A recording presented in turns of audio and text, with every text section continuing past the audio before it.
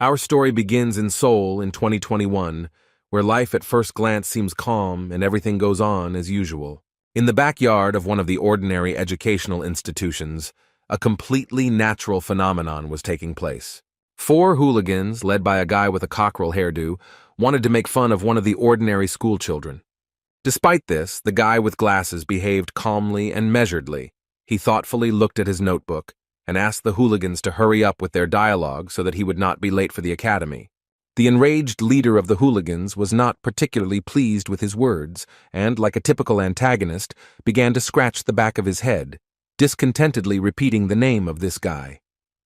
Without taking his eyes off his notebook, the bespectacled boy named Do Jae-min walked past the cheeky student, saying that if they didn't have any questions for him, then he would move on. As soon as the young man began to move away, the rest of the hooligans, looking at the trembling boss, began to laugh that he was ignored. Of course, this seemed like a blow to his pride and authority, so Soo-hyuk shouted at the impudent youth that he should stop if he wanted to live. Do Jae-min continued to remain calm and didn't even look away from his notebook when the bully lunged at him with a punch. With a sly laugh, Jae-min closed his red notebook at the last moment, satisfied that his provocation had been taken in after all. At that moment, he suddenly changed the course of events with his sudden kick to the face of the boss of this gang of hooligans. The blow caused Soo-hyuk to lose his balance and fall to the ground, while his opponent, still standing, silently watched the result. The bully winced in pain. He was angry, and his whole body began to tremble from the simultaneous rage and helplessness in this situation. It seemed that after this, his authority would be significantly shaken. Jae-min looked at the boy lying on the ground, hoping that he realized that he was not the one to behave like that with. Getting up from the ground, Soo-hyuk grabbed his cheek and glared at his bastard, calling him an insulting nickname. Sighing heavily, he replied that the bully could act tough as much as he wanted, but only as long as he didn't touch him. Demonstrating calm and determination, he said that he was not interested in them because he had enough problems without them. Hearing such a bold speech, the guy who felt like a real gangster smiled slyly and said that he shouldn't act so self-confident in a fight where four people were standing against him. Jae-min stood with his hands on his hips and didn't even notice how a purple-haired bastard with a bat in his hands approached him from behind. With a sly smile, he struck the guy with glasses on the back of the head, and he barely remained conscious, almost falling to the ground. Coming from behind, the smug bully who had struck with the bat reminded Jae-min that he shouldn't be so overconfident, knowing that it wasn't just Soo-hyuk who was up against him. They really weren't joking with him. After this blow, blood started to flow from the back of his head, and it began to slowly drip onto the ground, staining his snow-white shirt. Everything suddenly changed in favor of the bullies, and Soo-hyuk began to laugh slyly. Sitting down opposite the poor guy, the disgusting leader of the gang of hooligans with a sly smile suggested that Jae-min was in damn pain after he missed such a vile blow to the back of his head.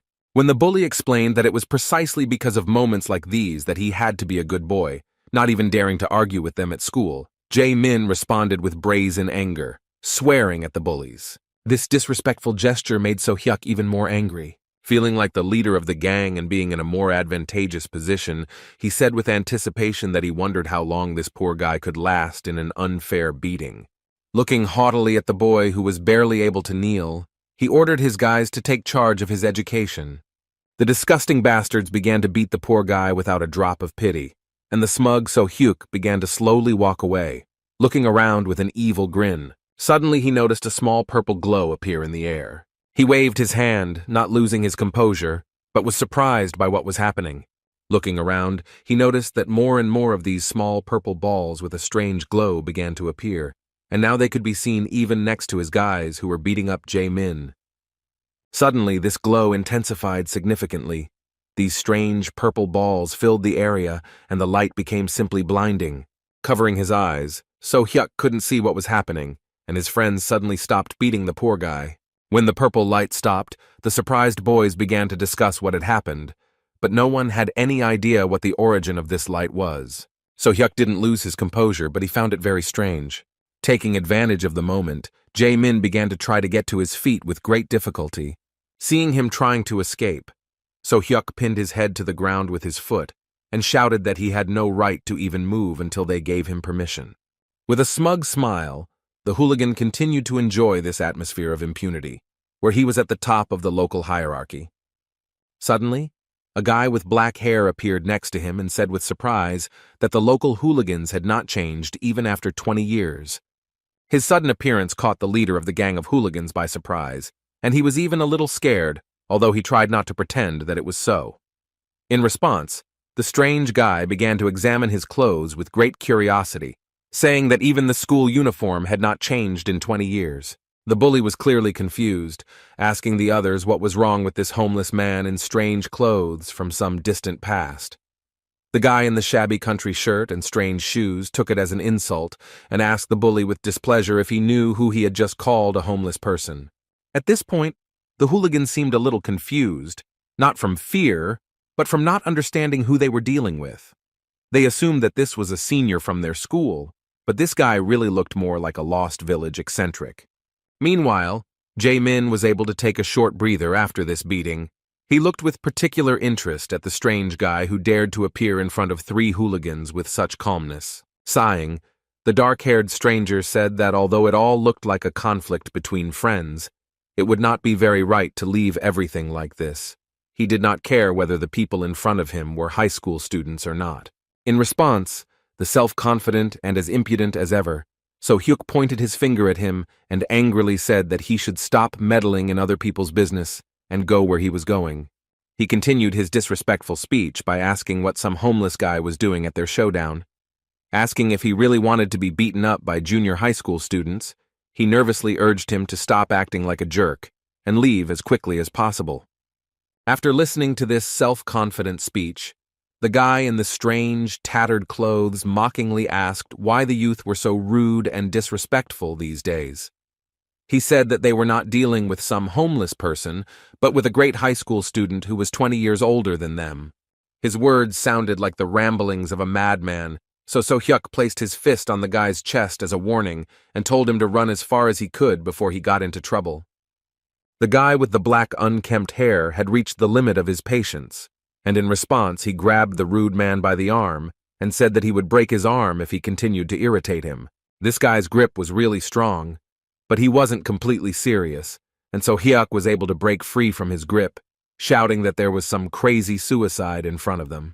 Now it was clear that this situation would not end without a fight. Swinging his fist high, an enraged So-hyuk shouted that the homeless man had played at being brave. He aimed his blow with all his might towards the face of the calmly standing guy. However, the mysterious stranger easily avoided this furious blow. So-hyuk didn't even have time to realize that he had missed. Looking to the side, he saw that the crazy stranger had managed to slip away and was already standing a few meters away from him. With his hands folded in front of him, the boy in village clothes responded to his insolence by saying that he had gone too far in calling the high school student crazy. Looking at his hand, he sternly said that they would still receive their punishment, but first they would be able to see something incredibly frightening. After this mysterious speech, the stranger raised his hand high and began to pronounce some mysterious words with a frighteningly confident expression on his face. Every word he said reminded the kids of the moment in some movie where a villainous magician suddenly appears. Having finished some unintelligible spell reading, the stranger snapped his fingers. The boys were horrified, because they didn't know what else to expect from the madman, before whose appearance a mysterious purple light appeared. However, despite their worries, nothing happened, and after the strange movements of this young man, silence reigned on the back platform of the school. The weird high school boy with the weird haircut didn't understand why his spell wasn't working. He kept snapping his fingers in different directions, but nothing happened. The bullies he encountered started to lose their temper. The high school student, looking at his hand, began to be genuinely surprised that the magic wasn't working, while So-hyuk, sighing heavily, began to grimace in anger. He couldn't believe that in one day he would meet 2 idiots who behaved incomprehensibly. First, they came across a bespectacled man who dared to contradict them on his own. The second irritable person turned out to be some crazy guy who was doing some kind of nonsense right in front of their eyes. Returning to his hometown after 20 years due to some unforeseen circumstances, the mysterious young man was nevertheless convinced that his magic did not work as before. However, even despite this, he looked at the impudent bully and understood that he could not just give it up. Looking at So-hyuk, He said threateningly that even though he hadn't managed to scare them with his abilities, they had already played too much. A moment later, the mysterious high school student appeared right in front of the leader of the bullies and aimed his flick at him. The blow was so strong that it threw the poor guy several meters away, so Hyuk found himself on the ground for the second time in 20 minutes after he hit his back hard against the wall. Everyone present was shocked. Jae-min couldn't believe what had happened, and the frightened hooligans couldn't even move from their place. One flick from this terrifyingly strong senior was enough to knock one of the school's strongest bullies unconscious. From such a strong blow, smoke began to come out from the high school student's middle finger. With a smile that anticipated the fun, he slyly, and at the same time maliciously asked who would be next. A moment later, Jae-min still couldn't move. He was shocked because all his offenders, including the guy with the bat, ended up on the ground. They were helpless against the strange guy in village clothes. Even the leader of the hooligans, who is an excellent fighter, lost consciousness from just one flick. With a shocked look, Jae-min tried to comprehend how it was possible that someone could beat 4 hooligans with just one finger. Although those guys were insignificant, they were at the same time strong enough to stand up to even high school students who practice martial arts. The discipline lesson was over, but it remained a mystery to everyone who this strange guy in ridiculous clothes was and what he was doing in this school. Rising to his feet, Jae-min bowed and respectfully thanked the stranger for his help. When the strange guy started looking intently at him, the guy with glasses thought that he was worried about his condition, so he said that he was fine because his hard head was capable of withstanding even greater loads. However, what the strange young man was interested in caught him off guard. This high school student in homeless clothes wanted to know what day it was. In response, the guy in glasses said that it was now the 10th of September. The stranger was truly surprised when he learned that we were talking about. Putting his hand to his face, the stranger began to talk in surprise about how he was called in 2016, so he thought that after 20 years of his absence in Seoul, exactly 20 years should have passed. He did not understand what had happened wrong, that during his absence in this world, only 5 years had passed.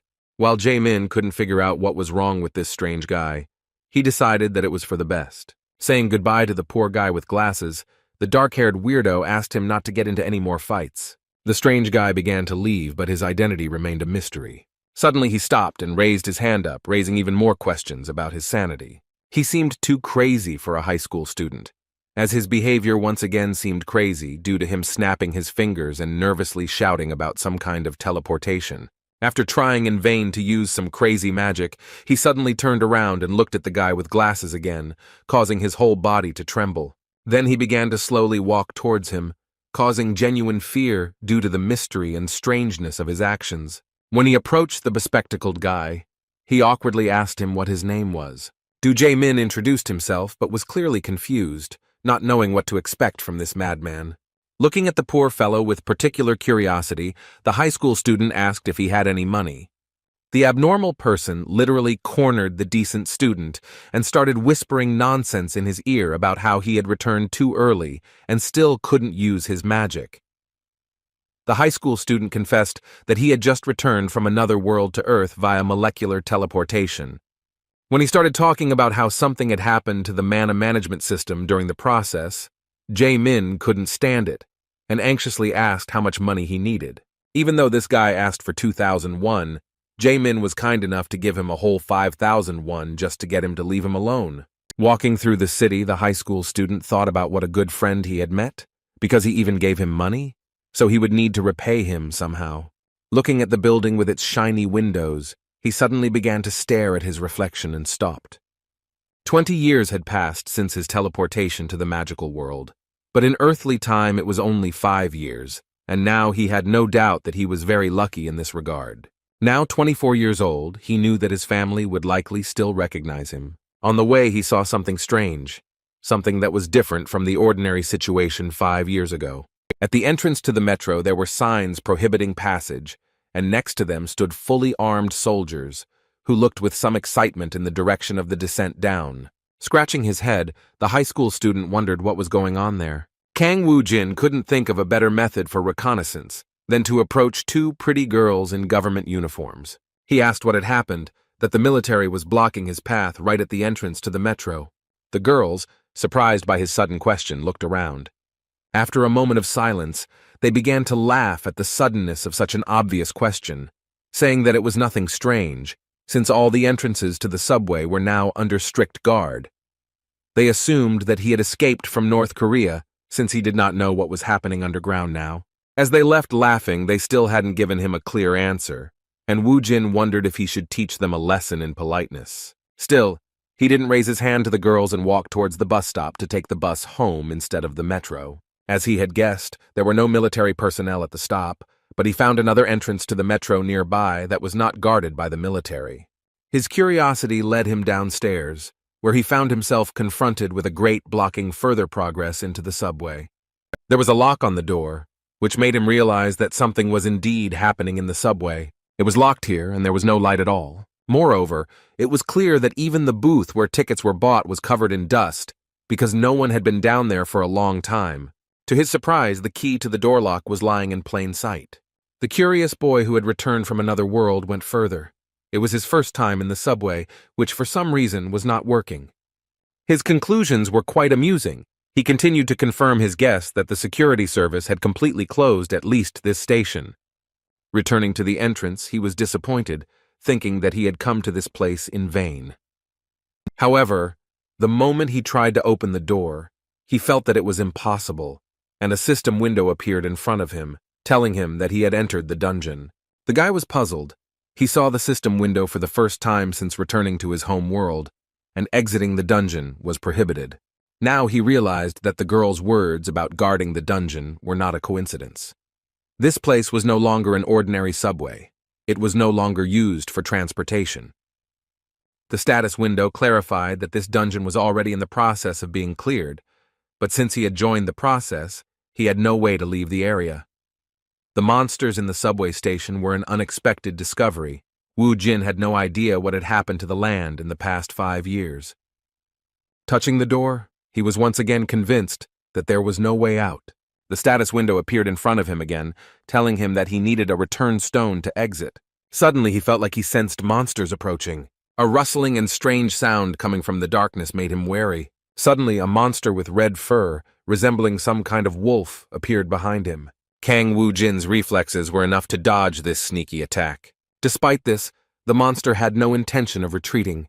His predatory gaze indicated that he was about to attack again.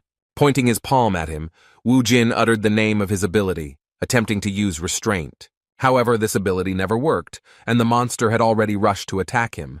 Kang Woo Jin was once again convinced that his magical power still didn't work on Earth. This time he again had to avoid the attack by dodging it. He managed to cope with this monster using his own reflexes and the brute force of his body. Taking a closer look at this monster, he suddenly realized that he was already looking at a familiar creature. The predatory red wolf he had started the battle with turned out to be a dwarf. Drebit charged again, but Woo Jin continued to wonder why the monster from Alphen was in his home world. Always dodging his attacks seemed like madness. Luckily, Woo Jin noticed a fire crowbar lying on the ground nearby. Dodging another attack from the Drebit, he rushed towards the metal tool to use it as a weapon. Rising to his feet, he looked at the monster with a sly smile, realizing his advantage. Armed with a crowbar, he decided that he had no choice but to get rid of this monster in order to figure out his further path. The predatory creature began to growl furiously, rushing to attack again. However, this time Woo Jin didn't dodge. He easily dealt a fatal blow to this monster. Although Kang Woo Jin was left without magic even for his basic skills, fighting against Drebit was child's play. As expected, it didn't end there. Looking around, Kang Woo Jin saw another small flock of Drebit approaching. With an anticipatory smile, the boy who had been investigating the changes in his homeworld assumed that these guys had lined up specifically to entertain him. As expected, he had no trouble dealing with even such a flock of Drebitoi. There wasn't a single scratch on his body, which wasn't surprising, but he knew that if someone much stronger appeared, there might be problems. Suddenly, a notification from the system appeared in front of him, informing him that he had gained a level up. Now he realized that he had not just been transported back to Earth, he had become a newbie again, although he also belonged to the necromancer class. Despite the lost progress, he was still an experienced fighter and was not against going through this path a second time. He thought that there was nothing wrong with getting stronger while these creatures were running around Seoul. Looking at his progress window again, He thought about how the necromancer class was probably retained due to his status as a mage transported from another world. For returning to level 1 instead of level 99, he was given stat and skill points, and he also received some transferred abilities, a combination box, and access to some kind of achievement store. After looking at the new features, he learned that he could now combine materials to create items, and the achievement shop, which was not available in Alphen, was like online shopping. At this moment, he needed skills and a return stone the most. To fight monsters, he first thought about acquiring the ability to detect and summon a skeleton soldier. Each skill required 10 points from him. He still did not have enough resources for this, so he decided to first raise his stats. After using the stat boosting points, he immediately felt the relief of leveling up. In this way, he used up all his points and his strength increased significantly. As he swung the crowbar, he realized that he could now fight with greater speed, striking with a much greater range. This was quite good, as it turned out. Ordinary weapons were not enough to cope with his new power. The goal was very clear. He had to continue fighting to collect another 5 achievement points in order to acquire the search skill, which would make it possible to locate the return stone.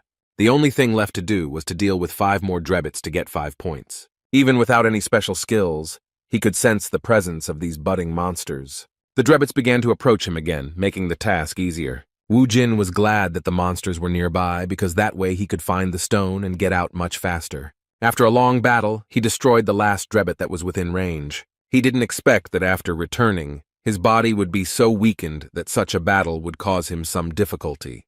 There were too many drebbits and they never ended, but thanks to this, he managed to rise to the 3rd level. By opening the system search, he acquired the skills of searching and tracking. Having acquired the new skill, Wu Jin used it without hesitation, but in this room he found nothing but the bodies of the destroyed drebbits. It became obvious that the return stone was somewhere near the train landing, but looking down the stairs and seeing the many drebbits, Wu Jin wondered whether he should go down and make his life more difficult with another grueling battle. Even with his vast experience in another world, he knew that fighting everyone at once would be too risky. Moreover, being an experienced necromancer, he thought that doing this alone was not his style. With this thought, he entered the achievement shop again and purchased the Skeleton Soldier Summon Skill Book. The system informed him that in order to use the skill, he needed to sacrifice a monster corpse to summon a skeleton soldier. Being experienced in this matter, Wu Jin immediately distributed 10 points between mana and control. Pointing his hand at the fallen drebbits, he even shed tears from the fact that he once again had the opportunity to use the power with which he had already once reached the maximum level. Commanding the fallen monsters to rise again, he used magic for the first time since his return. A malicious smile appeared on his face, and his gaze became wild with anticipation of the duel he was accustomed to. Together with his small squad of skeletons, he was ready to go on his first hunt in a long time. He led his nimble lads down to the boarding point for the metro trains and ordered the fighters to rush into the attack. The Drebbites responded in kind, the first of them launching a furious attack and immobilizing several skeletons, as they were significantly superior in strength. In turn, the skeletons fought back, dealing critical hits, but this was still not enough. It soon became clear that the current skeletons were no match for the dreadful beasts of this dungeon. Wu Jin was lucky to get into the place for a beginner fighter, because these skeletons were enough to repel the first dangerous attack of the drebbits. He ordered the skeletons to block the enemies with their bodies to slow down their attack. Having chosen a convenient moment, he finished off the weakened monsters with his own hands. After they destroyed the first gang of monsters, it became possible to use the fallen drebbits to summon more soldiers. Within a moment, the forces gradually began to equalize in number, because the new skeletons were already ready for battle. Despite the fact that the balance of power was changing right before our eyes, the novice monsters did not feel any particular danger and continued to rush into battle. Using the previous strategy, Wu Jin once again ordered his subordinates to block the monsters with their bodies. With a mad smile, the user of the ordinary crowbar rushed into the attack again. At that moment he seemed crazy, because with the help of this unusual weapon, he began to tear apart the bodies of monsters with a scream. The drebbits were indeed no match for him, and by using fallen enemies he had significantly increased his army. Having destroyed the rest of the monsters, the guy was ready to return home. He used the search skill again, and a noticeable red light appeared nearby, indicating the location of the return stone. Meanwhile, one of the government workers began walking towards this descent into the metro, near which there was no security. The guy, with his hands in his pockets, went downstairs, not suspecting what had happened during his absence. Looking at the grate that blocked the descent into the metro, he was stunned. During his absence, someone broke in, which he clearly did not expect. The emotion of panic was clearly visible on his face. This was due to the realization that some crazy civilian had gotten inside. The boy clutched his head, realizing that it would be the end for him if anyone found out about what had happened. He started calling somewhere, thinking that he should call for help as quickly as possible in order to find the madman who most likely already said goodbye to his life in a battle with monsters. Suddenly, he caught his breath as he saw a blue glow on the other side of the bars. Some kind of portal appeared in front of him through which Wu Jin came out. The boy suddenly started screaming and stopped the phone call when he saw that some strange high school student in village clothes was able to get inside and return to the entrance of the dungeon without any problems. Seeing Wu Jin, he shouted and assumed that he was one of the awakened ones. Meanwhile, on the streets of Seoul, there was another young man who had quietly snuck into the dungeon without any permission or hunter's license. His backpack was full of red mana crystals, which he called quite a catch. Apparently, this wasn't the first time he had done something like this. Looking at his trophies, he talked about the injustice of the current world. According to him, the scum from the guilds get all the profits for themselves, although in reality, it is people like him who risk their lives participating in raids. Pleased with his catch, the guy began to slowly walk towards the exit of these back alleys, arguing out loud that only fools would take this stuff to the procurement center, considering that on the black market, these crystals would fetch several times more. Suddenly, he froze in place when he heard a female voice calling him a rat. He turned around and asked in panic who was following him, and in response, he heard a question about how much he had managed to steal in this way. With a dominant tone of voice, the woman with red hair and bright red lipstick said that he was hardly unprepared for the consequences. The confident girl, who is an awakened warrior class, introduced herself to him as the scythe-wielding Death, who came to take back what was stolen from her.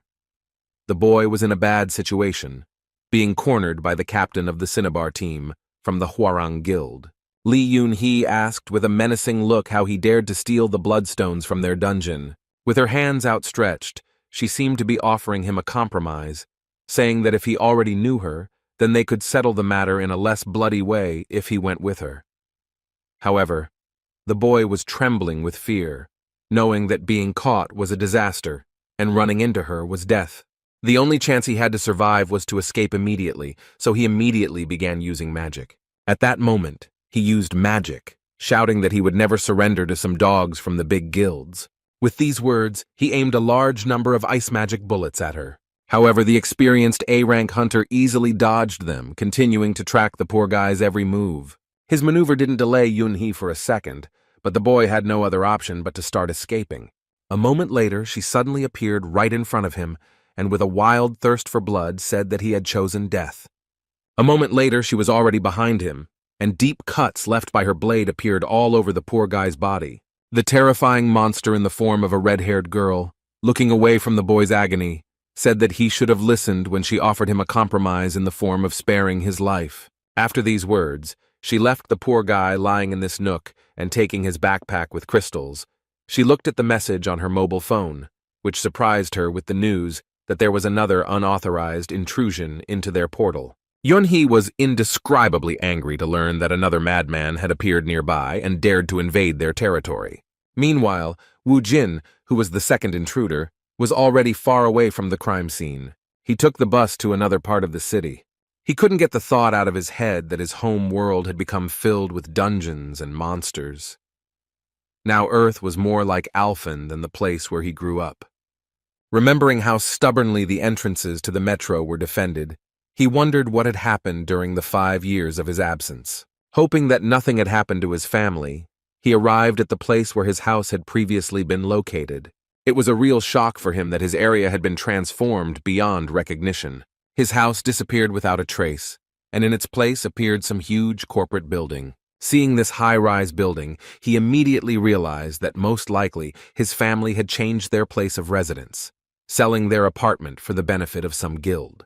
Considering the time it took him to get to this place, He knew it was too late to look for his family's place of residence. On the other hand, he hadn't eaten anything since he returned to Earth. Luckily, the money he got from Jae-min was enough to visit a small establishment. For the first time in the 20 years he had spent in Alphen, he finally tasted something truly delicious, connected to his former life on Earth. Instant noodles gave him at least some positive emotions after a series of disappointments he faced upon returning to his hometown. Having eaten his fill and washed it all down with soda, he sighed with relief, and placing his hands on his stomach full of food, joyfully said that he finally felt like he was back on Earth. And yet the joy of returning had another side. He still had a poor understanding of what his native soul was like now. Moreover, he had no place to spend the night. Looking at the change left in his pocket, he thought that he did not want to go to the bathhouse, and there was not enough money for an internet cafe.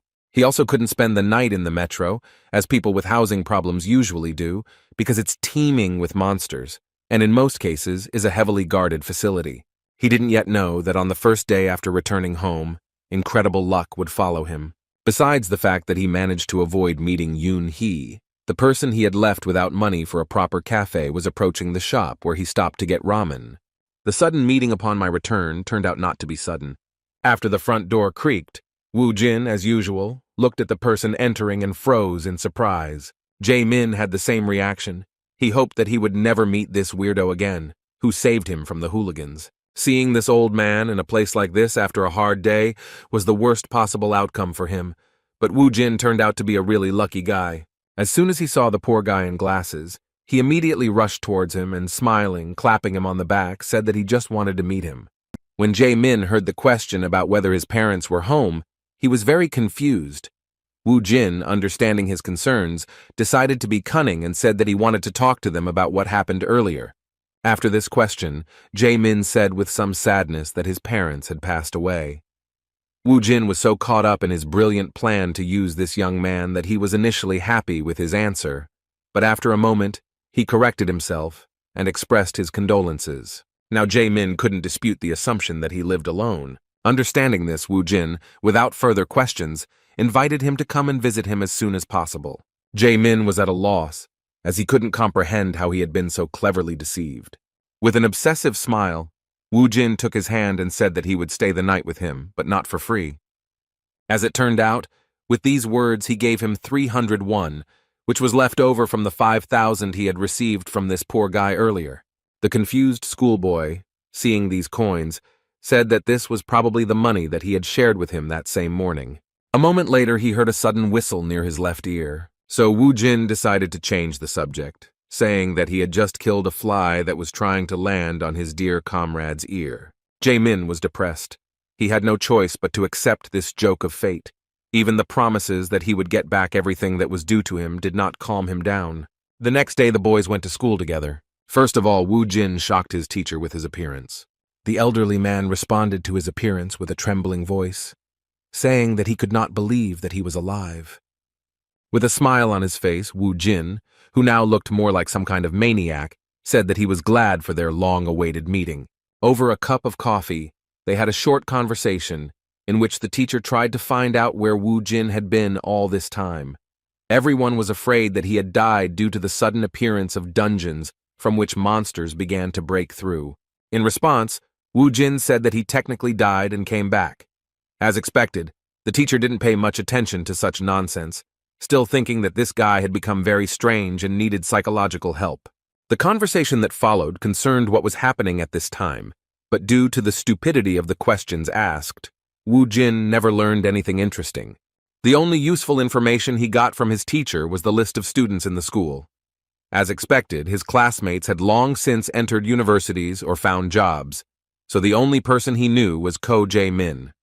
The polite guy with glasses attracted the attention of the girls, which really got on the nerves of the guys in his class, including So Hyuk, a bully with whom he constantly had conflicts. This cheeky guy once again showed his disgusting character by pushing a student aside on his way to Jae-min.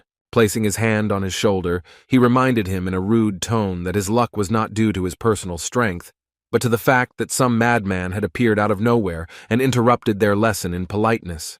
With an angry and threatening look, he asked if he thought they should finish the conversation they had started earlier.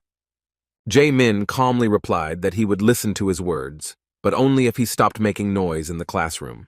His words and calmness in such a situation made the bully furious. In response, he grabbed the poor guy by the hair and shouted that he needed to think again about the situation he was in and how he should behave in front of them. Just before So Hyuk was about to slam his head into the table, he heard a boy suddenly enter the classroom asking him to stop. As it turned out, it was Woo Jin, who was happy that he not only visited his new friend, but also met the hooligans who did not understand his words the first time. Seeing him at the door, the main bully among the younger classes, with a tremor running through his whole body, angrily pointed his finger at him, calling him the crazy one they had met yesterday. With an angry expression on his face, Woo Jin didn't even say anything but ordered those guys to follow him. The hooligans did not resist. They went out with him onto the roof of the school. In just a few minutes, a lot of onlookers had appeared at this place. This was necessary to confirm the position of the side that would win this conflict. Seeing that some senior had just called Soo Hyuk and his gang to a fight, the students thought that he was some kind of crazy person.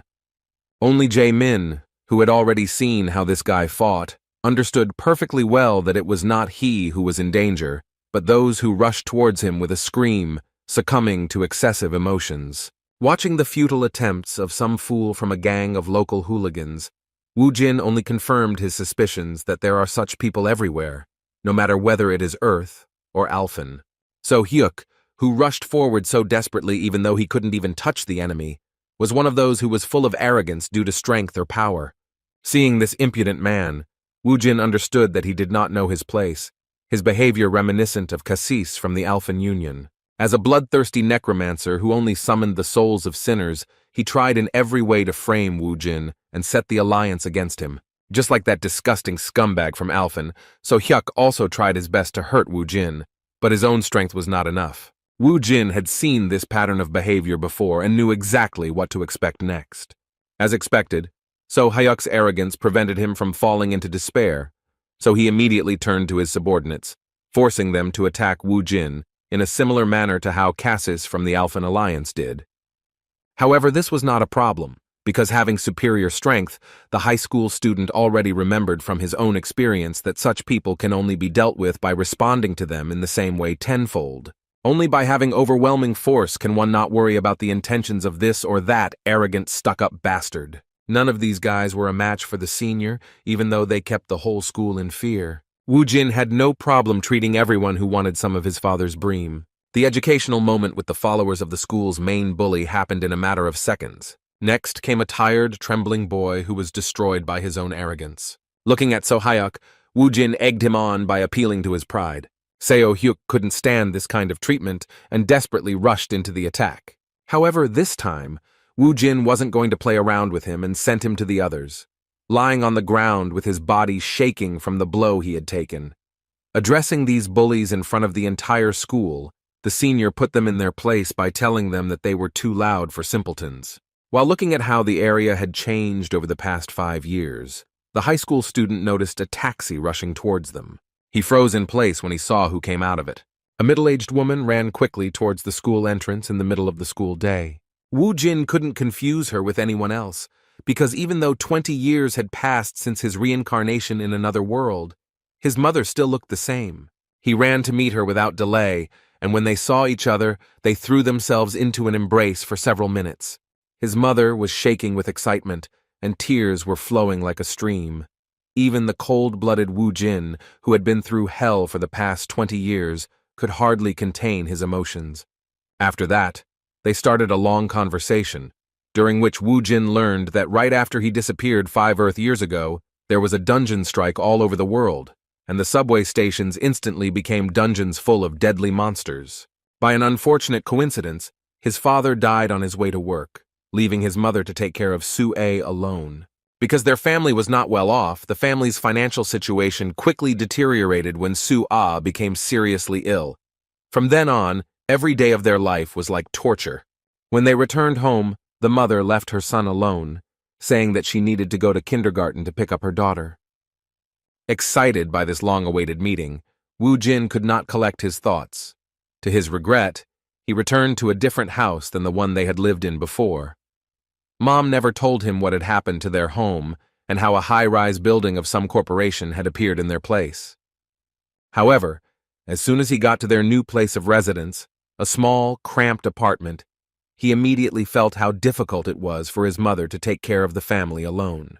Just looking around the house, he immediately realized that such a family would not fit here. In one of the boxes by the wall were things from the previous house, things that belonged to him and his dad. Most likely, his mother simply could not throw away such valuable things associated with them. The realization of the reason why his mother couldn't throw them out made even his cold heart freeze immediately. An hour later, Mom and Sue returned home, and the little sister finally met her older brother. The shy little girl hid behind her mother, but her brother's smile inspired confidence in her. Sitting down opposite her, Woo Jin asked if she remembered him and how he changed her diapers when she was little. In response, Sue became embarrassed and said that she no longer peed.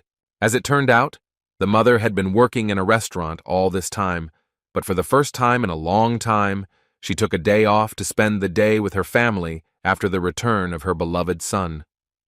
The family atmosphere melted the cold ice in Woo Jin's heart, and he even played with his little sister before they had dinner. Night fell and they went to bed. However, Woo Jin couldn't fall asleep for a long time, thinking about what his family's life was like now. He understood that the world was no longer the same as before, and he also needed to change and adapt. 20 years ago, he was summoned by Alphen for no reason. That world looked more like a game than anything like Earth.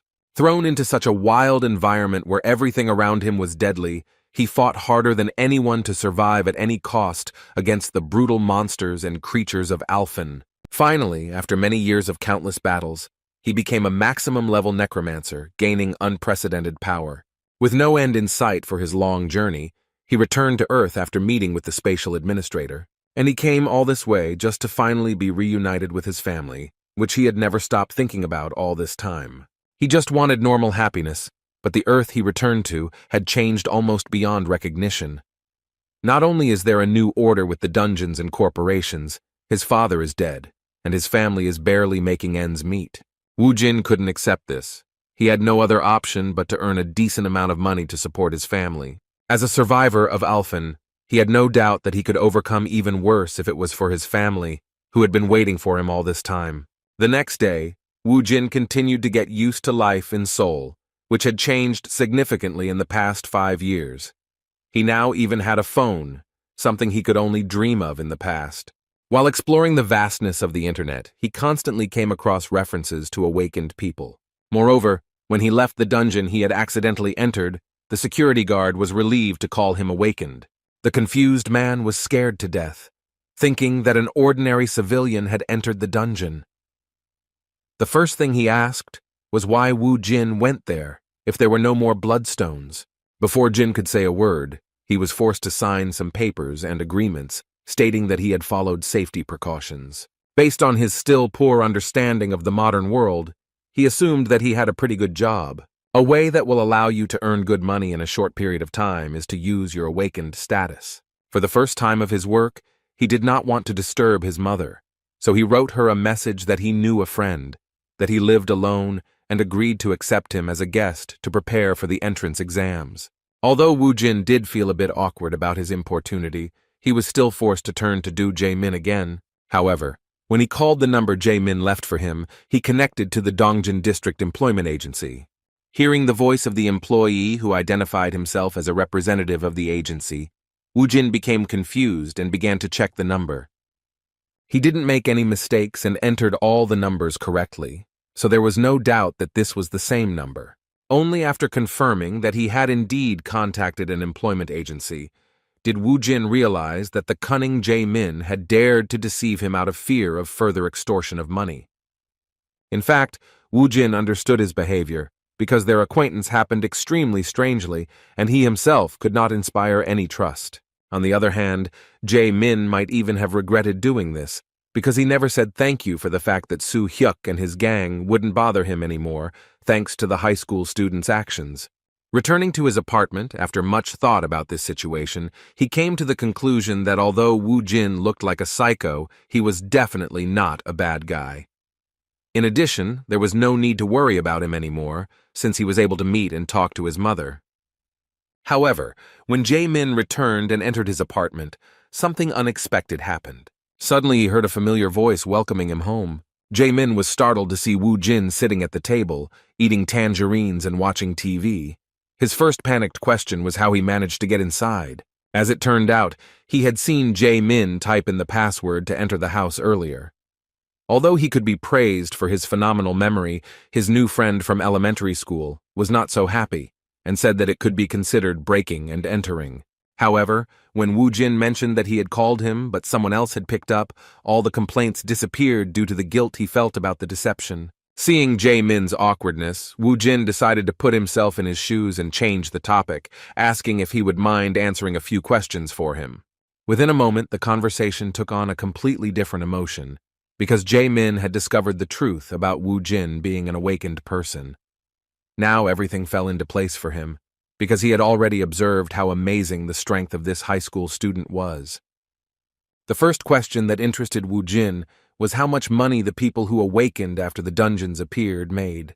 Without thinking twice, Jae-min confirmed his suspicions, clarifying that it usually depended on how difficult the dungeon was. According to him, Woo Jin is not yet qualified to participate in clearing, so he first needs to register as an awakened in the association to obtain a license to enter dungeons, and then he will have to join a guild for team raiding. Alternatively, he could also get a job in an association or an administrative bureau, but Woo Jin, understanding how team cleansing works, was right when he decided that it was more profitable to work alone, for himself. However, in Jae-min's opinion, it was not that simple. He suggested avoiding the risk and joining a guild, since fighting alone was too dangerous, especially for a high school student. However, Woo Jin did not listen to his words. He understood that guilds require entrance tests, which he did not have time for.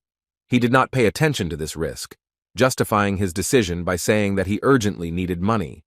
Realizing that arguing with him was simply useless, Jae-min suggested that he at least form a group, since the dungeons were indeed very dangerous, and many of the awakened were never able to rise outside.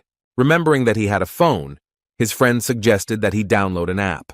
It was clear from Woo Jin's expression that he had no idea what this was all about, so the more modern Jae-min took his phone to help with the matter. When Jae-min picked up the phone, he showed surprise that he was holding such an old model. When he suggested that it was used by someone in his family, Woo Jin awkwardly replied that it was a new model. He was truly furious when he found out that this mobile had been on the market for 4 years, which meant that the seller had cheated him by selling it as new. The cheeky owner of a small shop convinced him that it was the best-selling phone at the time, being a long-lasting model used by a huge number of famous awakened people. While Woo Jin was dreaming about how he would beat all the bad manners out of that salesman, Jae-min managed to enter the dungeon forum with the help of a slow technological device, and said that one could find information about dungeons there and reserve them in advance. Woo Jin thought that he was now ready to earn all the money in the world, but his ardor was dampened by the reminder that he needed to attain the awakened rank first. Moreover, Jae-min was sure that he would simply die if he rushed into the first dungeon without discrimination. When the old phone was returned to its owner, the truth about the entrance fee was also revealed. Jae-min clarified that when it comes to the entrance fee, it is important to know that even for low-level dungeons, you will need to pay 10,000 won.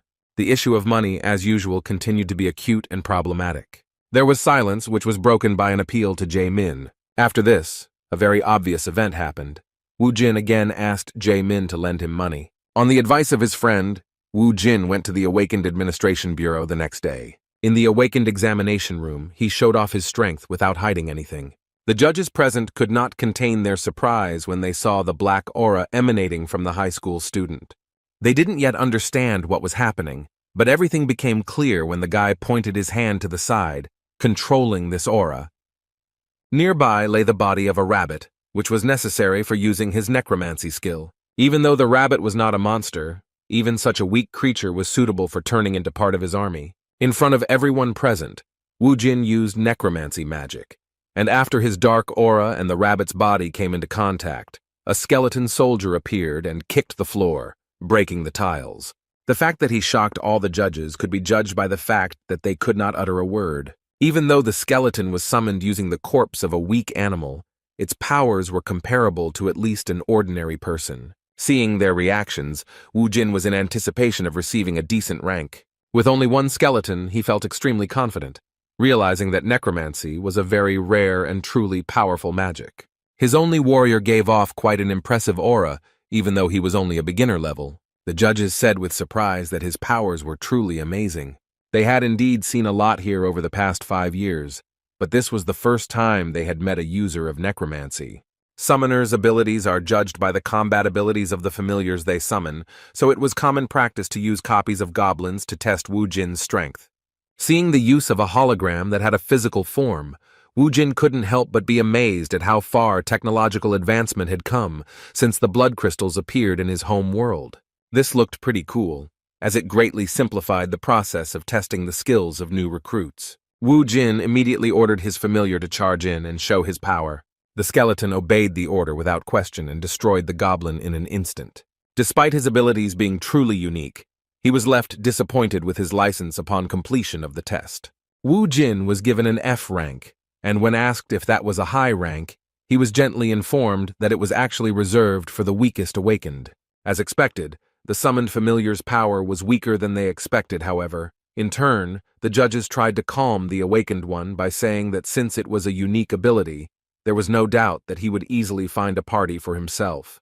Still, Wu Jin wasn't too upset, thinking that he didn't care about the rank as long as he could enter the dungeon. Having obtained the license, he immediately went to the nearest point, which turned out to be Silim Station. The dungeon rank was estimated at 2 stars, and quite a lot of novice awakened warriors with fairly good equipment had already gathered here. One of the awakened, who was not going into the dungeon for the first time with his group, when he saw a newcomer standing alone, asked if he wanted to join their squad. There were 7 of them, and the guy with green hair said that they still had some free space for him. However, Wu Jin refused his offer, saying that he could handle it himself.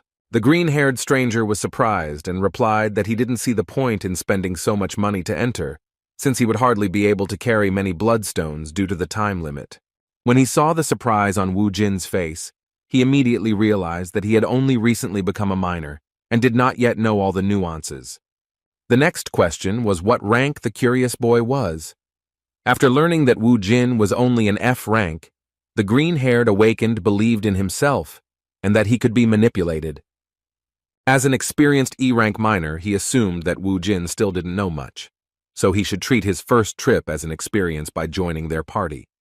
In return, he would guarantee his safety. While Wu Jin was thinking about his proposal, those wishing to enter the dungeon began to slowly descend. Looking at Do Su, who was calmly discussing the weather and such things with his guys, Wu Jin began to reason about how the entry fee was indeed calculated for the maximum number of participants, and it would be too expensive for a single person.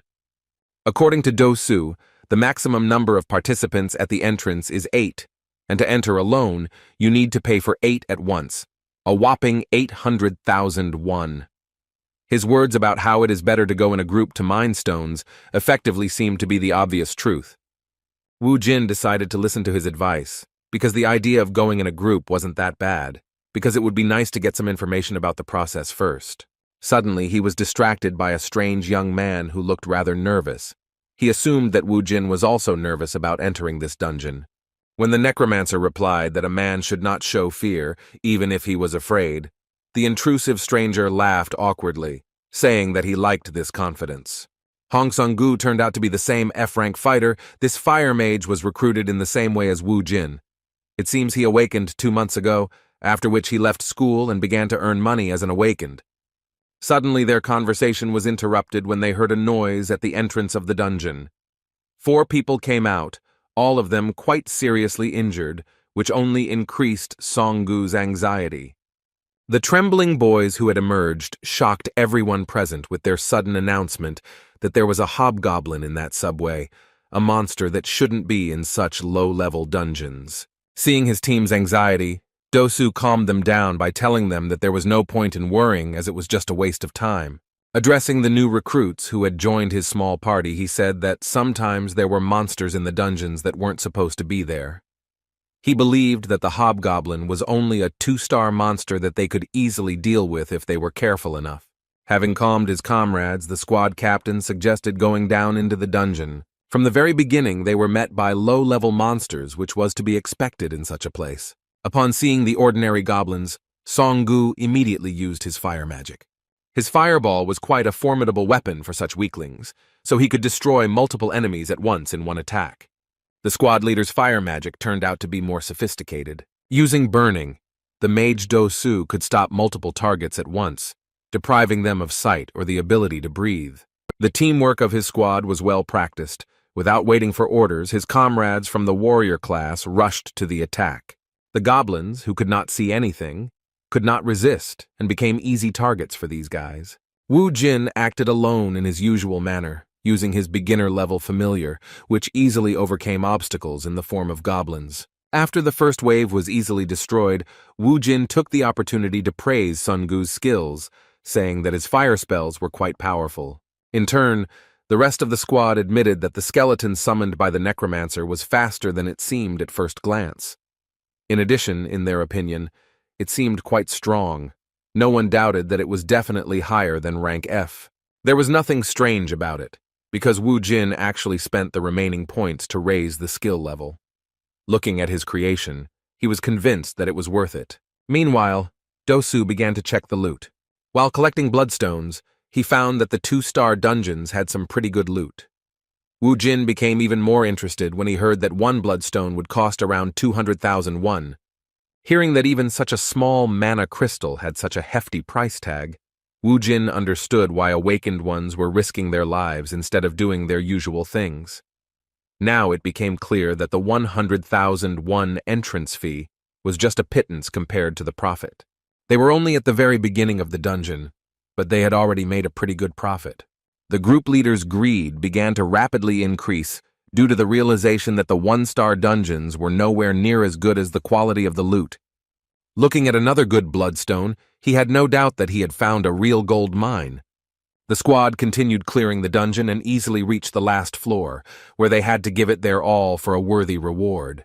When they got down to the top floor, they were surprised that the monsters did not attack them. Their worst fears turned out to be true because the guys who entered the dungeon before them did not break the news about the hobgoblin being here. Seeing panic begin to spread among the team members, Do-su asked the guys to calm down, saying that everything was fine and they would be able to overcome this obstacle using the normal formation. Wu Jin, who had been constantly improving his leadership skills for the past 20 years, did not understand Do-su's intentions. In response to his words, he asked whether it would not be better to act a little more cautiously than he suggested. Despite Wu Jin's attempt, he still did not give up on the idea of acting according to his strategy, saying that he had studied the manual for fighting the hobgoblin in advance, learning that its main attack was magic. The overconfident E-rank mage thought of defensive measures for the team, using the ability of one of them who had the ability to create barriers. The leader believed that if they blocked the first attack and got closer, then victory would be assured. Despite his experience, which literally screamed at him that everything was not so simple, Wu Jin decided not to argue with the team leader, because his guys were under his personal responsibility. As expected, the fearsome hobgoblin greeted them using magic. Seeing him raise his magic cane, Do-su immediately shouted at his comrade to immediately use magic to block the attack. This guy's barrier was unique, so it didn't matter what kind of magic he encountered. The hobgoblin turned out to be a user of lightning magic, but its power was not enough to destroy the magician's defense. Having repelled the enemy's first attack, Do-su ordered the boys to go on the offensive. First of all, the team leader blinded the enemy by using the hobgoblin's eye burn. Within a moment, the warriors using swords rushed to attack, but the second-level monster stubbornly blocked the close attacks. Sun Gu joined them, directing his fireball spell at the hobgoblin. It seemed like everything was going according to the team leader's plan, but Wu Jin clearly saw that they were already in danger. Among the monsters he encountered on Alphen were hobgoblins. Compared to ordinary goblins, these guys had high intelligence, which became clear when the enemy cast a spell. Based on his experience, Wu Jin knew better than anyone that the real danger of this beginner-level monster was not its magic. While fighting the hobgoblin, the boys completely forgot about where the small goblins had disappeared to. As it turned out, they hid on the floor and even armed themselves with improvised means, and their look and behavior suddenly changed. With a tremor in his voice, one of the team members said that those guys were different from what they had seen before. Taking advantage of the situation, one of the goblins secretly fired a dart from around the corner at one of the squad members. His victim was a warrior in armor, the dart hitting him right in the neck. His whole body became paralyzed and he began to tremble from unbearable pain. A moment later, he received a sudden blow to the back of the head and fell to the ground. The goblins acted quietly and covertly. It was clear that they could deal with the entire team if they did not take action. Watching the pathetic actions of the guys from the squad he agreed to go with, Wu Jin said that this was exactly what he was afraid of. The cocky Do Su didn't seem like someone who wanted to listen to some new recruit among the awakened. Wu Jin knew from the very meeting that the real danger of the hobgoblins was not their magic or brute strength, but their ability to lead due to their comparatively high intelligence. The goblin squad leader is not just another one-star monster, but a true leader of the army, who is capable of using various tactics and even giving personal orders to each subordinate. Realizing that the guys couldn't cope with the panic, and the situation was getting worse with every second, Do Su made an adequate decision for the first time. He shouted that they should retreat and get out of this place as soon as possible. All the fighters immediately ran towards the exit, without looking back at the monsters. Only Wu Jin and Sun Gu stood in their place, diligently covering the backs of their comrades. Using fire magic, he continued to strike, losing most of his mana reserves. However, now using the means at hand, the goblins were able to withstand his attacks and continue their advance. Addressing the others, Do Su stated that they were no match for this enemy, so they should retreat immediately. When one of his bewildered comrades asked what they would do with Zhang Chul, who had suffered from 2 surprise attacks, the leader shouted that he was beyond help. Without even trying to help their friend, they cowardly ran towards the exit. However, the hobgoblin was not willing to stop the fun. He was delighted with how well his players had performed. Having accumulated enough mana, he directed lightning magic towards the fleeing boys. The blow was accurate. The hobgoblin aimed it at the most diligent of the fighters. Songgu, who was too careless, was hit by this magical attack. The boy began to fall to the ground, and the leader, despite his condition, did not change tactics. They continued to run towards the exit. The boys began to move away to a safe distance, and the goblins decided to stop pursuing them, being satisfied with such prey. When everyone had fled, the wounded Songgu, lying on the ground, was left to be torn apart by the goblins and their leader. The only one who didn't chicken out was the most experienced and quiet among the awakened Wu Jin. Taking out his favorite weapon, a crowbar found in the subway, from his inventory, he began to slowly walk towards the goblins, saying that he had not hunted such enemies for a long time. Using his power, Wu Jin summoned 4 fighters who could easily replace the cowards who fled as soon as they sensed danger. Realizing that the battle was not yet over, the hobgoblin immediately ordered his army to continue the offensive. Analyzing the situation and referring to his experience, Wu Jin came to the conclusion that it would be difficult to deal with goblins under the command of a hobgoblin. Based on this, he decided to make an unexpected move and rushed into the vanguard himself, heading towards the strongest enemy, the goblins, whose instincts and will belonged entirely to their leader, fearlessly rushed into a frontal attack. Within a moment they were stopped and busy fighting the necromancer's familiars. While the skeletons were fighting the goblins, Wu Jin could fight their leader without fear. Seeing a human next to him, the hobgoblin began to release lightning magic, pointing his cane at the enemy. Wu Jin had calculated from the very beginning the time it would take for the enemy to carry out such an attack. A moment later, he dealt a fatal blow to his opponent.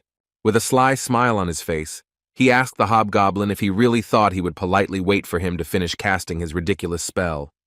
Due to the enemy's rather low level, his actions were quite predictable, and dealing with him alone was not particularly difficult. After defeating the strongest monster in this dungeon, Wu Jin received a level-up message. As soon as he raised his level to the 6th, he immediately felt the increase in characteristics. Having received a lot of experience for destroying the enemy on his own, he was only convinced that fighting on his own is much better and more fun than with a group of losers. Suddenly, he was distracted by some groans, and looking around, he saw Songgu lying on the ground, trembling in pain. Wu Jin was surprised that he was still alive, and in response, he heard a desperate, weakened plea for help. He had no particular reason to help the stranger, but he still decided to make contact with the poor fellow. Sitting down next to him, he asked what would happen to him if he saved him. In response, Songgu said in a trembling voice that he would not tell anyone that he was actually a D-rank fighter, not an F-rank fighter. The dying boy's words seemed like complete nonsense, and even Wu Jin was surprised by their stupidity. Wu Jin knew that this guy could be useful, so he thought about what he could ask for in return. With a sly smile, he said that 2 would be enough. His suggestion was made so carefully that the dying man could not even make out what was being said. Despite the unclear conditions, they managed to reach an agreement. After Wu Jin saved this wounded poor guy, he gave him a completely fair task. Songgu personally extracted all the mana crystals from the bodies of the dead goblins. Using this boy's labor, Wu Jin managed to obtain a backpack almost full of precious materials. After finishing the job, Songgu, who was staring at his savior, could not stop thinking about how he was given the lowest rank. After seeing it in action, he immediately realized that even without using the power of a necromancer, he could hunt 2-star monsters, which immediately made him a D-rank hunter. In addition, his familiars, the skeletons, were also of particular interest, each of whom was stronger than the guys they came with. In front of this fire mage, he even demonstrated the use of the search skill to find bloodstones and more. No less surprising was the fact that in order to save the poor guy, he used some unique magic, pumping out the last of the life from the monsters. Taking all this into account, he could already be assigned a C rank. And another shocking fact was that Wu Jin had previously reported that he had registered as a hunter only 3 hours ago. Taking back his backpack, which was overflowing with precious materials, Wu Jin learned that he would receive approximately 800,000 won for all of this. Looking at the trophies, he admitted that it was not bad considering he only paid 100,000 won for entry. Looking greedily at the poor fellow, he put him in an awkward position, warning him that all the loot belonged only to him. Wu Jin's obsession with money really scared Songgu, but despite this, he was glad that he was able to save his life with 2 million. Having finished collecting the mana crystals, the guys went to pick up the return stone. Suddenly, Wu Jin felt a slight thirst for blood, causing him to stop and ask his new comrade to wait at a safe distance. It was difficult to see where the danger was coming from at first glance, but Wu Jin was sure that an enemy ambush was waiting for them ahead. Looking around, he made sure that there were no more monsters here. Based on this, it became clear that the problem was with those scumbags who abandoned them to their fate. When Wu Jin shouted for them to finally show themselves, the cowards hesitantly took a few steps out of the shadows. After going down, Dosu decided not to show that he was planning something vile, and was only surprised that the 2 of them were able to defeat all the enemies. Seeing that Songgu didn't fully understand the situation, Wu Jin warned him that if they came any closer, those scumbags would deal them a vile blow. Looking in their direction, he himself did not know what to do with them, so he decided that it would be a good idea to start a conversation. Turning to the scum, he asked how they dared to appear before them so shamefully after they had vilely fled from the battlefield, leaving their comrades to die.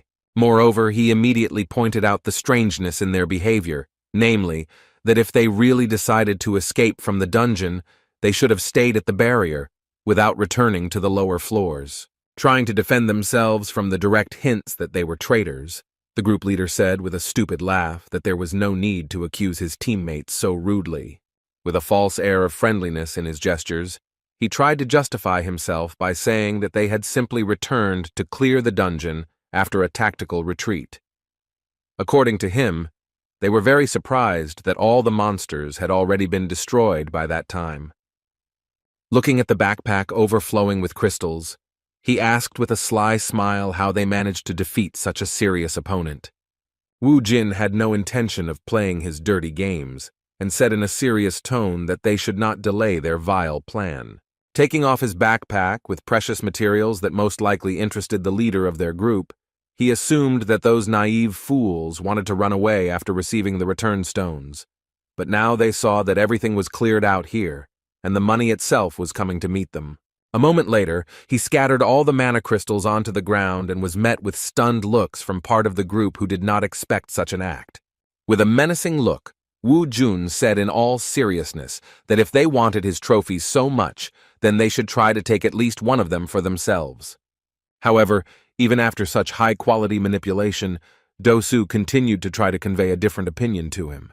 He repeated with a ridiculous smile that there had been a misunderstanding, justifying his words by saying that they were not so stupid as to attack someone who had killed monsters that they could not do anything against, even with the help of coordinated work.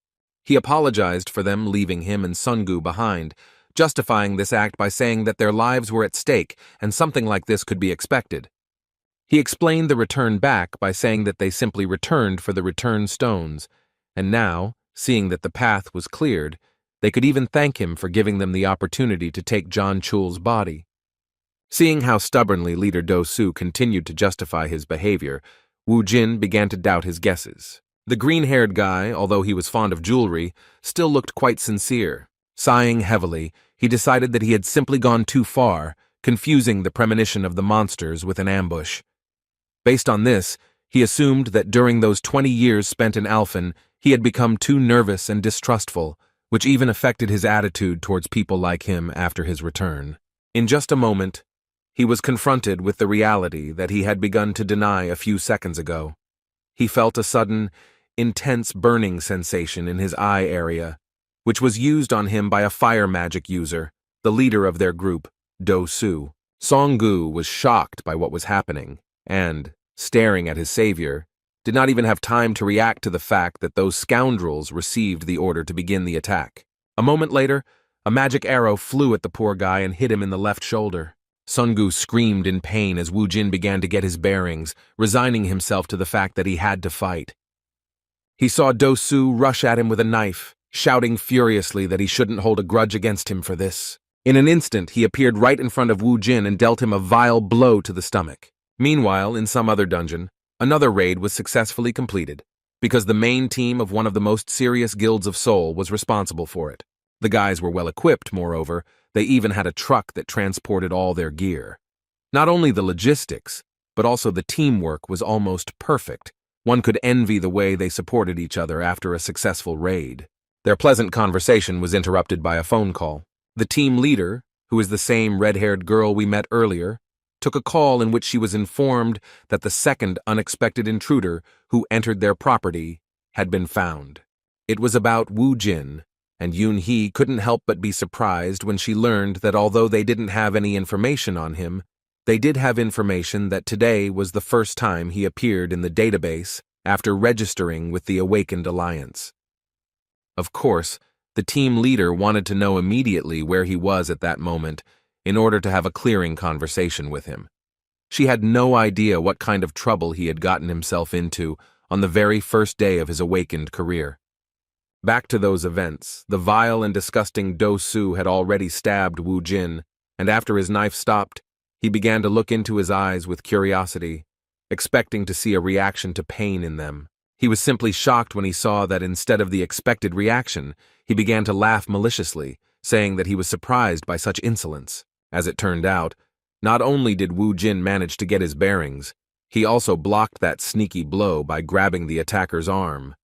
He held his arm so tightly that Do-Su began to tremble from the sharp pain, similar to a broken bone. He no longer had time to talk. He threw the attacker to the ground with brute force, and he didn't even have time to notice how it happened. Do-Su broke the floor with his own body and began to scream in incredible pain. While adjusting his long hair, Wu Jin asked with an evil expression if he really believed that he could carry out such a vile plan. There were only a few scratches on his face, and his eyes were intact, since he had managed to use the mana aura. Pointing his finger at the other bastards who dared to challenge him, he asked if it was true what they said about all the awakened beings being the same as them. Looking at the shameless traitors blinded by the bloodstones, he shocked those guys by using necromancy on the goblin corpses lying next to them, calling for reinforcements in the form of 5 skeletons that outnumbered the attackers in strength. He declared that it was time for punishment, and then ordered them to get rid of the scoundrels. Within a moment, all the members of the group were exterminated right before the eyes of their leader, who watched helplessly while lying on the ground. Wu Jin didn't intend to waste much time on them, so he reached for the knife that Do-Su had dropped. Walking slowly towards the leader of the group, accompanied by the shouts of the other fighters, he looked him coldly in the eyes, making it clear that it was all over for him. Injured after being thrown so hard to the ground, Do-Su was in a panic, and he hoarsely shouted that he was suggesting that they just talk to avoid violence. With a wild look, Wu Jin asked him in return if he wanted to stall for time so that the delay in using his skill would pass. A moment later, Dosu joined his comrades and departed for the next world. After dealing with the vile members of the hunting party, Wu Jin did not miss the opportunity to check the pockets of their leader, expecting that he should have a lot of money. Wounded in the shoulder, Songgu, who witnessed this cruel spectacle, could not believe his eyes and the cold-bloodedness with which his savior dealt with the attackers. After eliminating 5 people in an instant, Wu Jin said that these bastards were useless anyway, and then asked his new friend if he agreed with his words. Looking around, he asked why he couldn't even find the words to somehow respond to his question. Songgu was shaking from fear and pain from his injury. He said with great difficulty in a weakened voice that Wu Jin was absolutely right. Having finished his business, Wu Jin came closer to him and, putting his hands on his hips, stated the fact that he was in danger for the 2nd time in a row. Speaking of this, he shocked Songgu by saying that because of this, he would have to pay double. There was nothing to explain here. Songgu himself understood that he had been saved twice and was now in infinite debt to this madman. Ignoring the attackers lying nearby, Wu Jin treated Songgu's wounds for the 2nd time, giving him first aid. Thus, the raid was completely over, and when they came out of the dungeon, the representative of the alliance controlling this station could not understand why he saw only 2 members of the group, which consisted of 8 people. When asked why there were only 2 of them, Wu Jin calmly replied that all of their other comrades had been killed by monsters that were much stronger than they had expected. This information was not only shocking, but also suspicious. The Soul Hunter Alliance representative, noticing the overflowing backpack on the awakened man's back, asked how they were able to collect all those bloodstones. Looking at his backpack, which was indeed suspicious, Wu Jin answered without hesitation that even though they were facing a serious threat, it still didn't stop them from collecting all the trophies so as not to leave the money lying on the ground. Having no other choice, the representative of the Hunters Alliance handed him a statement and a pen, asking him to sign before leaving, since there was a chance that the Bureau would contact him to clarify the details of this incident. Having finished with these nuances, Wu Jin, together with his friend, who was afraid to even move in his presence, immediately went to the mana crystal collection point. When he sold all the trophies, he walked out of that building with a sly, satisfied smile. He had never imagined that he could get more than 13 million won in one raid. As he continued to walk with a mad expression on his face, he was also smug about the fact that to that amount, he should also add the bonus 4 million that he would soon receive from Songgu as payment for saving him. He once again confirmed his suspicions that it was worth continuing to clear the dungeons himself in order to maximize the financial benefits from the campaigns. Even though he had escaped twice from situations where his life seemed to be on the line, Songgu was deeply troubled, knowing that there was no escape from this guy. The sum of 4 million won was becoming increasingly more worrying to him, because even with his savings, he was not enough to give it all at once. He was already wondering whether he could try to lower the price for his rescue, and whether they would give him a loan for such an amount, without any adequate explanation for such a financial need. His thoughts were suddenly interrupted as soon as Wu Jin spoke to him. Turning towards him, he reminded him with the same crazy expression on his face that he had already seen that he really didn't like those people who tried to stab him in the back. After this warning that made Songgu's blood run cold, Wu Jin bid him farewell, saying that he would look forward to his call regarding payment for his life-saving services. It seemed like Songgu should have felt some relief when Wu Jin left, but instead, he went into an even greater state of shock as he wondered what amount of money they were talking about. He couldn't tell if they were talking about 4 million won or 400 million won. The uncontrollable series of funny events did not stop at this point. The working day of the owner of a small mobile equipment store was already nearing its end. His business was not in the best condition. There were few customers, and among them there were not even 10 buyers, so he yawned out of boredom, waiting for the end of the working day. Suddenly he felt an inexplicable pressure, followed by the loud opening of the front door. He was simply shocked that some madman was entering his shop, opening its glass doors with a brutal kick. It was Wu Jin, and it was obvious that he was far from being in the best mood, and was not in the mood to negotiate with this blond man. Wu Jin slowly walked up to the salesman and grabbed him by the crib, then lifted him into the air with just one hand. The salesman was scared to death. He was angry at the same time, not understanding what was happening. Due to the small number of customers, he could not afford a contract with a security service, and seeing this madman, he trembled with fear, wondering why he was so strong. He didn't even have time to utter a word before he suddenly received a lightning-fast and incredibly painful slap in the face. He angrily shouted what he was even allowing himself to do. The seller hoped that he would be able to put him in his place. For the first time in his life, he made such a gross mistake, because instead of trying to find out the reason for the discontent of such an angry visitor, he provoked his anger and another portion of slaps. The seller barely had time to breathe in air. He could not comprehend what was happening, fearing that if this continued for a few more minutes, he might even die. His face began to swell, and he thought that this was what he had recently seen on TV. He could think of nothing else but to assume that this was called indiscriminate rape. With a trembling voice, he began to beg for mercy. Looking at this poor guy, Wu Jin wondered if greeting the impudent guy like that was enough for him to realize the seriousness of his intentions. His mood was not so bad, so he did not refuse the seller's request, and instead of continuing to beat him with slaps, he simply threw him on the floor. When Wu Jin approached this phone store owner, he immediately knelt down in front of him and cried out pitifully that he would do whatever he asked of him. In response, Wu Jin conveyed to him the words that he truly hated people who stab him in the back, as well as people who try to deceive him. The seller could not understand what kind of knife in the back he was talking about, and what he meant when he spoke about the deception he accused him of. Seeing the bewilderment of the beaten scoundrel, Wu Jin took out of his pocket the phone that the seller sold him, saying that it was the latest model. Upon seeing this outdated model, the beaten swindler immediately remembered that this was the very same device that he had managed to successfully sell to some simpleton. Not only did he sell that phone by telling him it was the latest model, he also convinced him it was an incredible deal by selling it at the price of really good new ones. At that moment, Wu Jin was truly perceived as a simpleton, because when he picked up this device, after staying in Alphen for 20 years, he was incredibly delighted. He even happily said that he couldn't believe how far technology had come in the last 5 years. Seeing the angry look of this guy, the seller remembered that it was he who became the victim of his fraud. Everything fell into place. The man, scared to death, had no choice but to correct the situation to his own detriment. On his way home, Wu Jin was enjoying his new phone. As expected, he was delighted with this device, which was indeed much better than the previous one. He still doubted whether he had done the right thing with the seller, because if they were in Alphen, he would have lost his tongue. Suddenly, some men in suits appeared behind him and addressed him by his full name. Wu Jin stopped, seeing that he was surrounded by some strange guys.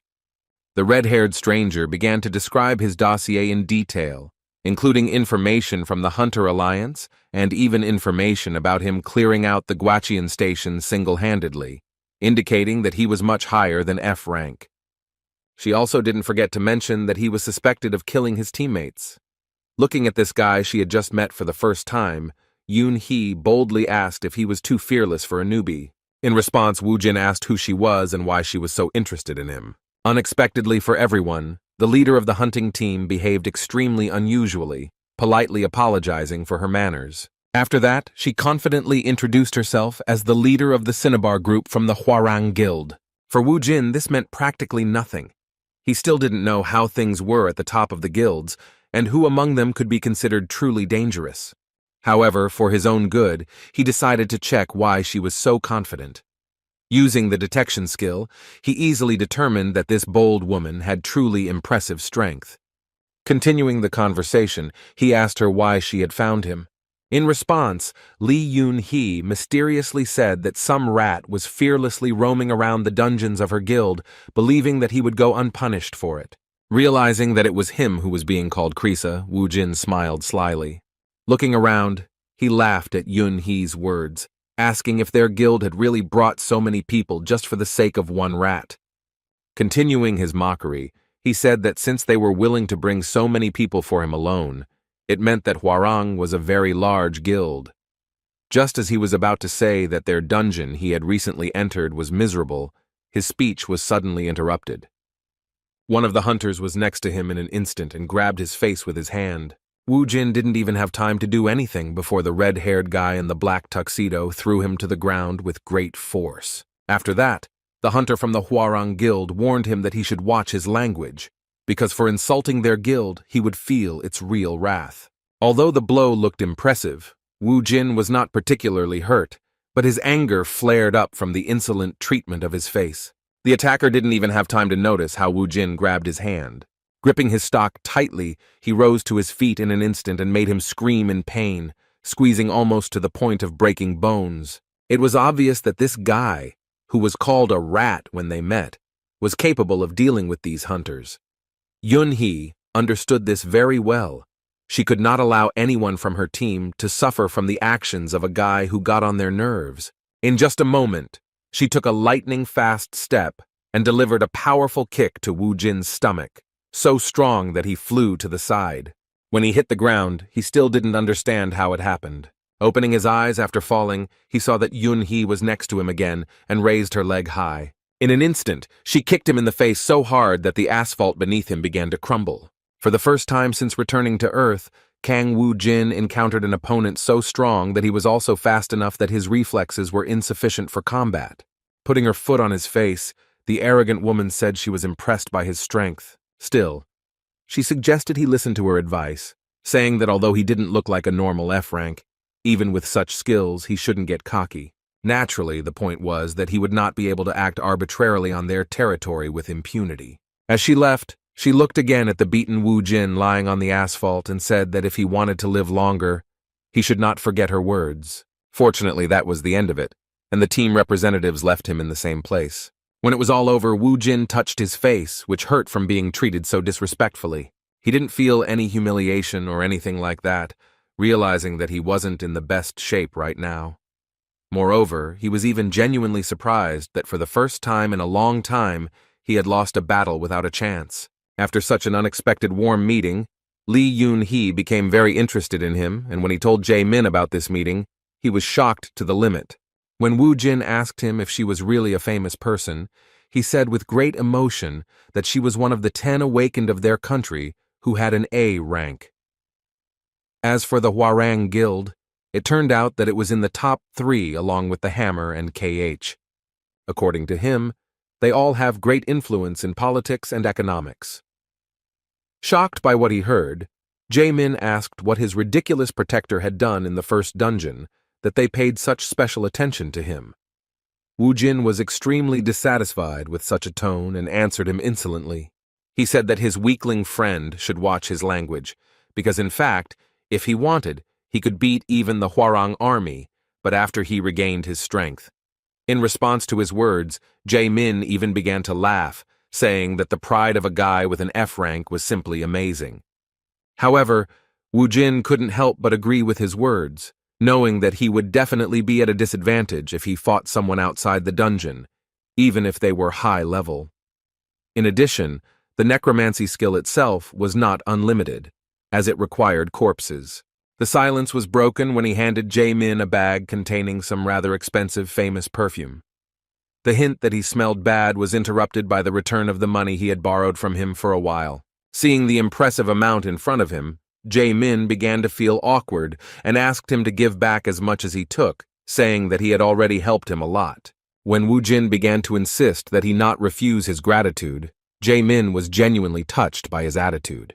With a sly smile, the high school student added that if it was convenient for him, then he should consider the rest to be payment for living together in his apartment. Jae-min agreed with his words, but in an instant, he broke out in a cold sweat, realizing what his words really meant. He realized that Wu Jin was gently hinting to him that he was going to continue living with him. Trying to understand the reason for this behavior, he mentioned that he had recently met his mother. Wu Jin immediately understood what was going on, so he gave a direct answer that her house was too small, and he wanted to stay at his place until he could buy a new place. As an awkward pause ensued, Wu Jin became a little flustered by his only friend's words, and assumed that he had given too little money. In response, Jae-min reassured him that there was no problem. Before finishing his speech, he noticed that Wu Jin had changed his phone number. He was genuinely surprised, saying that this was the first time he had seen this latest model among his friends, which was in some sense a technological breakthrough. When he asked to look at the phone, Wu Jin breathed a sigh of relief, knowing that the salesman had understood his request correctly this time. Jae-min was actually delighted with this device, especially the color, which was called Crazy Red. According to him, to make such a device, you need bloodstones, which is why the Crazy Red phone also becomes crazy expensive. Realizing this, Jae-min assumed that his friend really earned a lot, but his friend replied that he got it as a result of an event. His words sounded mysterious, but he didn't want to scare his friend by mentioning that this was an event in which the life of the salesman who had cheated him on the previous deal was at stake. Jae-min did not hide his admiration and even called his new friend a really cool guy. Suddenly, a message regarding a money transfer came on his phone, and Jae-min began to count the number of zeros with difficulty. Wu Jin immediately took his phone back and looked at the account where another 40 million won had appeared from Hong Sung-gu, and he realized that the idiot had mixed something up, because originally it was about 4 million. He had no choice but to contact him and arrange a meeting. When Sun-gu arrived at the said cafe, he greeted Wu Jin respectfully, calling him boss and politely asking how he was doing. In response, Wu Jin asked in confusion why all this speech was necessary when they had just met a few hours ago. After these words, he extended his phone towards him, asking what this bank transfer amount meant. With a clear tone of condemnation, he asked the poor fellow if he considered him some kind of beggar since he had sent such a sum. Then he reminded him of his words about 4. Sun-gu froze for a moment, realizing that he had paid. Remembering what he saw in the dungeon, he began to think that if he couldn't pay, he would end up in the place of those guys who crossed them. Now he began to think that we were talking about those same 4, not millions, but hundreds of millions. He couldn't even imagine how to get such a sum in such a short period of time, so he couldn't find a better option than to fall on his knees and start pitifully begging for his life. Wu Jin felt extremely awkward at this sudden sight, while Sun-gu, who had misunderstood his words, desperately shouted that he would give up the remaining portion if he was given a little more time. The behavior of this ridiculous awakened one attracted the attention of everyone present in this cafe, so Wu Jin began to get angry and nervously said that if he wanted to live, then he should first sit at the table with him. Sun-gu followed his order without question, and then began to make excuses that he was very sorry that he could not get 400 million won in such a short period of time. He desperately promised that if he was given time, then he would definitely pay for saving his worthless life. When Wu Jin heard the amount that idiot was talking about, he was completely at a loss. It was clear that he was in despair, but he was ready to do anything to save his life. Wu Jin finally realized that he had completely misunderstood his speech. On the other hand, he couldn't help but admit that modern children seem quite generous. Choosing a more comfortable position for himself, he decided that if Song-gu was wrong, then he really deserved to be taken advantage of. With his hands folded in front of him, the newly minted businessman, with a sly expression on his face, asked how long he would have to wait for his money. The next day, Wu Jin set out again to seek profit. A walk in the fresh air in a fairly nice area was how he started his morning. A little later, a car with a personal driver, Song-gu, arrived for him. Seeing him in a good mood on the way to the dungeon, Wu Jin asked him why he was so happy on his first day of work. In response, he said in a cheerful tone that even servants can be happy. Sun-gu actually amused Wu Jin, even though Wu Jin had no intention of considering him as that servant. As it turns out, last night, this ridiculous guy announced that since he can't return the 400 million won anytime soon, he's willing to become a member of his savior's group in order to give him a portion of his profits. After thinking for a moment, Wu Jin pointed out the flaw in this plan, saying that he was just going to stick to him, which seemed like an obvious and safe idea. Sun-gu didn't even think about personal gain, so he began to excitedly justify himself by saying that he just wanted to earn that money by being a truly useful person. Fearing rejection, he even declared his willingness to become his personal manager. With some admiration, he promised that in that case he would take full responsibility for choosing dungeons, booking, selling bloodstones, and other concerns, including even the possibility of being his personal driver. In response, Wu Jin said that if he was going to work like that, then that made him a personal servant. Song-gu felt a little offended. He was really hurt by these words, even though he knew that his savior was completely right. He smiled from ear to ear and awkwardly praised his boss for his very accurate observation. The conditions were really favorable. Wu Jin didn't mind the company of a guy he could trust. Pleased with this unexpected opportunity, he began to dictate terms that, surprisingly, turned out to be mutually beneficial. He said that in this case, their cooperation would last for a year, and since it would be too difficult to do it for free, his servants would even have their share of the total profit. His offer seemed like a real gift from fate. Sun Gu grabbed his boss's hand and sincerely thanked him for it. In response, Wu Jin said with a kind smile that he was also grateful to him for it. As a result, another good friend appeared in his circle. Looking at Song Gu, who was driving him to the pre-booked dungeon, the carefree awakened one thought that it was quite funny, because by pure chance, he got himself a servant due to a misunderstanding in which he actually wanted to return the excess. In fact, he understood that he was doing a great service for him, no less than he was receiving himself. Looking at this young man, he pleased him with the sudden words that if he would just do his job well, then 10% of the profits would be at his disposal.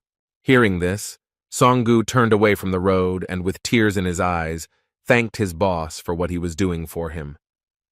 When Wu Jin interrupted his snotty speech by asking if he had found the dungeon he had been told about, he immediately replied that at the boss's request, she had reserved a 3-star dungeon with the most monsters. They soon arrived at the third exit of Maebong Station, where a swarm of Reikis was located. Monsters like cockroaches weren't much of a problem in terms of battle difficulty, but their numbers were definitely very impressive.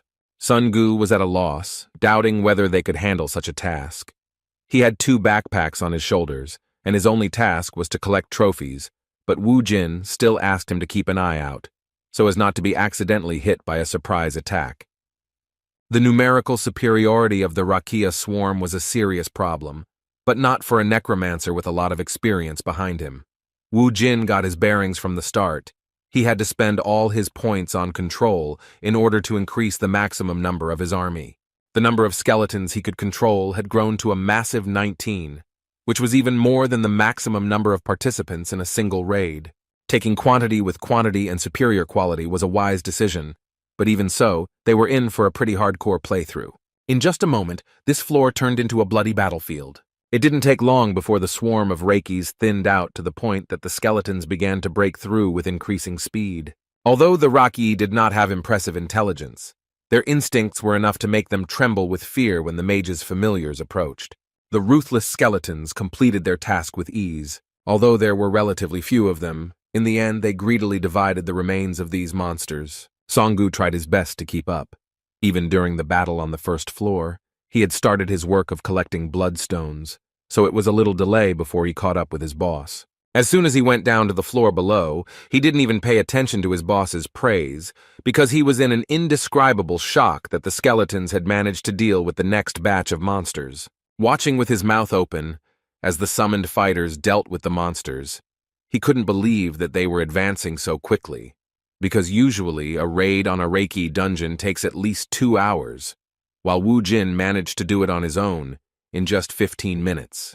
The main fighter of their modest squad was already very tired of fighting at such a pace, so he sat down on a bench to finally rest. Opening the status window, he saw that he had already reached level 7 and had accumulated some achievement points that he could use to strengthen some of his stats. The skills he could learn at level 7 seemed boring and not particularly useful. The fire hand covered in flames required too many points, but did not provide any noticeable advantages, as did the water ball, which is a common mage spell. However, among these he found a really interesting option, which was the summoning of a skeleton mage. He could learn this skill already at level 10, so Wu Jin thought it would be a good idea to open it soon.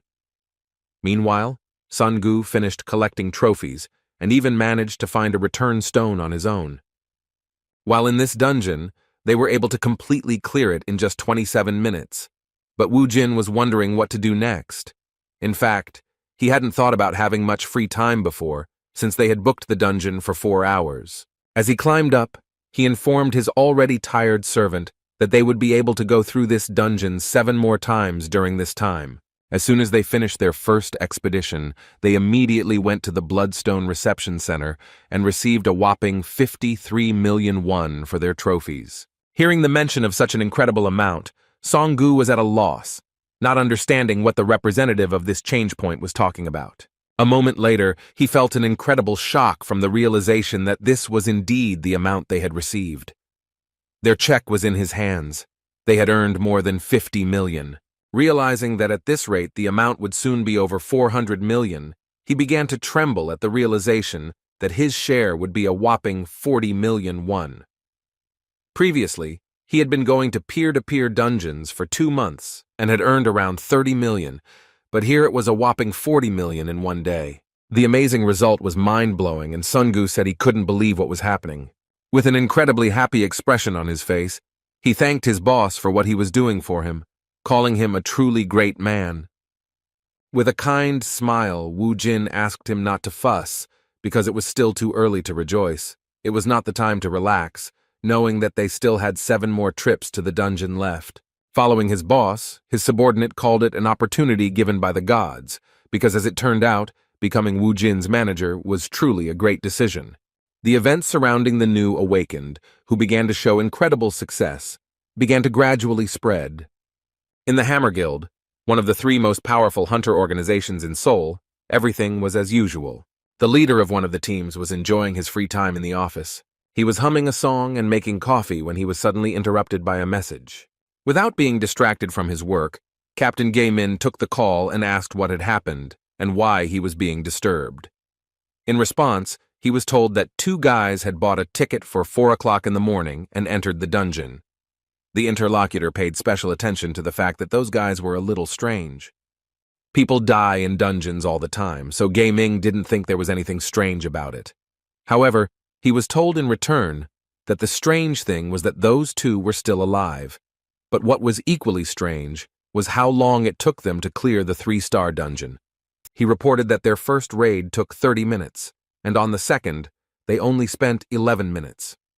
A moment later, he saw Wu Jin and Sung-gu exit the dungeon again, and on the 3rd raid they spent only 9 minutes and 40 seconds. The shocking result stunned the guys from the Hammer Guild.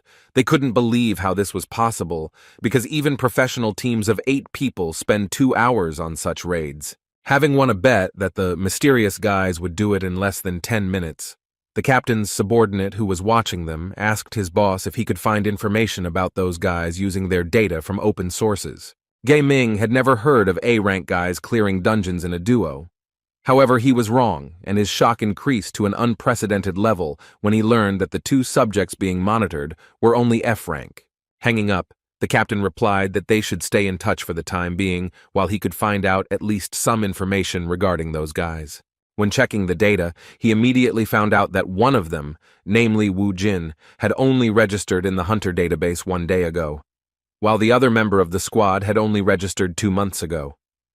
This result indicated that such measurements were wrong. An excited smile appeared on the captain's face, realizing that this was too big of a measurement error, and those 2 should be assigned at least a C rank. Awakened ones with such serious abilities are likely to become high-ranking. He knew this for a long time, and had been waiting for guys with such potential for a long time, so he could not miss the opportunity to get them at his disposal.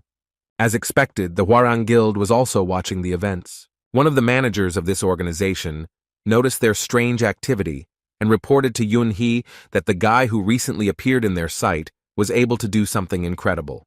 They had dealt with him before due to a report from a bureau employee that he had trespassed on their property. They already knew that Hong Sung-gu was an unremarkable fire mage, while the main power was possessed by Kang Woo-jin, an F-rank necromancer.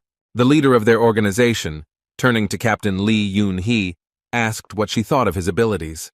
Recalling their meeting, she replied that she actually thought he was unusual, but not that unusual. Like Captain Jae-min of the Hammer Guild, she also came to the conclusion that Wu Jin must be at least a C-rank fighter. The leader agreed with her words and concluded that there were 2 options, the first being that he was hiding his abilities during the test, and the second option was that Wu Jin was growing at a crazy pace. It was the first time Lee Yun-hee had seen something like this, so she asked the more experienced leader if there had ever been an awakened who had such a speed of development that they could rise 2 or 3 ranks of power in one night. In response, the red-haired man said that there was a similar case in history where an awakened person rose from F to A rank in an insanely short time. His potential was a secret until he reached the #1 spot in South Korea. Naturally, they were talking about Kim Kang-chal, and understanding this, Yoon-hee objected, saying that such a great hunter cannot be compared to some punks. Despite her opinion, the leader suggested not to be too sure of his guesses. He thought it would be a good idea to confirm who Woo Jin really was. Lee Sang-ho, the brother of Captain Ha-yoon, who is the master of the Hwarang Guild, gave his sister the order to bring this guy to his office so that they could find out what kind of person he is. Meanwhile, the boys continued their non-stop raids in which Woo Jin became increasingly faster. On the other hand, Sun-gu, who had a completely different role, was barely able to stay conscious. While collecting bloodstones from defeated monsters, he thought that if such loads continued, he would be the first to die in the dungeon while extracting precious trophies. Turning to his boss, he asked in a tired voice if they could take a little rest. Seeing his condition, Woo Jin replied that he had done a good job. Even though Sun-gu was his servant by verbal contract, he respected his work and fatigue, so he took a short break. Song-gu sat down on the floor, immediately drank half a bottle of water, and said with a more cheerful expression that he felt much better now. When the boss asked how much time they had left, he replied that it was a little over an hour. They were doing much faster than expected, so after 3 hours of continuous dungeon raiding, they had already managed to earn around 400 million won. Woo Jin knew that this was enough to buy a house for Mom and Su-ah, and also for Sun-gu to have everything he needed. Based on this, he made a very unexpected decision. Rising to his feet, he gave his friend an incredible motivation by saying that all the remaining bloodstones would be completely under his control, and during this time he would be under his protection. Taking a deep breath, the boss suggested that his subordinate get everything he could, after which he suggested that they speed up. In just a moment, he rushed forward with great speed to attack the remaining monsters that were on the lower floors. Sun-gu was taken aback by Woo Jin's enthusiasm. The progression of strength gradually increased, and the fighter, using the crowbar and his familiars, turned into an increasingly powerful hunter. Taking advantage of the opportunity, he not only improved the skills of his skeletons, but also fought on the battlefield himself, improving his own characteristics. The rush sometimes made him need to act according to the situation. Previously, he was just a general who wisely led his army, but now, finding himself at the forefront of the battle, he himself often found himself in dangerous situations. However, in such a weak dungeon, he didn't really feel the pressure from the monsters, because their numbers weren't a problem thanks to his 19 skeletons, and he himself could easily deal with surprise attacks. After 3 hours of constant raiding, he finally reached the long-awaited 10th level. Having cleared another floor and received a message about his level increasing, he decided that this should be enough to strengthen his army. When he opened the system window, a new notification suddenly appeared in front of him, saying that he had fulfilled the level requirements for class assignment. Woo Jin was surprised because when he was in Alphen, this did not happen. With a thoughtful look, he said that in Alphen, classes were also determined by reaching level 10, but he was already a necromancer, so he did not understand what was happening with the system. A moment later, the system began to work with special persistence, analyzing the player's development in order to assign him one of the possible classes. As it turned out, he actually became a dual class, gaining a second class that was a warrior. Woo Jin felt a little uneasy thinking that this might be a problem, but he couldn't refuse such an offer. In addition, he was given a bonus in the form of a warrior weapon. Based on his experience, Woo Jin believed that being a mage was definitely more advantageous, as the characteristics overlapped with necromancy.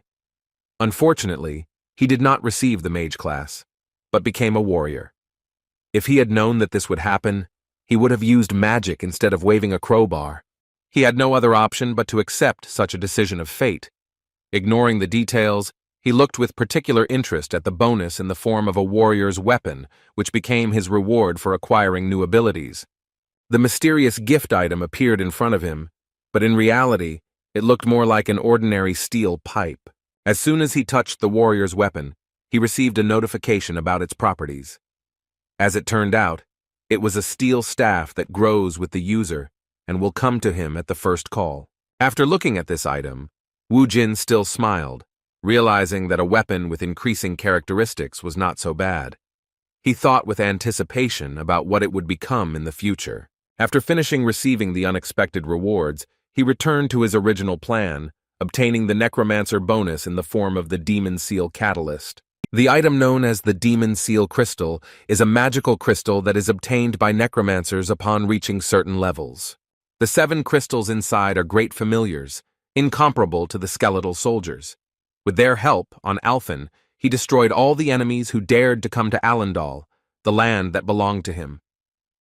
With a smile of anticipation, he wondered who he would get this time. As he opened the seal, the crystal began to shatter with a blinding purple light. Wu Jin folded his hands in front of him, waiting to see the familiar he would receive from this crystal. A moment later, a succubus with black wings appeared in front of him, a short blonde with large eyes and bright red lips. It seems the necromancer had already seen her before and was stunned that it was she who appeared in front of him. It was Bibi, and when she saw her master, she asked with tears in her eyes where he had disappeared to. While Wu Jin was trying to figure out why she was the one who appeared from the crystal, Bibi rushed at him with hugs and screamed that she really missed her master. There were a lot of questions, the first of which were why she didn't stay on Alphen and what was going on in general, since she somehow miraculously ended up on Earth. With tears in her eyes, Bibi explained that after their master disappeared, all the familiars were placed in the seal space. After these words, Wu Jin realized that they had all moved along with him, but were now sealed until their master gained enough power to return them to his control. Bibi continued tearfully talking about how much she missed her master, but after a moment she remembered something important and stopped. As it turned out, it was because she smelled a strange smell. Looking around, she asked why she could smell that in such a place. Wu Jin couldn't even guess that all this time he had been smelling Tranit's subjects from them. Hearing this, he was shocked, because he himself could not even imagine who was behind such an expansion of monsters on Earth. The one he feared to see on his home planet was a demon that invaded Alphen from a mysterious dimension and destroyed 90% of the local population. Wu Jin had never fought him, but his subjects invaded his domain, Alendal, so often that the sight of them made him sick. It has now become clear that the fact that Tranet is gradually invading Earth is the reason for the sudden appearance of the dungeons. Finding himself on his home planet, Wu Jin thought that he had escaped from Hell, but as it turned out, Hell was following him. Meanwhile, near the station where they were fighting, some representatives of large hunter organizations had already appeared. There were enough guys interested in Wu Jin, among whom were leaders of large teams. Looking at his watch, Ha Min replied to the representative of the large organization that the recruits they were interested in entered the dungeon 8 minutes ago, so they should be coming out soon. According to him, those who interested their leader so much were not simpletons, because they earned more than 400 million won, working only 2 people, and only in 1 dungeon in less than 4 hours. This guy, observing the situation, believed that with such strength, he too would be able to clear dungeons at such a speed. Meanwhile, all attention turned to the guys because they finally came out of the dungeon. Sungu could barely move his legs, while Wu Jin was fine, but still thought about the disturbing news he had learned after his first familiar had appeared. Jin Min Chang broke the silence by complimenting them on their good work in the dungeon. With a smile on his face, he asked if they would mind giving him a few minutes of their time to listen to one of the most fateful proposals of their lives. In response, Wu Jin coldly walked past and replied without much interest that he refused their offer. Hearing such an unexpected answer, Jin felt despair and threw aside his pride and ran after them, begging them to stop. With a sullen look, Wu Jin asked why he was asking if they were willing to listen, if he was going to waste their valuable time anyway. Mr. Min Chang was very worried about the situation. His face was covered in cold sweat due to the difficult dialogue. He couldn't understand what was wrong with the guy who, by recruiting him, his career would skyrocket. In response, he apologized for wasting their time all this time with his beating around the bush. Having regained his former respectable appearance, he handed over his business card and said that they should get down to business because the Hammer Guild wanted to recruit them. But even after the direct text, Wu Jin turned around and started walking away, shocking even his protege with the answer that he was not interested. Jun, having lost his pride again, started running after them, assuming that they simply did not know who they were. Wu Jin knew that this wasn't going to stop just like that, so he turned back to the pushy leader of the hunting team and said that he heard that they were one of the top 3 guilds in Korea. Jin Min Chang felt a little relieved after hearing that he was being treated properly. After that, he extended his business card towards the promising hunter and said that their guild had the strongest of the awakened within its ranks. He promised that if they joined them, then they would receive the best support without delay. Skipping formalities, Wu Jin, calling the representative of one of the strongest organizations simply a man, asked him to stop this meaningless dialogue. With an angry look, he said that he was in a noticeably bad mood, so it was worth stopping to irritate him, so as not to run into rudeness. His behavior seemed unusual to other people, because no one even guessed what was threatening their planet. Having earned a large sum, Wu Jin stopped at an interesting place, after which, together with his mother and sister, he went to one of the most prosperous areas of the city. His mother was shocked to learn that her son, a few days after his return, led them to a huge house that the realtor said now belonged to their family. She was excited about what was happening, realizing that such a home would cost an unimaginable amount of money. Looking at her son, who had a calm smile on his face, she still wondered how he was going to buy such a house. Looking at his phone, he replied that he had recently replenished his account and could now afford it. His mother was shocked to hear such words, and the son was forced to explain that he was actually a wanderer who made money in the dungeons. As expected, his mother was very worried. She couldn't allow her son to take such a risk after losing a family member once. However, Wu Jin insisted that she had nothing to worry about after all. He wasn't weak at all, and hunting in the dungeon was like fighting cockroaches for him. Even after all his arguments, his mother could not accept his words, but her daughter joined the conversation, asking if she could have a dog. She reminded her that they could have one if they had a house with at least some lawn, and here it was just huge. With a devil in her eyes, she tugged at her clothes again, and in response, the worried mother asked her to wait while she sorted out what was happening. Seeing her worry, Wu Jin asked her not to worry. Placing his hand on his little sister's head, he said that they should consider this as compensation for the hard times they had to endure due to the fact that there had been no male in their family for 5 years. With a kind smile, he asked them to just believe in his strength. In fact, this is how he was able to calm their worries, and soon the family moved into a new, spacious house. That same evening, Wu Jin went for a walk. Having gone around the corner of one of the houses, he turned to Bibi and asked her to come out of hiding. His summoning began to work, but she never appeared before him. As he repeated his words, he saw that the trail of summoning magic began to lead him around the corner of the building. He was surprised, because when he looked around, Bibi was still not there.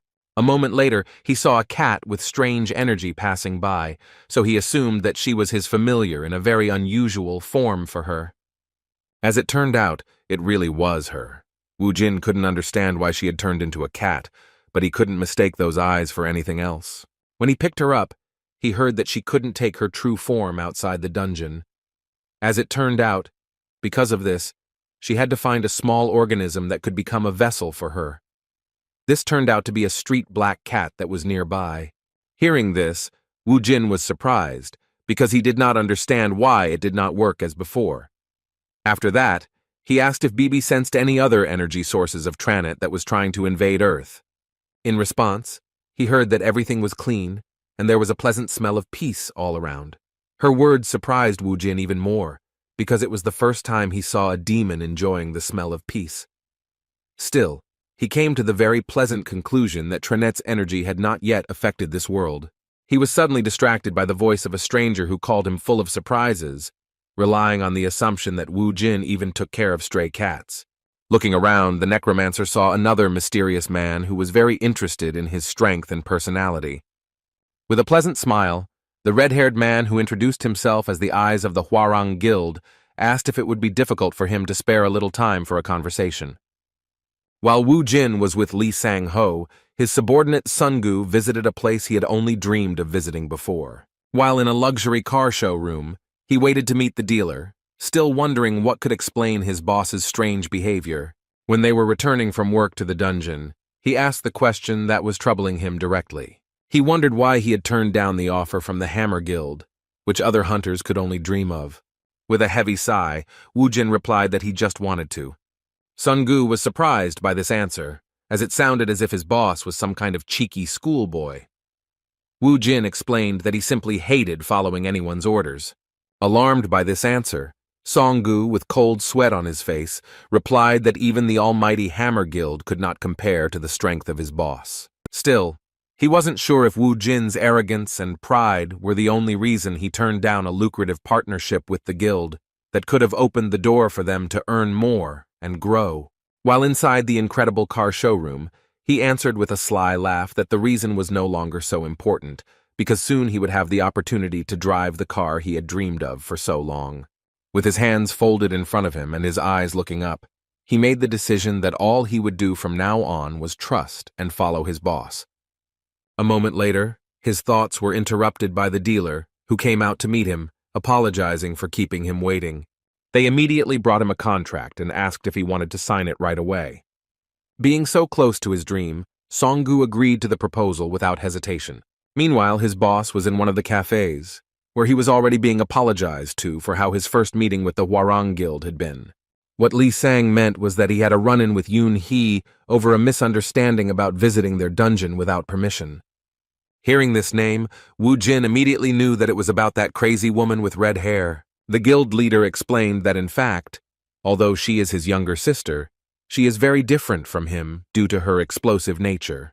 He folded his hands in front of him and said with a kind smile that Yun He was very valuable to the guild, so he was ready to compensate for any tricky situations involving her.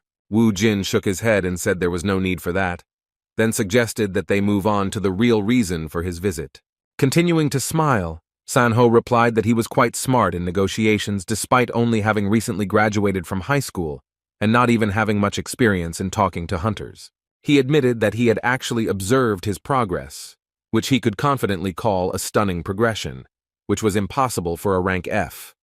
He believed that Wu Jin belonged to a rank C at the very least, especially considering what had happened in the raid he had participated in today. With an anticipatory look, he said that he was confident that Wu Jin was one step away from the top ranks, and it was only a matter of time. After listening to his compliments, Wu Jin immediately realized that they were now also interested in having him at their disposal. Seeing his mood, Sanho confirmed his suspicions and asked him to join the Hwarang Guild, promising that they would be able to provide the best conditions for his development. Wu Jin wasn't interested in such proposals, so he decided to act quite unexpectedly and suggested that what they called the conditions for development was that the role of the leader would be transferred to him if he could defeat him in a duel.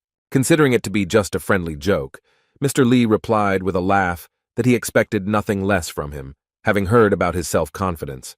In response, he said with a kind smile that he leads the Hwarang Guild not because of his awakened skills, because his B rank is worth nothing in comparison even to his sister's rank, which is A rank.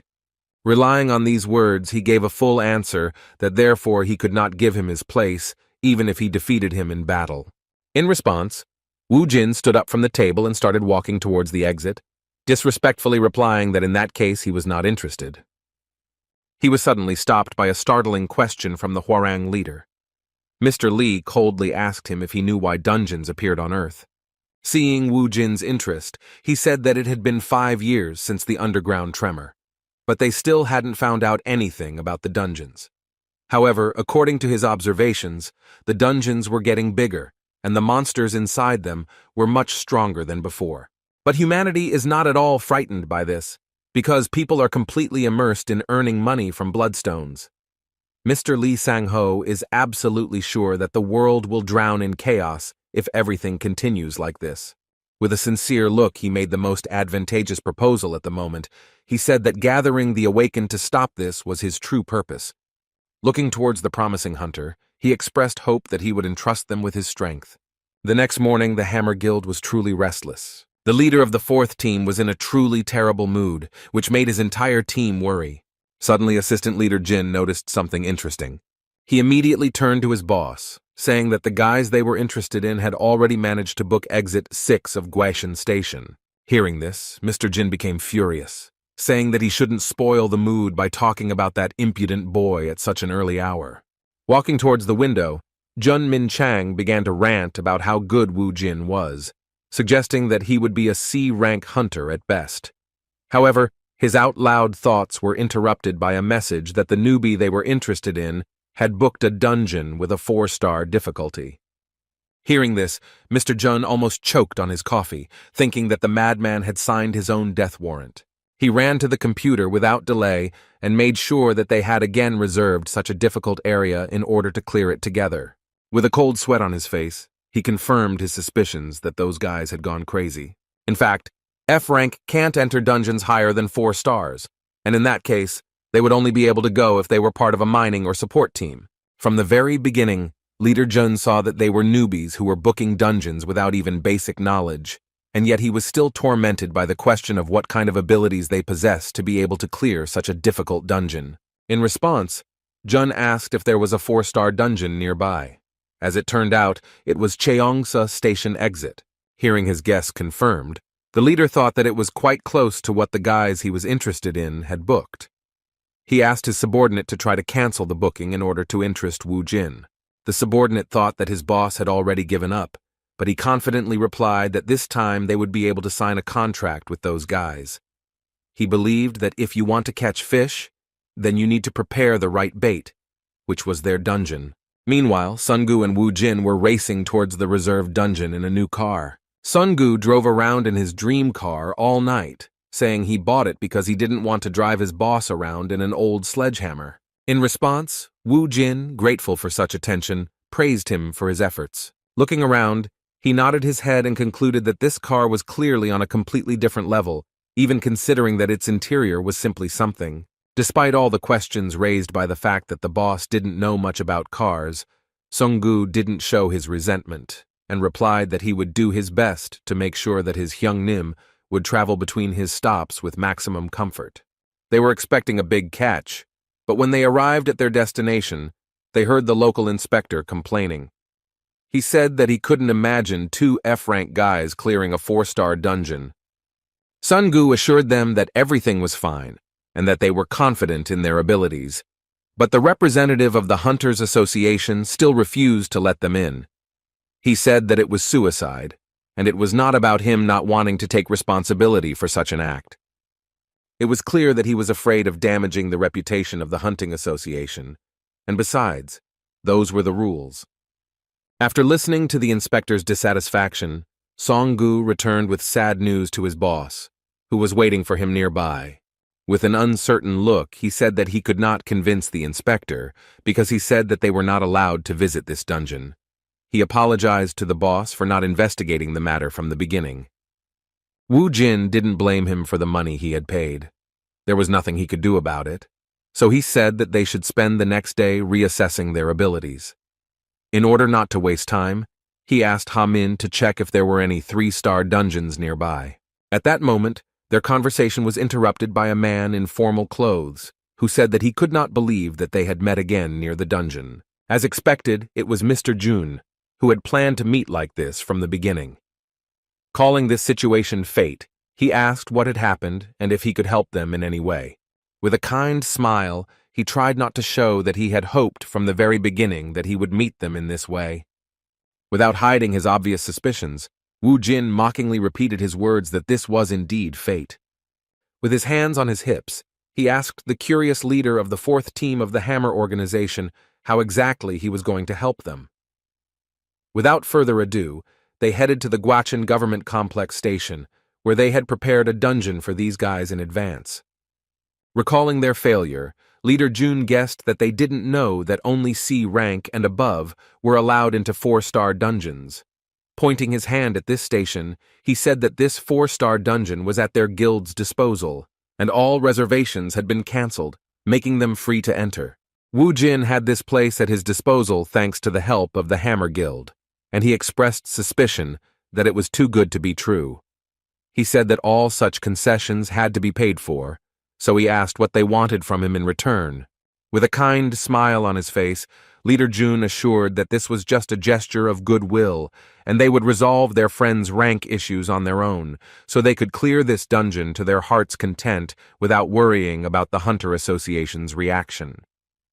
Taking his words into consideration, Wu Jin replied that if that was really the case, then they would be most happy to agree to this proposal. After these words, the leader of the fourth team wished them good luck in passing, but asked them to stay for another minute to receive a gift from him. Waving his hand, he asked to walk with him a few meters. Next to them stood their work car, in which the gift in question had been previously located. Opening the trunk, Leader Jun said with a sly laugh that everything has to be paid for. Min Chang didn't ask for anything in return, but he was in anticipation, thinking that a favor is always repaid with a favor. It's no secret that there is an unspoken rule that if someone shares food with you, it's natural for a person to share in return. Although Wu Jin was obviously a strong awakened, Leader Jun didn't know him well enough, and thought that he was just a kid who was 24 years old. He was more than sure that he already had him on his hook. In turn, the subordinate of the leader of the fourth team thought exactly the same. It was not the first time he had carried out this scheme together with his boss, so he began to play his own game, making a compliment that the mood of their dear friend had changed for the better. When Wu Jin asked what he was talking about, he replied that yesterday he was in such a mood that it was scary to even talk to him. Remembering that day, the necromancer agreed, because he really was in a bad mood due to the fact that all his thoughts were occupied with Tranit's presence on his dear earth. Seeing how Wu Jin was gradually becoming more open to communication, the trickster from the Hammer Guild asked with a smile on his face if they would mind having a drink together after their raid was over. Wu Jin agreed without hesitation, and that impudent office plankton immediately came to the conclusion that the kid had fallen for his manipulations. Having been in the Hammer Guild for 2 years now, he was confident that their tactics were impeccable, and that their target would soon sign a contract with them, especially after they had a few shots of strong soju. He continued to talk about celebrating their success, mentioning that he knew of a nice place nearby. Watching this whole stupid performance, Sungu felt a little awkward, realizing that it was a waste of time, because no matter how much they sucked up, his Hyunim still wouldn't join their guild. When Jin Min Chang returned, he stopped for a moment, looking around the area for the guys he had brought to this place. When Ha Min asked where those guys had gone, he replied that they had already gone to the dungeon. Hearing this, Mr. Jin began to shake with anxiety, saying that he had asked them to wait so that he could give them a gift for the journey. He was furious, and his protege did not understand what his anger was about. He believed that he was going to wait for them to return anyway, so this gift could be given after their raid. As it turns out, this gift was a much-needed survival kit, without which you can't go on raids on 4-star dungeons. Throwing the 2 bags on the ground, the leader asked Ha Min how much the F-ranked guys who entered such dungeons knew, and whether they had heard about the dangers of such a raid. With a worried look, Mr. Jun thought about the fact that for such dungeons, a D-rank team with a C-rank leader was recommended. He knew that Kang Wu Jin was only an F-rank on paper, and with his speed at clearing 3-star dungeons, he should be able to defeat the monsters in this dungeon. But despite this, his success was in great question due to the fact that he did not take the necessary equipment, because from 4-star to 6-star dungeons are different from low-level ones. If you go there without information and a survival kit, even a high-ranking hunter will not return alive. With his hand to his face, Leader Jin said that this was the end, because with their actions they had not helped, but had literally sent those guys on a deadly raid. Meanwhile, the boys had already cleared a significant portion of the dungeon, clearing all the floors with ease. Looking around, Wu Jin wondered if this was really a 4-star dungeon, considering the monsters they encountered along the way were all too common. Songgu assumed that it was just an easy 4-star dungeon, and his boss decided to agree with it to avoid straining his brain. All the bloodstones had been collected, so Wu Jin activated the search for the return stone. Unexpectedly for him, there was no reaction to the use of his ability. Wu Jin thought that it couldn't be that there wasn't such an object near them. He couldn't even imagine that this wasn't the whole dungeon, and that they only saw the open part of it, so he chalked it up to his skill being too low. In order not to waste time, they decided to return to the place where they started, looking around. For the first time in all the raids, they encountered such an unusual problem.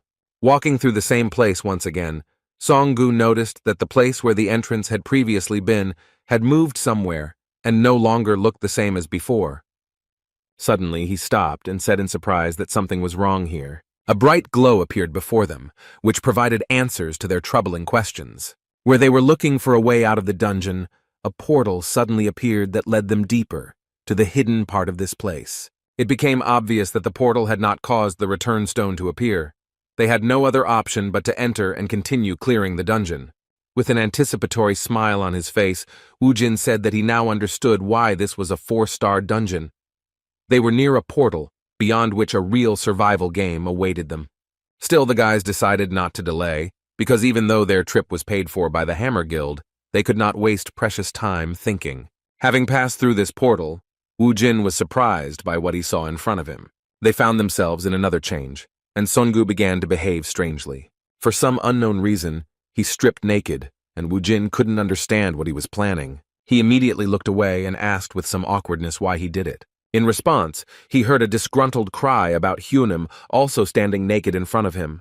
Looking around, Woojin realized that only their bodies could move through this portal, while their clothes remained in the place where they entered this teleport. The strange forest they found themselves in greeted them with some strange animal cry. Standing there without clothes was a pretty bad idea. While Songu was panicking, his boss was becoming increasingly surprised at what was happening, becoming increasingly convinced that this was indeed a dungeon of a completely different level from the ones they had been in before. Thanks to his skills, Woojin quickly obtained the necessary items to survive in this dimension without wasting any time, even covering basic needs such as clothing. Seeing how he could control space, Songu couldn't contain his delight. Woojin continued to amaze him with his skills and how he acted coolly in any situation.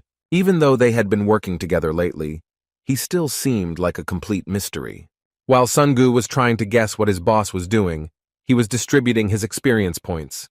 At that moment he was at level 10, and thanks to the bonuses transferred from Alphen, his stats were much higher than those of guys with the same level. Even so, he knew that a 4-star dungeon was still dangerous. For example, in the Rocky dungeon, the necromancer's skills were enough. But here everything was different, because he could meet strong enemies with whom he would have to fight face to face. Considering all the risks, he decided to use the rest of his experience points to learn warrior skills. Now he had several movement abilities, a strong blow, anger, and warrior intuition in his arsenal. Having prepared everything necessary, the guys rushed into battle in order to direct time in the right direction without delay. The first monsters were already close, and Songu, who was still panicking at being in such a place, asked his boss to be on guard. The huge lizard rushed through the dense forest towards the unexpected guests at high speed, while Woojin appeared right in front of it in an instant.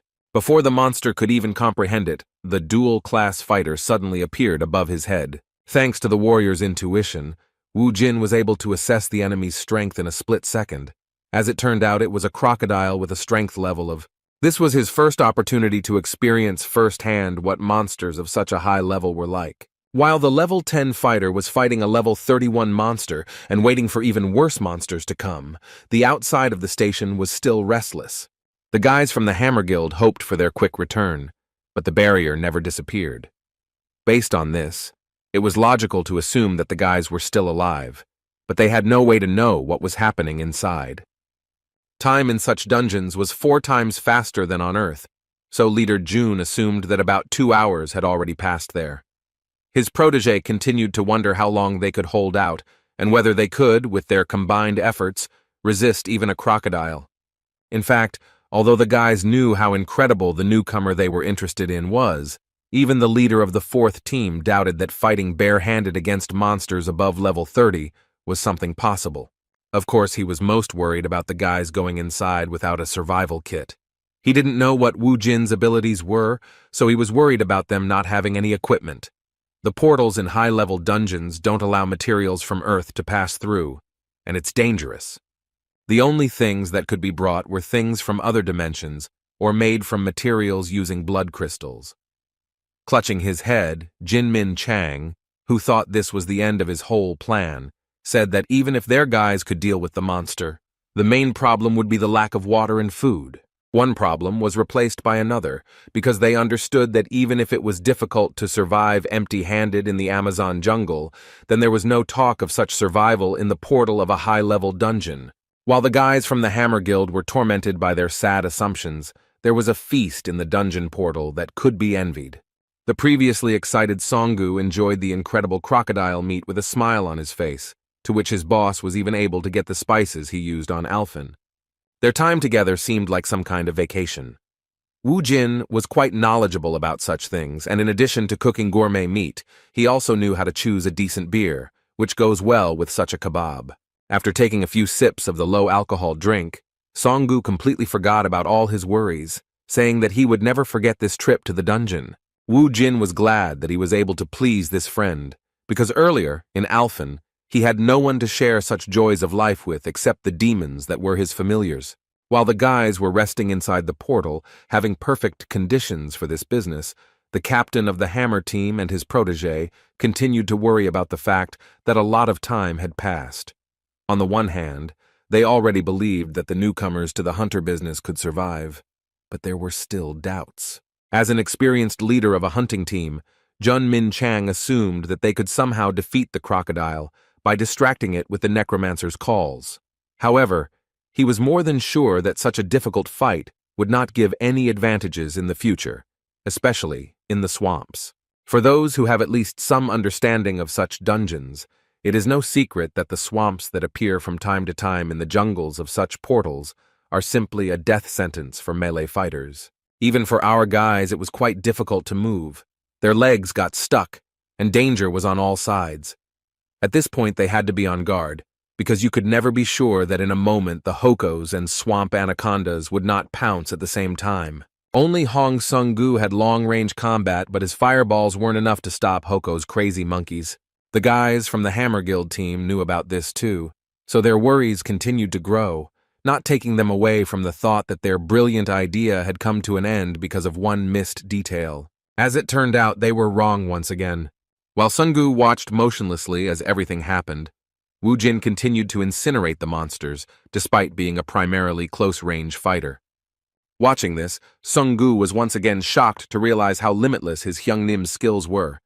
This time, Wu Jin demonstrated the summoning of skeletons with magic. Using fire, they instantly incinerated all the monkeys, because each of them had a power that exceeded Song-gu's. While the boys overcame one obstacle after another, using the skills and experience of the leader of their small squad, the representatives of the Hammer Guild waiting for them had a small snack with instant noodles. 4 whole hours had already passed, and the ward continued to ask his leader whether they would be able to clear the dungeon. Jun Min Chang was still tense. He still didn't know the exact answer, and this time he added an important detail that it wasn't only the monsters that were dangerous in high-level dungeons, because there were plenty of unfamiliar plants, animals, and insects there. They didn't even doubt that the newcomers who entered a high-level dungeon for the first time knew nothing about such ecosystems. This meant that there was a high chance that they would eat something poisonous due to hunger. Meanwhile, Sun-gu, who was under the care of the all-knowing Hyung-nim, was enjoying tropical fruits. He liked them very much, because they were sweet and very tasty. Wu Jin explained to him that they were mortally dangerous when raw, but after cooking on fire, they became edible. Hearing this, the ward became frightened and immediately spat out everything he had managed to chew. He even started to resent his Hyungnim for not warning him in advance. Wu Jin laughed good-naturedly at his protege's clumsiness, because he couldn't explain to him how he knew about everything inside such places. It was not yet time to reveal the secret that his life in Alphen had lasted for 20 years. While inside the dungeon, Wu Jin and Sun-gu took their time to avoid making a mistake.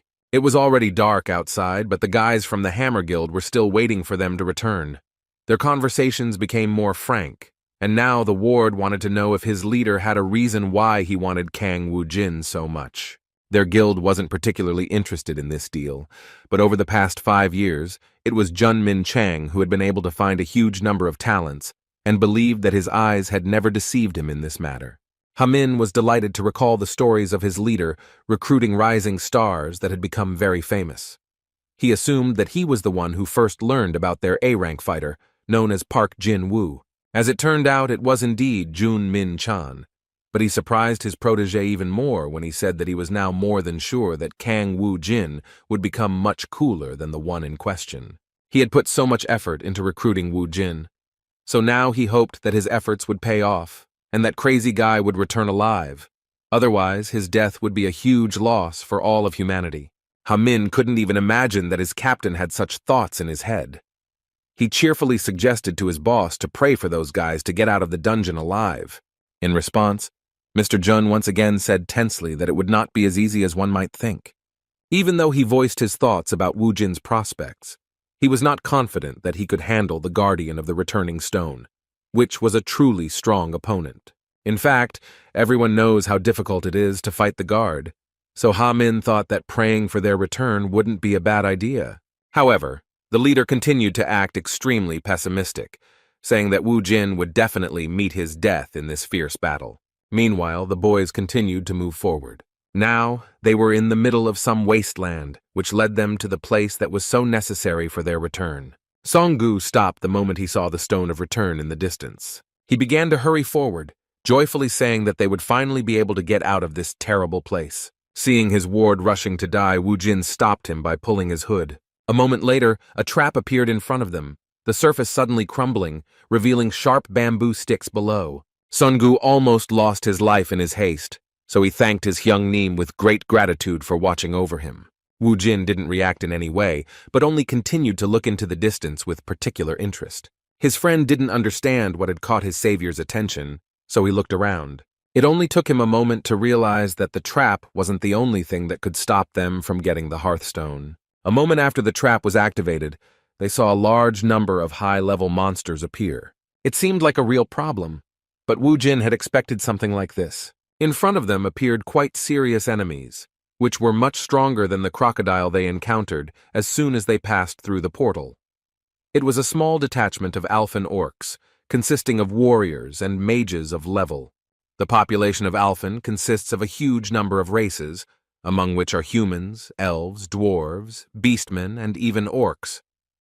Another question was what they were doing in the dungeon on Earth. They had no other option but to find out personally. Not much time had passed since Wu Jin's return to Earth, so he still had a good command of the Alphen language, with which he inquired why the orcs were on his planet. Seeing how the enemies reacted to the boss's mysterious speech, Song-gu was once again at a loss, realizing that he still didn't know much about his new friend. The orcs began to look around, not understanding how this man from a planet not native to them knew their language. In response, one of them asked who he was and how he knew the language of Alphen. Wu Jin didn't intend to answer this question, so he asked them to ignore it and asked again what they were doing in such a place. One of the orcs paused for a moment before answering. It seemed to him that it was unpleasant and difficult to talk about how they had all lost their home. Jin was shocked because his guess was correct. Tranet defeated them all. According to the orc, when the balance was broken, Tranet became the master of everything that was on Alphen. They are here precisely because of the contract with the new master of their planet. It was strange to hear about some kind of contract from the lips of the orcs who had lost everything because of the new master of Alphen. As it turned out, this contract was incredibly tricky. Following it, the orcs would receive Earth under their control and it would become their new home. Hearing this, Wu Jin wondered how they could fall for such a stupid trick, since Tranet doesn't even own Earth, making this contract even more pointless than serving such a scumbag. Taking out his weapon, Wu Jin showed that he had no intention of playing around with those who were intruders into his home. In response to his determination, the orc leader shouted to his squad to immediately rush into the attack. This battle was a real challenge because never before had the guys faced so many opponents with such a huge level of strength. Wu Jin was extremely calm, knowing that he had to keep a cool head in order to deal with such a problem. This battle decided his fate as well as the fate of his ward because, without passing these guys, they would not be able to get to the Stone of Return. A little more time passed, and the guys from the Hammer Guild were still waiting for their return near the barrier. Outside, 6 hours and 20 minutes passed, but Ha-min was still encouraging his leader and said with a joyful tone once again that he had a good feeling. At this moment, Junmin Chang, who had been pondering the situation all this time, began to realize that they were probably crossing the swamp, or, which was unlikely, were already near the orc squad that guarded the return stone, since more than 1 day had passed. He was amazed at the thought that those two actually had a chance to clear this dungeon that belonged to a high-ranking dimension. Suddenly, the barrier began to disappear before their eyes, which shocked them even more in their moment of deep thought. Min Chang literally felt a lump in his throat, realizing that this was a fateful moment, because there were two options. Looking down, he froze, hoping that the boys would return. However, the hope that they would return alive began to fade gradually. The barrier disappeared, but they still didn't come out. Ha-min understood his boss's feelings, because this meant only one thing, that the worst-case scenario had become reality, and they were finished. Disappointed with what happened, Jun Min-chang was devastated and was about to fill his emptiness with alcohol, so he suggested to Ha-min that they go back. However, a moment later, he heard footsteps and tired, dissatisfied words about taking a cart with him on the next raid. Looking down, he saw the guys dragging a huge number of artifacts obtained from inside the dungeon. The sadness of loss suddenly changed to sincere joy and gratitude to fate, and Leader Jun congratulated Wu Jin with great delight on his return to the surface. With the same calm smile, Wu Jin, who didn't even look tired, asked why the guys from the Hammer Guild were so happy to see him. Returning back after a long raid, the guys got acquainted with the details that they missed before entering the dungeon.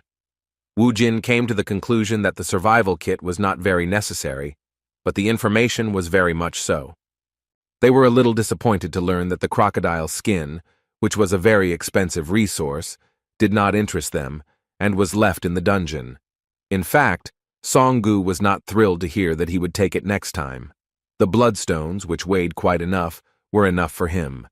The dream of becoming a fire mage was becoming increasingly vague, because his job as a loader did not give him a minute to rest.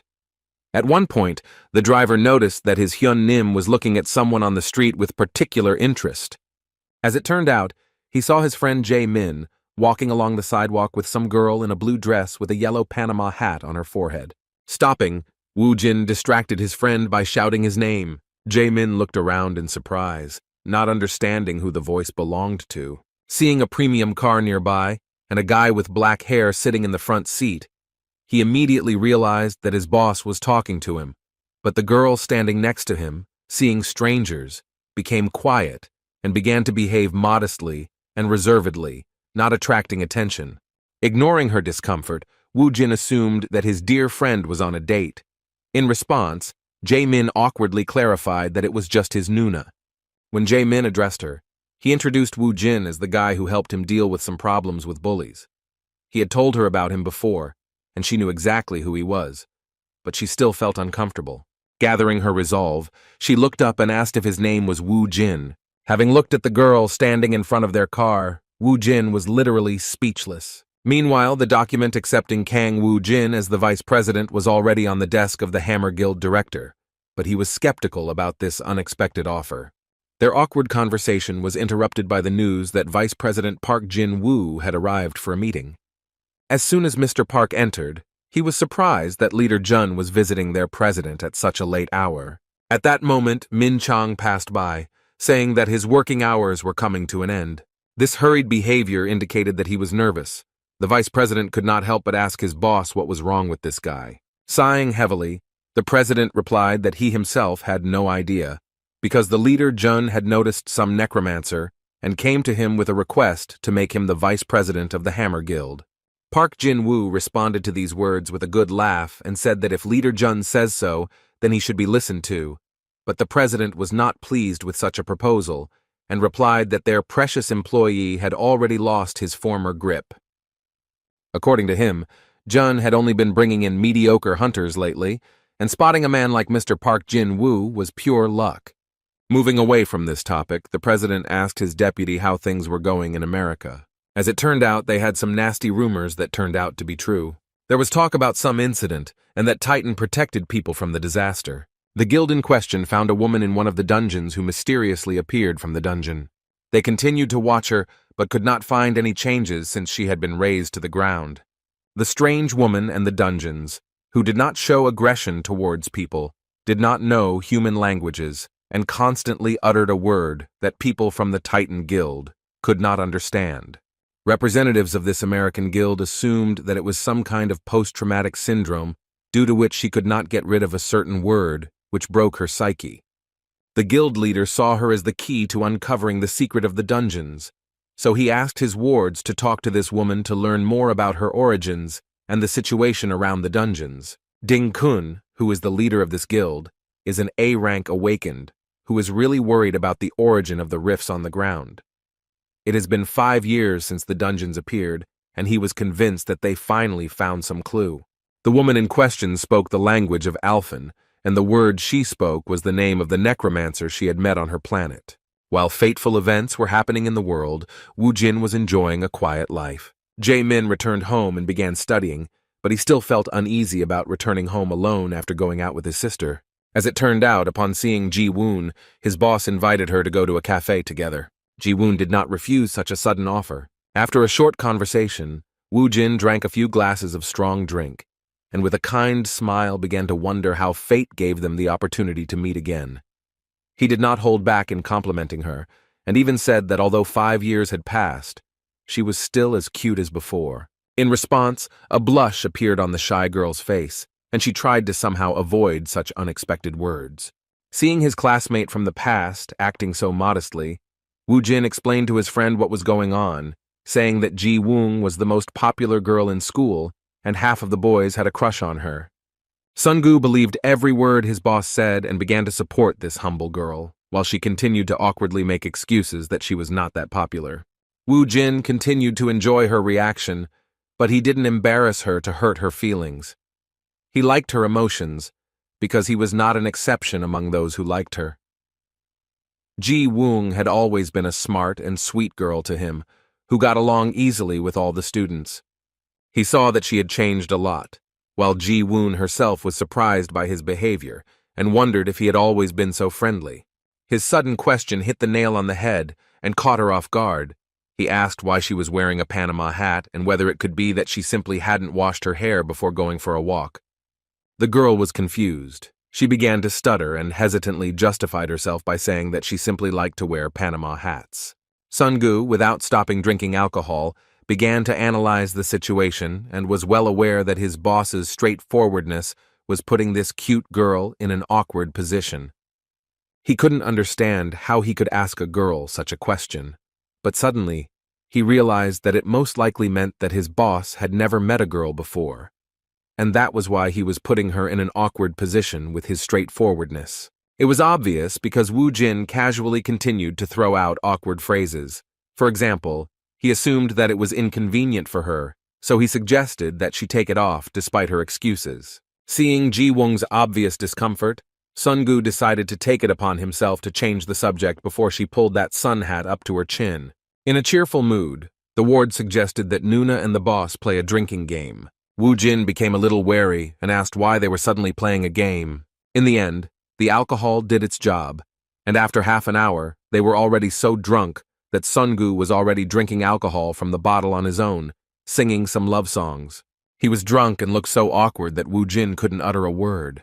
At that moment, he felt some anger towards his ward and said in a threatening voice that if he himself did not sit down at the table, then he would help him with this. A threatening aura, reminiscent of a thirst for blood, did its job in an instant.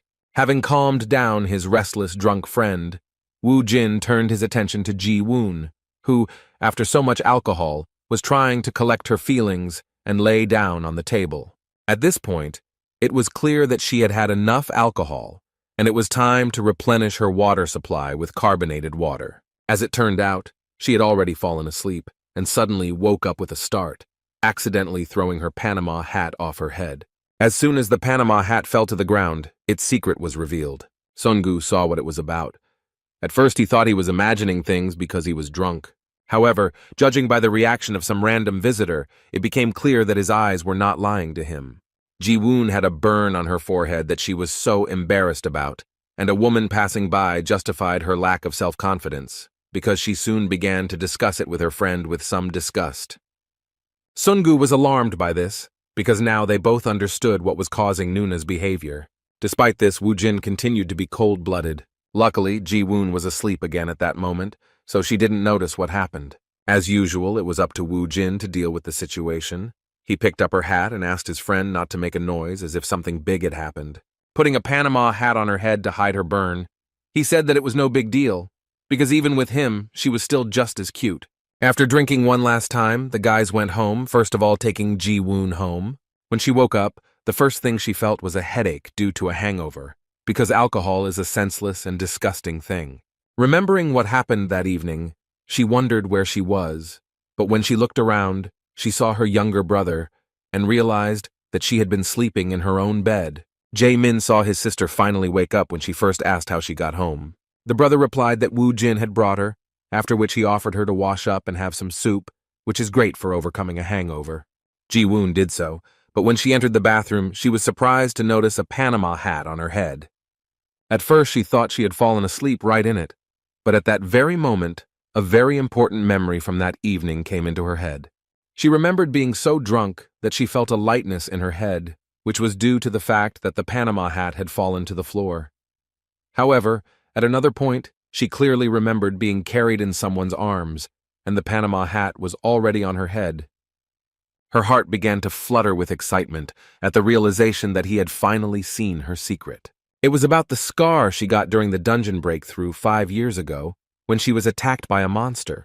Standing in front of the mirror, she told herself that she didn't want Woo-jin to see her with that horrible scar on half her face. She wanted him to think that she was still the same as she was when they were in school. At that moment, she suddenly blushed, remembering the moment when Woo-jin carefully put a Panama hat on her head and called her cute, despite the scar that ruined her life. For the first time in 5 years, she heard such words, a compliment from a man who not only saw her forehead for the first time, but was also not indifferent to her. She felt warmth, while before others reacted to her scar coldly and cruelly. At that moment, Woo-jin remembered the events of 5 years ago in his sleep, even before that incident occurred during the first appearance of the dungeons. After another school day, as usual, the question arose about who was on duty and who stayed after classes to clean the school classroom. The first in this pair was Kang Woo-jin. The second person turned out to be a rather unexpected choice. It was Ji-woon. Everyone left, and the boys quickly finished the task, but they worked silently the entire time. After locking the office, the boys began to leave the school when Ji-woon started the conversation first, asking if they had forgotten to do anything. Kang Woo-jin answered very briefly and calmly, which surprised her greatly. As Ji-woon continued walking through the school hallways, she was surprised that he was so quiet. She even admitted that he reminded her of her brother, who always responded to her with one word no matter what she said. Woo-jin once again gave her a one-word answer, causing Ji-woon to quietly laugh, saying that at least by the second quarter they could start some kind of conversation. From then on, she suggested that they start saying hello every time they saw each other for the first time that day. The shy guy again agreed to her unexpected proposal, after which Jae-woon stopped and said that she had something to tell him and she would do it in his ear.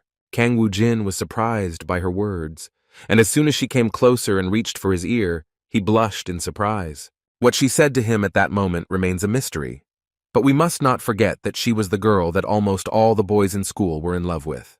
This beautiful dream was interrupted by the appearance of Bibi in the body of a cat, who asked him to wake up.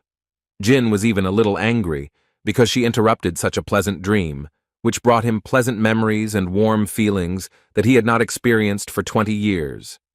The first thing Woo-jin said when he woke up was that Bibi had cast some kind of spell on him while he was fast asleep, and not expecting anything.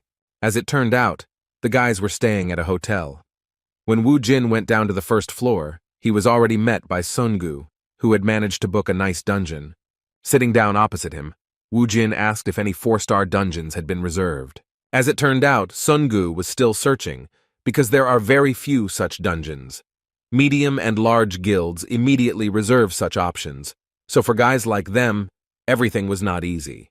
The question was quite difficult. The guys couldn't waste time, so Woo-jin even thought about going to some 3-star dungeon to earn at least some money. Suddenly, he had some crazy idea and dialed a person from his contact book who was signed by the name of Weakling.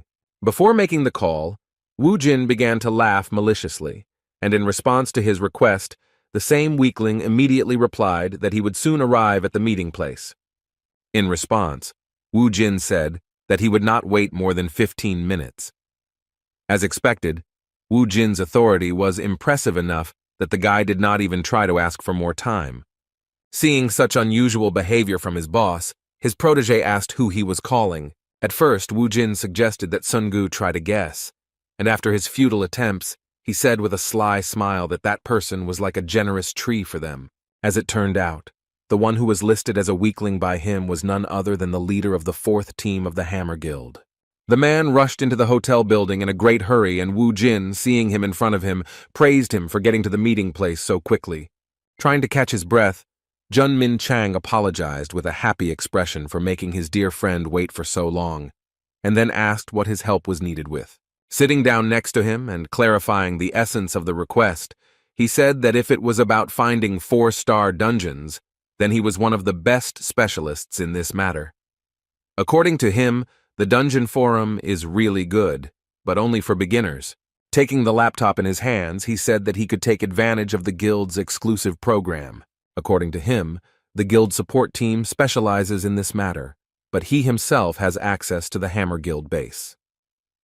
Returning to how the guys spent the day after the last raid, he said that they can stay overnight for free in any hotels if they join them. Continuing to recruit them to his team, he stated that they could also provide a house for free, which was a very lucrative offer for any high-level hunter, and an exceptional thank you if they agreed to cooperate.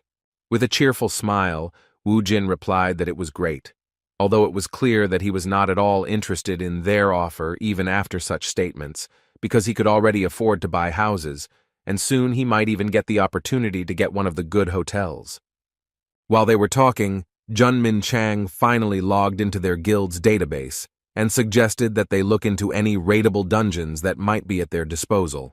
With a good laugh, Wu Jin agreed that guilds were quite convenient, but he meant that they were convenient for using their resources without mutual obligations. They went to the dungeon location without any delays, and Ha Min, who also came to meet them, informed the leader that they had confirmed the reservation, and now the guys had unhindered access to their territory. Before sending Mr. Kang Wu Jin to the dungeon, the leader asked if he would be willing to enjoy a cup of tea while having a pleasant conversation. Seeing the friendly attitude of the young and promising hunter, he did not hesitate to clarify that at the same time he would be able to give them information about cooperation and, what is no less important, clarify what they could encounter inside the dungeon.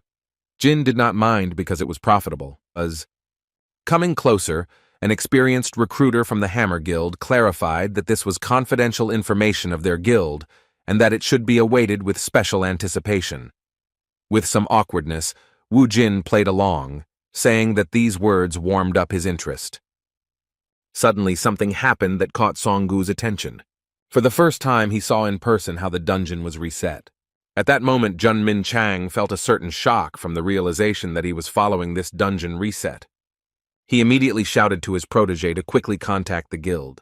The panic of the Hammer Guild representatives continued to grow, and the people who were near the dungeon and were removing the bright glow of the barrier could unknowingly be in the danger zone. Just like Songgu, Wu Jin still didn't know what a dungeon reset was and what dangers came with it.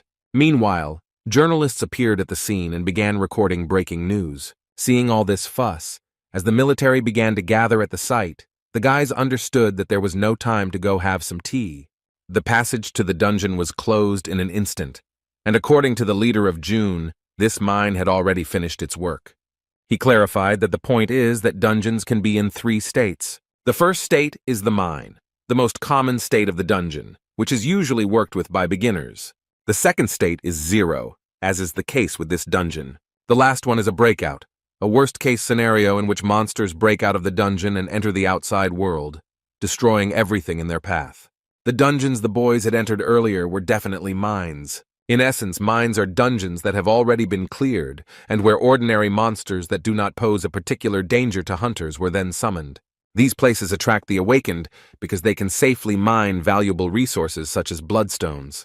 According to Jun Min Chang, the mines exist for about 3 months. But when this stage comes to an end, a reset occurs, and a new dungeon appears. They saw the entrance of the 6th station of Seoul University reset, which is the second stage of the dungeon's progress. The information that made Wu Jin think was the leader's words that now many guilds would want to get there first. Hearing this, Wu Jin asked if this meant that this dungeon now had no owner. With a cheerful tone, Mr. Jun replied that it did, in other words, it was waiting for a new owner. A moment later, he was no longer laughing, because he realized why Wu Jin asked this question. With some excitement, he decided to make sure that Wu Jin had not gone crazy once again and was not planning to try to cleanse him. When the madman answered if there was any problem with that, Junmin Chang shouted in panic that they couldn't go on a Thai crazy raid because the monsters in the first raid were much more dangerous than normal monsters. The leader of the fourth team tried to convince him that the guild should take care of it, but Kang Woo-jin took his words as an attempt to convince him that the dungeon should not go to him, but to the Hammer Guild.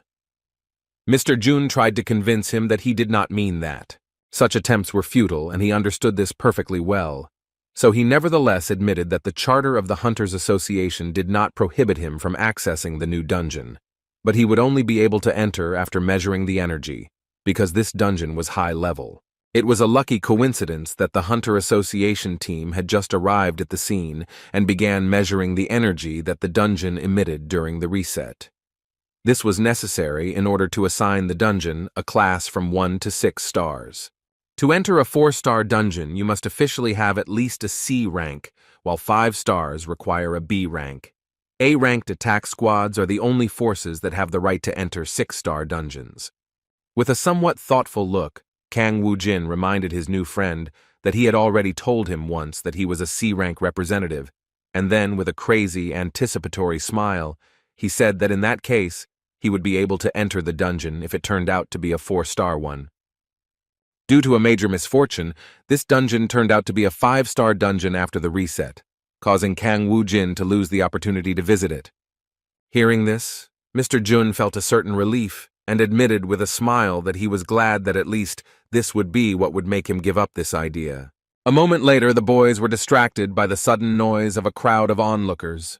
They were delighted by the Cinnabar squad, which was nearby, and arrived at the location of the Zero dungeon without delay. Now it has become clear that this dungeon will go to the Hwarang Guild. Noticing the leader of the team from the Hwarang Guild, the necromancer immediately remembered who she was. It was that crazy girl who dared to step on his face. By showing up in front of him, even if it wasn't on purpose, Lee Yoon-hee made a serious mistake, because Kang Woo-jin doesn't forget grievances. Woo-jin took action, suddenly walking towards Team Cinnabar and feigning excitement, saying that he couldn't believe that an A-rank awakened would arrive at the scene so quickly.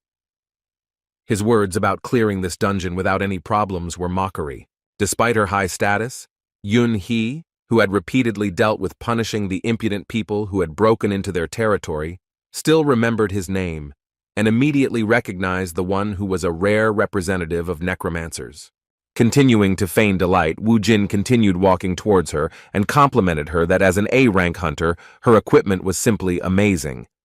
In response, the cheeky girl said that he didn't belong there because a 5-star dungeon wasn't for weaklings. She suggested that he stop being rude and hide before more problems appeared in his life. Woo-jin took her words with a sly smile. Everything was according to his plan. He continued to pester her and came even closer, telling her that she shouldn't be so angry because he just wanted to look at her incredible equipment, which he couldn't even dream of. Saying that nothing bad would happen to the equipment if he touched it once, he pulled his hand towards Yoon-hee's shoulder.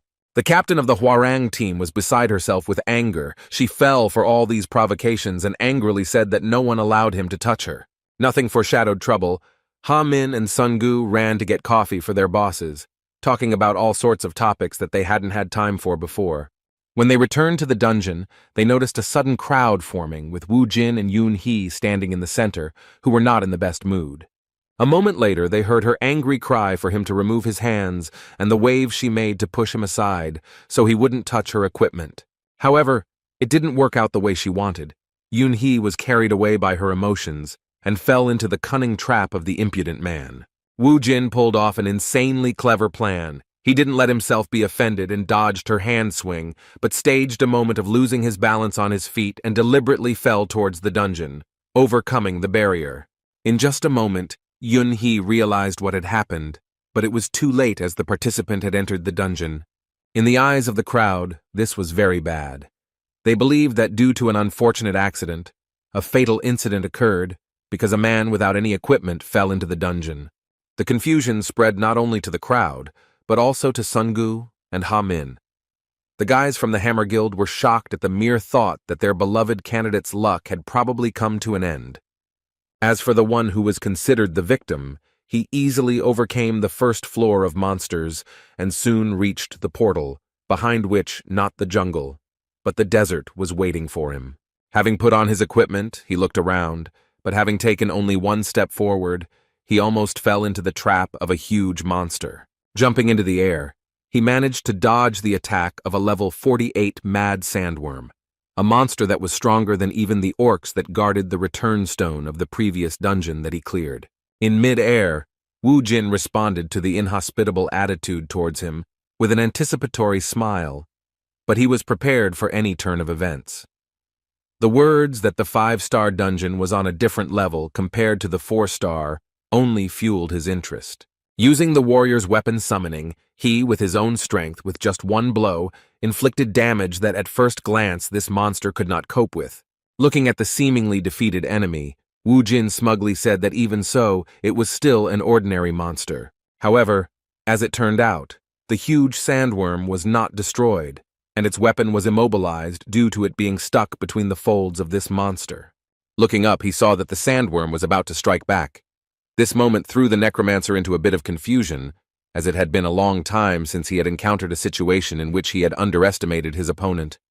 Having freed his weapon from the grip of the worm, he realized in an instant that all this time he had been surrounded by these worms. This was no joke, as they quickly made a real cage out of their bodies, pointing their deadly teeth in his direction. However, even in a closed, hopeless situation, he managed to deal them a fatal blow, using the full power of his weapon in slashing blows. By cutting down level 48 monsters like Tofu, he demonstrated the power of the warrior's special weapon form, the level 20 spear. Fortunately, he had raised his level by clearing out the orcs. Otherwise, there would have been big problems in such an unfair battle. Not even a few seconds had passed before some huge round stones began rushing towards him. That's what one might think when first looking at these monsters, which turned out to be desert beetles. Their number and the density of their attacks made him realize that he would have a hard time in this dungeon if he yawned instead of being on guard all the time. Grabbing his spear, he threw it at one of the monsters from a safe distance. Just as he had dealt significant damage with this attack, one of the desert beetles collapsed with a huge noise. The sudden explosion of this monster's body raised many questions in his mind, as he had never encountered such a monster before. As it turned out, the destruction of the desert beetle caused an explosion with the release of a large amount of energy, similar to explosives, as well as the spread of toxic smoke. It became obvious that fighting these monsters at close range without proper equipment was tantamount to suicide. He was surrounded and forced to react as quickly as possible, so in an instant, he built a bone wall from the corpses of the monsters, creating a barrier that saved him from colliding with the monsters. The bone wall did indeed protect him from the blast, but the surprise attack was still very dangerous. After getting out, Wu Jin grabbed his head due to the large amount of damage he had received due to this attack. Without wasting any time, he used the spatial technique to replenish his mana reserves, and also used the medicinal potion and antidote. After regaining his strength, Kong Wu Jin said with a serious attitude that he now had no doubt that the 5-star dungeon was on a completely different level. To add to his words, it's worth mentioning that what makes it even more difficult is the fact that he is the first one to enter it after the previous dungeon was reset, making it even more difficult due to the advanced level of the monsters. Outside, panic continued. People's opinions were divided, and most were inclined to believe that Kong Wu Jin had somehow managed to find a safe place where he was waiting in terror for his death, avoiding encounters with monsters. This infuriated the Yunhee fighters, because they thought he was just chilling out there. Watching all this and the stupid conclusions of some fools from the Hwarang Guild, a close friend of Wu Jin could not stand it and shouted that his Hunim was not chilling there, but was capturing the dungeon. In response, the Hwarang representative mockingly said that C rank was useless there. He continued to escalate the situation by saying that Wu Jin was probably hiding somewhere to delay the moment of his helpless death. Seeing that Sun Gu was on the verge of starting a fight, Mr. Jun intervened in the conversation and suggested that he believe and wait, not looking at the fools. Sun Gu listened to this wise advice and stepped aside, folding his hands in front of him and resigning himself to the situation where they were considered crazy, just like his Hyungnim. Trying to somehow distract himself from his latest worries, Jun Min Chang approached the incredible necromancer's protege, and with sincere curiosity, asked if he really thought that Wu Jin would be able to clear even such a dungeon on his own. Sungu answered without hesitation that it was out of the question, and that his incredible Hyungnim would definitely return alive. His answer seemed like some kind of childish romanticization of a terribly dangerous situation, but Jun restrained his reaction and took the opportunity to ask if he could tell him what skills his boss had that could give him an advantage in such a situation. Even though he was angry and emotional, Songgu did not follow Mr. Jun's lead and shook his head firmly, saying that he would not tell them anything. In the eyes of the guys from the Hammer Guild, he was truly stubborn, because until then he had not said anything important. They were surprised by how loyal he was. It even made them truly respect him. On the other hand, although such information was valuable, it did not change the fact that if everything ended sadly, it would all lose any meaning. However, the mere thought of Woo Jin surviving left Mr. Jun in a daze. Knowing that this would mean that there was an 11th A rank in South Korea made him tremble with curiosity about the identity of this young man. Meanwhile, Woo Jin continued to fight. The constant, non-stop battles that would have exhausted any fighter began to bear fruit. The fighting was still hard, but in this short period of time, he managed to significantly improve his characteristics and even reached level. The levels continued to rise even as he fought not only with his own strength, but also using the skeleton army as support on the flanks. Having defeated another wave of monsters of a fairly high level, he already felt a huge difference in his strength, and there was only one level left to reach the next summoning of a demonic familiar. While examining the area, he was surprised that this desert was so large that it was impossible to see its end or any clear change in the landscape. Suddenly he froze in surprise, realizing that he had found something interesting. In the distance, he noticed a familiar place, which most likely looked like some place connected to his past in Alphen. It was the abandoned village of Raglesia, and Woo Jin immediately went to this place to conduct reconnaissance, for which he used his skeletons. After examining the entire perimeter, he came to the conclusion that there was no one here. He had already begun to doubt his assumptions and decided that perhaps this village was truly abandoned. However, the next moment made it clear that he was right from the start. Suddenly, some powerful attack was aimed at him, which was rapidly approaching him. Thanks to his incredible reflexes, he managed to dodge the attack at the last moment, which easily pierced through the strongest part of the summoned skeleton that stood behind him. This sneaky attack made Woo Jin angry, and he began to look in the direction from which this sudden attack was directed at him. As it turned out, it was a creature familiar to him from the race of beastmen, or rather, a mixture of man and snake named Nagi.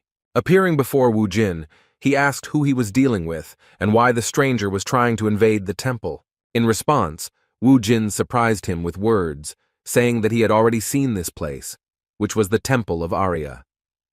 When Nagi asked how the man knew about the goddess Arya, he replied that he did not believe that there were those who did not know the Alphen goddess of divination. After this, Woo Jin asked Nagi why Arya's followers invaded Earth, and whether this could be considered a situation in which Tranet and Arya began to act together despite their differences in worldview. Hearing these straightforward words, Nagi literally flared up and shouted that he should not dare insult the goddess, because the situation that he so disrespectfully describes is in fact a necessary measure to punish the cult. When the topic of the cult came up, Woo Jin asked what kind of cult they were talking about. Despite the hostile reaction and a certain hatred towards the human, Nagi still explained that they had united with Tranet in order to punish the traitor who had escaped Earth. The one he was talking about, he called the Blue-Eyed Priestess. Hearing this, Woo Jin learned very valuable information because he had no idea that the priestess was on Earth. Now he had all the information he needed, and there was no longer any need for these guys. In response to these words, he took out his warrior weapon, a spear, which had become even stronger after recent battles, and then said that he did not care about the priestess. After these words, he took an attack stance and said that despite this, he would not allow them to enter the Earth, which was under his protection just as the Arya temple was under the protection of these creatures. In response, Nagi, recognizing the man's determination, answered him with the same words, saying that he would throw all his strength into passing through him to Earth, after which he showed his fighters, who had long surrounded him, were simply hidden by invisibility. Looking around, Woo Jin awkwardly said that this was too much because getting people mad was his personal thing. Despite his speech, there was more than enough reason to worry. He couldn't sense their presence, which only meant that their stealth skill was higher than his detection skill. Now it became clear that the skeleton soldiers would hardly cope with such a task. To make the task a little easier, he assigned skill points to increase the skeleton summoning level to, even without turning around, he felt a noticeable change in their strength. Now they were much better armed, became stronger, and even received small but quite strong armor. Taking a step forward and preparing to fight, he acknowledged the truth he was faced with. With anticipation of the battle, he said out loud that even after this, the outcome of the battle still remains a mystery. Even so, both he and Nagi had no doubt that putting their lives on the line was the only option to move forward.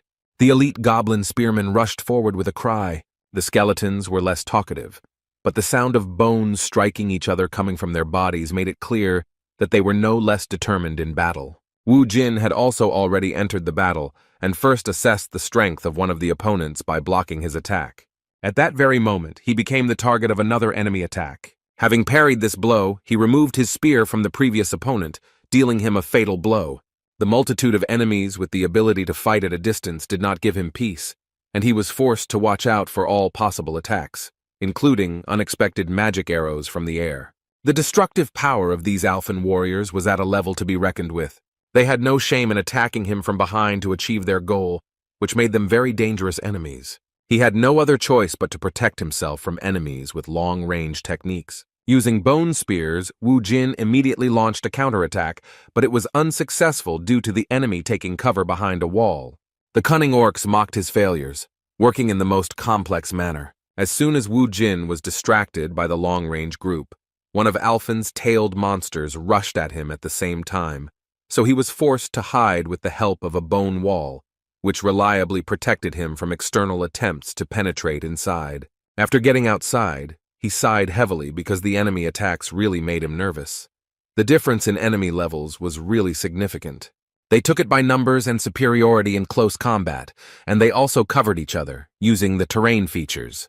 It was very difficult to fight such enemies alone, and Bibi and the skeletons could do nothing. It seemed that at this level the skeletons could at least help somehow, but they would be destroyed faster than they could get rid of these scumbags with their combined efforts. He didn't have a chance now, so he had to resort to using one of the trump cards reserved for such moments. Meanwhile, the news channels were already covering the recent events. They were saying that more than 10 hours had passed since the incident victim, Mr. Kang, a C-rank awakened, fell into the dungeon. The news anchor also announced that the barrier had not yet disappeared and that Wu Jin was probably alive. The fact that he was still alive was called a miracle by both the anchor and most of the experts. The Hammer Guild leader, who was still monitoring the situation, said with a dissatisfied expression that Kang Wu Jin had entered there specifically to gain fame. Speaking about his ward, he decided that as soon as he returned, he would receive a serious reprimand for bragging earlier, and then almost completely giving away such a dungeon for the benefit of the Hwarang Guild for free. Meanwhile, Min Chang and his protege tried to somehow support Sun Gu, who was sitting in a bad mood, waiting for his boss. Thinking that this was so, the guys tried to support him and even brought him food so that he would not sit idle. According to them, the best time to capture a 5-star dungeon is 12 hours, so they can't guess how long they'll have to wait. In turn, Sung Gu, with a devastated look, replied that his young Neem must be having a hard time, because collecting all the trophies alone is no fairy tale. Looking at the cooling food, he tried to find some peace in this situation. With tears in his eyes, he accepted the offer of a snack to somehow shorten the time spent waiting for his boss to return. Meanwhile, the situation inside the temple became really tense. Despite a desperate battle, Wu Jin's side was defeated, and their vile enemy forced him to his knees before him, mockingly asking if he really intended to crush the temple with such a weak force. Without raising his head, Wu Jin replied with a laugh that he didn't believe that the 5-star dungeon really irritated him. Considering his self-confident speech as a bluff, Nagi asked with a sly smile why his defeated opponent continued to bluff. He went berserk the moment he heard Wu Jin's cheerful reply that his behavior was not delusional at all. As it turned out, he fought until the very end just to increase his level and get a new familiar from the sealed Devil Stone. As he removed the seal, he caused a bright, blinding color to appear, causing his enemies to become worried at the sudden and incomprehensible turn of events. Within a moment, the demon was summoned and the surface began to tremble. The reason for this behavior of the surface was the appearance of a demon that began to break through the earth. Seeing the stone monster in front of him, Nagi began to panic, shouting that Wu Jin was a real scumbag. When his old comrade appeared next to him, the necromancer said with a sly smile that he was glad to meet them. His servant, who lifted him up on his body, became his reliable help, throwing the enemy aside. The demon incarnated into a golem, using the environment made of sand. Sweeping away everything in its path, the golem began to move forward, rapidly reducing the number of opponents. The order was still the same: go forward, destroying the enemies. The enormous pressure and sudden change in situation put Nagi in a difficult position. He had to change his plan, give orders right on the battlefield, changing the formation to one that was safer for his troops. On the other hand, Wu Jin was quite free in terms of strategy, and just continued to work on the enemy clusters. The power of his sand golem was far superior to that of the enemy, and gave them no chance of survival, even despite their well-coordinated teamwork. Rushing forward with spears in their hands, the spearmen were doomed to certain death. While fighting for their leader, they lost their lives as the balance of power suddenly shifted towards Wu Jin. The temple area suddenly turned into a battlefield, where the battle was already over for most of the participants. Nagi was in despair. He was incredibly angry at the realization that his incredible warriors had been defeated by the enemy's ace in the hole. He couldn't stand the fact that some man was mocking his unit, asking how hard it was to fight in the minority. Burning with rage, he clenched his teeth and said that he would destroy him along with his arrogance. After these words, Nagi began to angrily release his fire magic, accumulating it in his right hand for a powerful attack. In response, Wu Jin gave a command with a sly smile to change the shape of the warrior's weapon. Now in his hands was not a spear but a huge hammer, carrying great power. Using the skill, he prepared to block the opponent's strike, who furiously aimed his magic-enhanced spear at him. However, Wu Jin's cunning smile did not disappear even when he saw such a formidable force in front of him. As it turned out, his skill was to create a powerful vortex that would swallow up everything around it. By using his second trump card, he was able to easily defeat the strongest monster in this dungeon. Wiping the blood from his mouth, Nagi couldn't come to terms with what had happened. Looking at the beaten opponent, Wu Jin guessed that he couldn't get any information out of this stubborn guy because he was the boss of the dungeon. Looking down, Nagi wondered in response where someone so strong among earthlings came from. As it turned out, his anger knew no bounds and he couldn't just give up. His warrior will raged until the very end, and using the form of a snake, he rushed into the attack shouting that he would not die until he fulfilled the will of the goddess. These were his last words because just a moment later, Wu Jin destroyed him with one powerful blow of his warrior hammer. Nagi had lost his own life by talking too much, but even without that, he had little chance of seeing the next sunset. The dungeon boss had been defeated, but the people outside didn't know about it yet. While eating instant noodles, Songgu continued to think about his boss, but even in this situation, he noted that the food was quite tasty due to the fact that he was already noticeably hungry. Suddenly, he heard a tricky question about why they only took 3 servings of noodles. As it turned out, it was Wu Jin's voice, and upon hearing it, Songgu completely forgot about his delicious dinner and beamed with happiness. He started running towards his boss just as reporters started flashing their cameras at them. There was a lot of noise around, but Songgu didn't pay attention to it, because he wanted to ask his boss whether he was okay or not. Looking around, Wu Jin saw Yunhee standing next to him, and with a sly smile, noted that he didn't expect her to be waiting for him to come out of the dungeon all this time.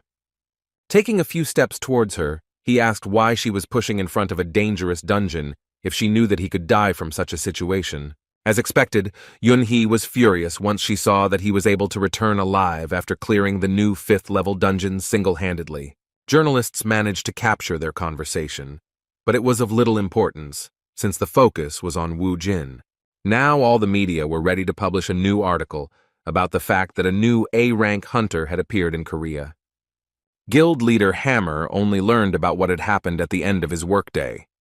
He was just about to go home when he heard breaking news that Mr. Khan, who had fallen into the dungeon at around 11 a.m. on Friday, had miraculously returned alive.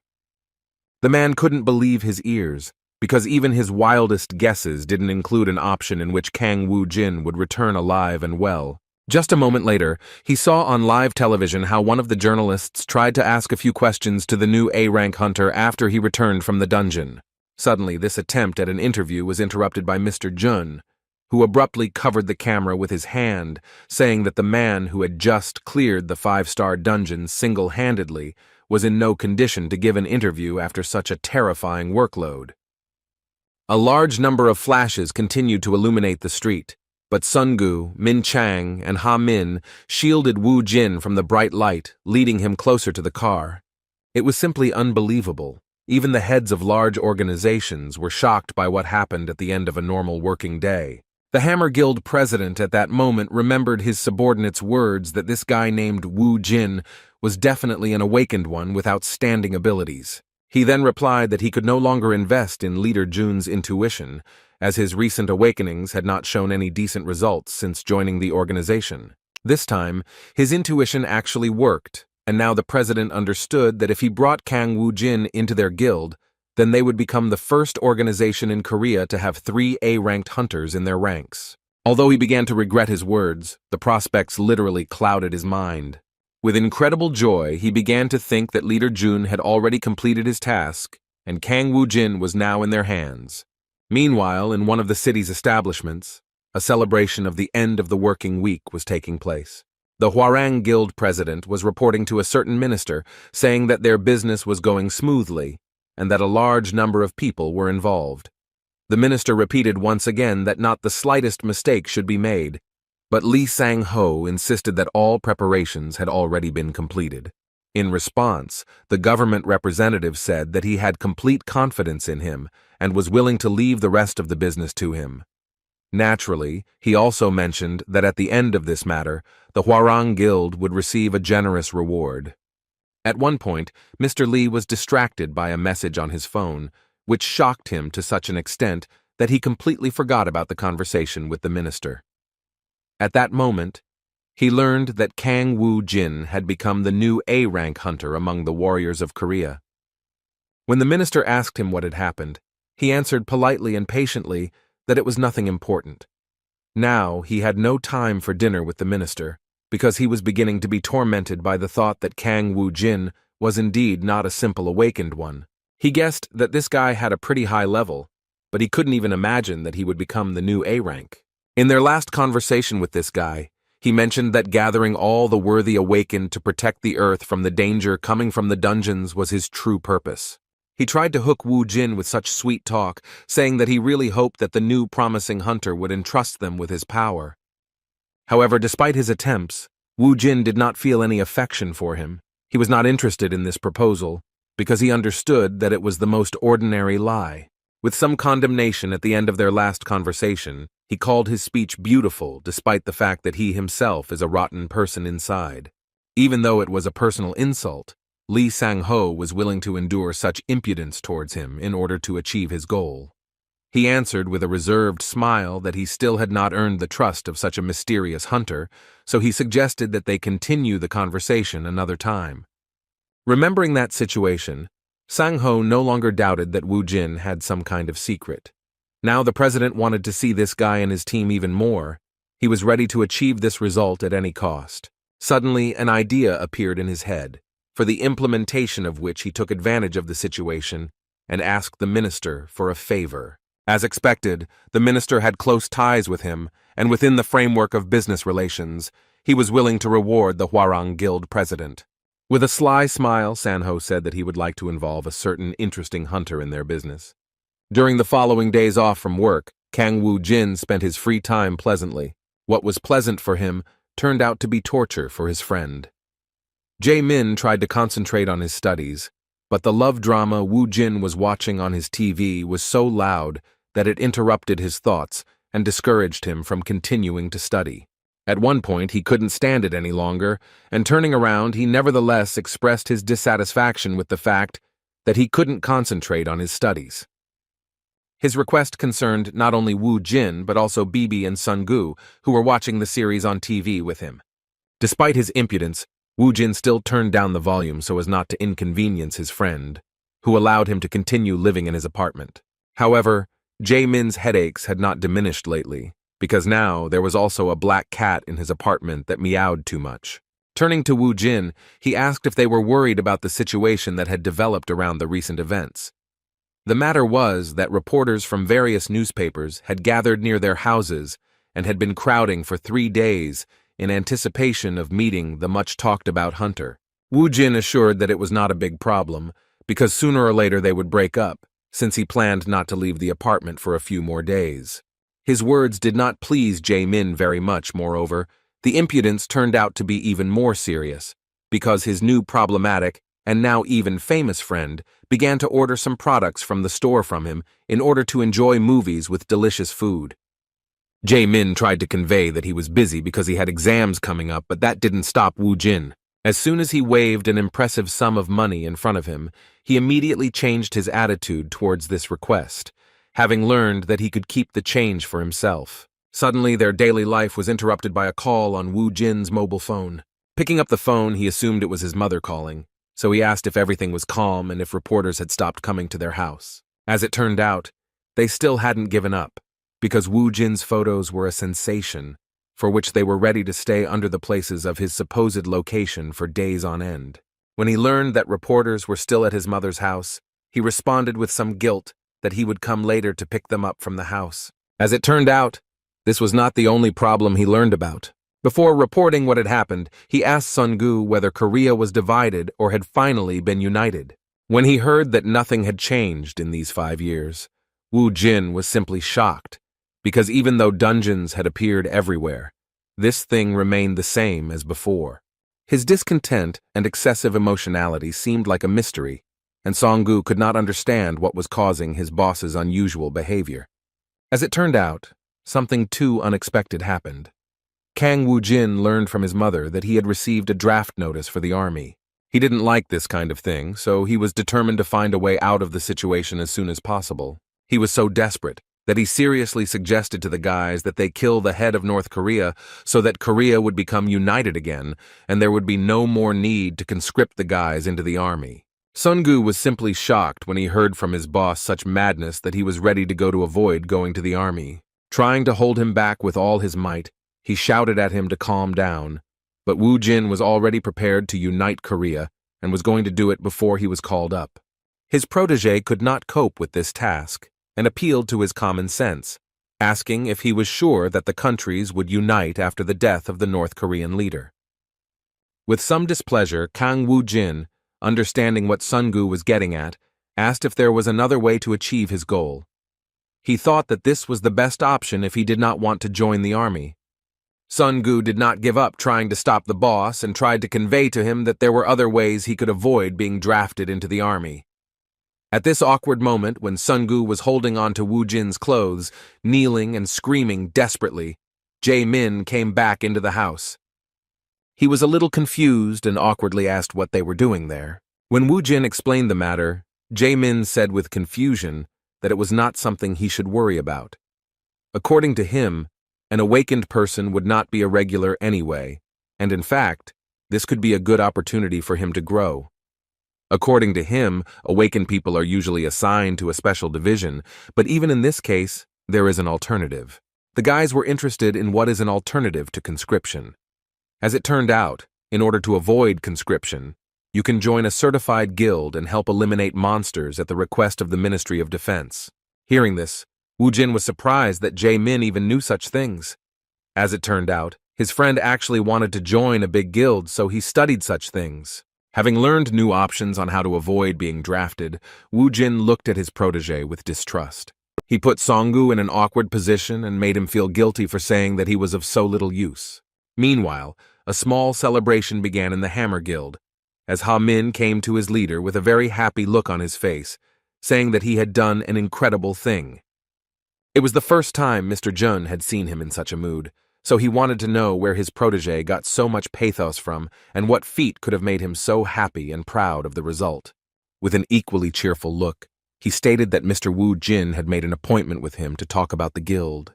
Moving closer to the shocked boss, he said that in other words, this meant that the most promising A-rank awakened was going to join their organization, raising them to the first place among all the hunter organizations in Korea. After these words, Min Chang began to recall the recent events, all his efforts when he tried in every way to help Woo Jin. He came to the realization that all his good deeds were not in vain and that he had worried in vain.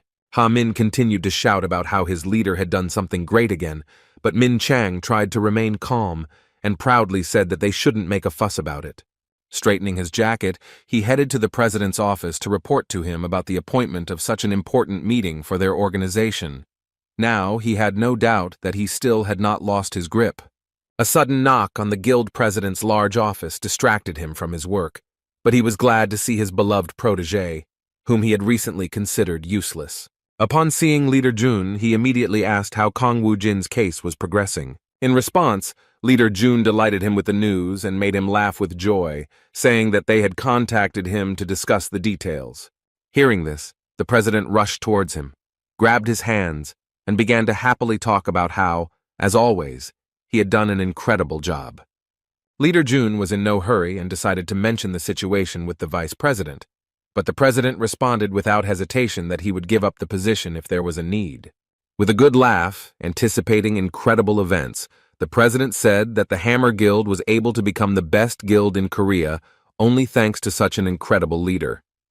At the end of the conversation, Min Chang thanked the president for his attention and special attitude to the situation and said that he would take this as his gratitude after the matter was completed. After finishing all the preparations, Ha Min and his boss went to a cafe where he made an appointment with the incredible awakened that every guild in Korea wanted to get their hands on. However, here they were suddenly disappointed, because they did not expect that the conversation would not be about what they thought. As it turned out, Woo Jin didn't mean that he wanted to join the Hammer Guild. In fact, he wanted to propose that they create their own guild. Confused, Leader Jun tried to resolve the situation, believing it to be a misunderstanding, so he reminded him that they had previously talked about him joining the Hammer Guild. In response, Woo Jin explained clearly that he had no need for that, and that it would be better for Leader Jun and Mr. Ha Min to join them.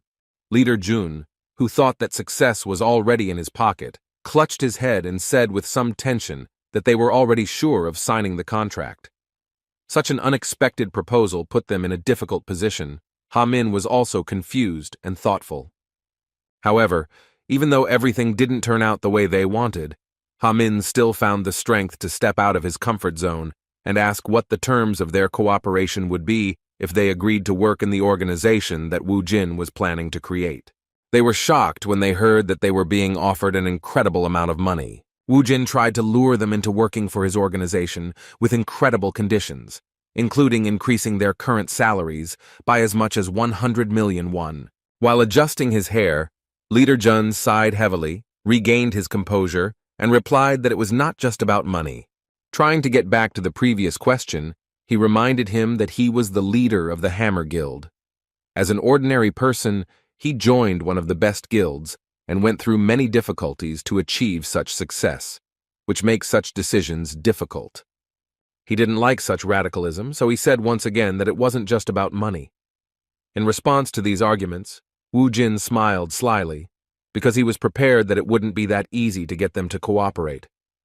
He folded his hands in front of him and said that he guaranteed them that their guild would be bigger than the others, including the Hammer Guild. He said with confidence that everything would be exactly as he said, and then suddenly offered them the positions of the founders of the organization. As expected, such words, which contained real trust, were deeply imprinted in the minds of the guys from the Hammer Guild. So on the way home, Ha Min still confessed to the leader that he was going to go under Woo Jin's leadership.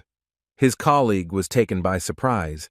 He could not believe that his loyal protégé so easily agreed to this sudden proposal.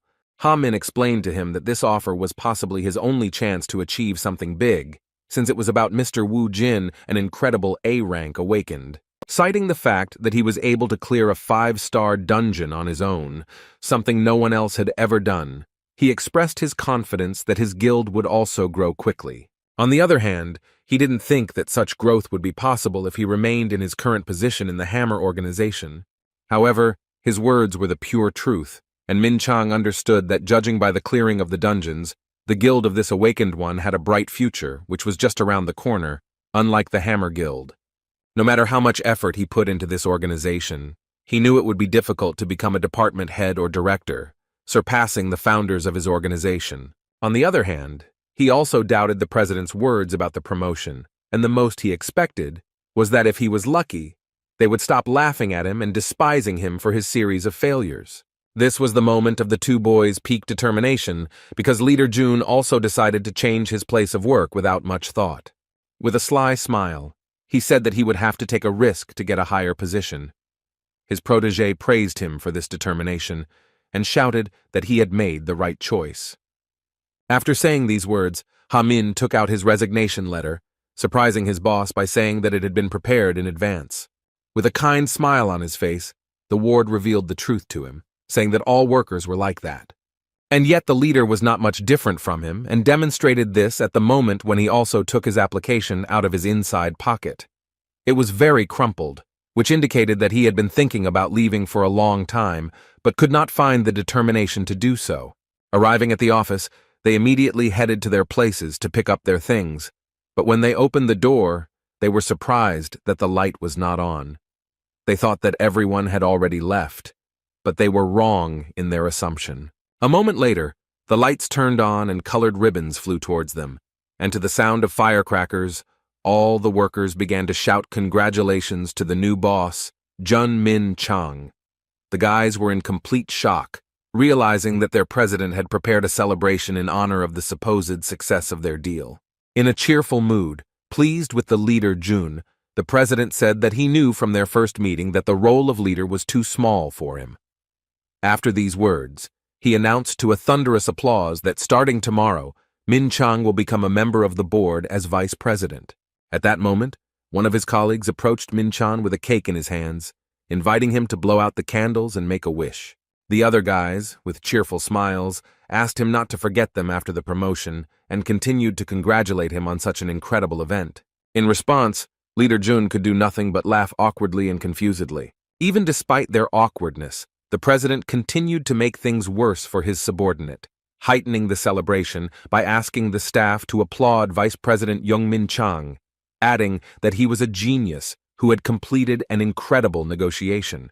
The guys didn't even have time to notice how all this action was over, and they found themselves in the middle of a celebration in a prepared hall with champagne and pleasant music, as well as an unlimited number of snacks. Seeing the confusion of his boss, Ha-min slyly gave him his statement. Running away from the new vice president, he said with a cheerful laugh that he was so embarrassed that the food wouldn't go down his throat, so he wasn't going to stay there and trusted his boss with the rest. As he left, he said that he believed that the leader would also be able to quit. He didn't have to be bored for long, because a moment later the president pounced on him with a request not to stand there like a pillar and to follow him quickly. The situation had worsened, even though it seemed that it couldn't get any worse. Vice President Jun felt even more awkward when he learned that all the Hammer Guild employees wanted to hear the details of his feat. With cold sweat on his face, Min Chang wanted to stop the president, but the president did not listen to him and asked him not to be shy and to tell everything as it was. Seeing the new vice president stuttering and acting unsure, his boss said he should come to terms with the fact that he now bears more responsibility than ever before. Jun folded his hands in front of him and admitted to all his colleagues that he had failed and that the celebration had been in vain. The president could not comprehend what he heard at first. Just a moment later, the man he had appointed as vice president ducked low and apologized for failing to recruit Kang Woo-jin. Once the president realized what had happened, he pointed his finger at his subordinate and angrily shouted whether what he had said was really true. In response, Jun apologized, and the president, filled with anger, continued to shout that a simple apology would not suffice, threatening his protégé with dismissal. Hearing about the dismissal, Min Chang felt some relief, realizing that he would be grateful for it. The president continued to shout about how much resources had been spent on this matter and how it couldn't be compensated for with a simple apology, but Min Chang didn't listen to him at all, as he was completely absorbed in his own thoughts. He was right, because Leader Jun released the reservation of the dungeon and let Kang Woo-jin use it for free, and also paid people to hide his real rank.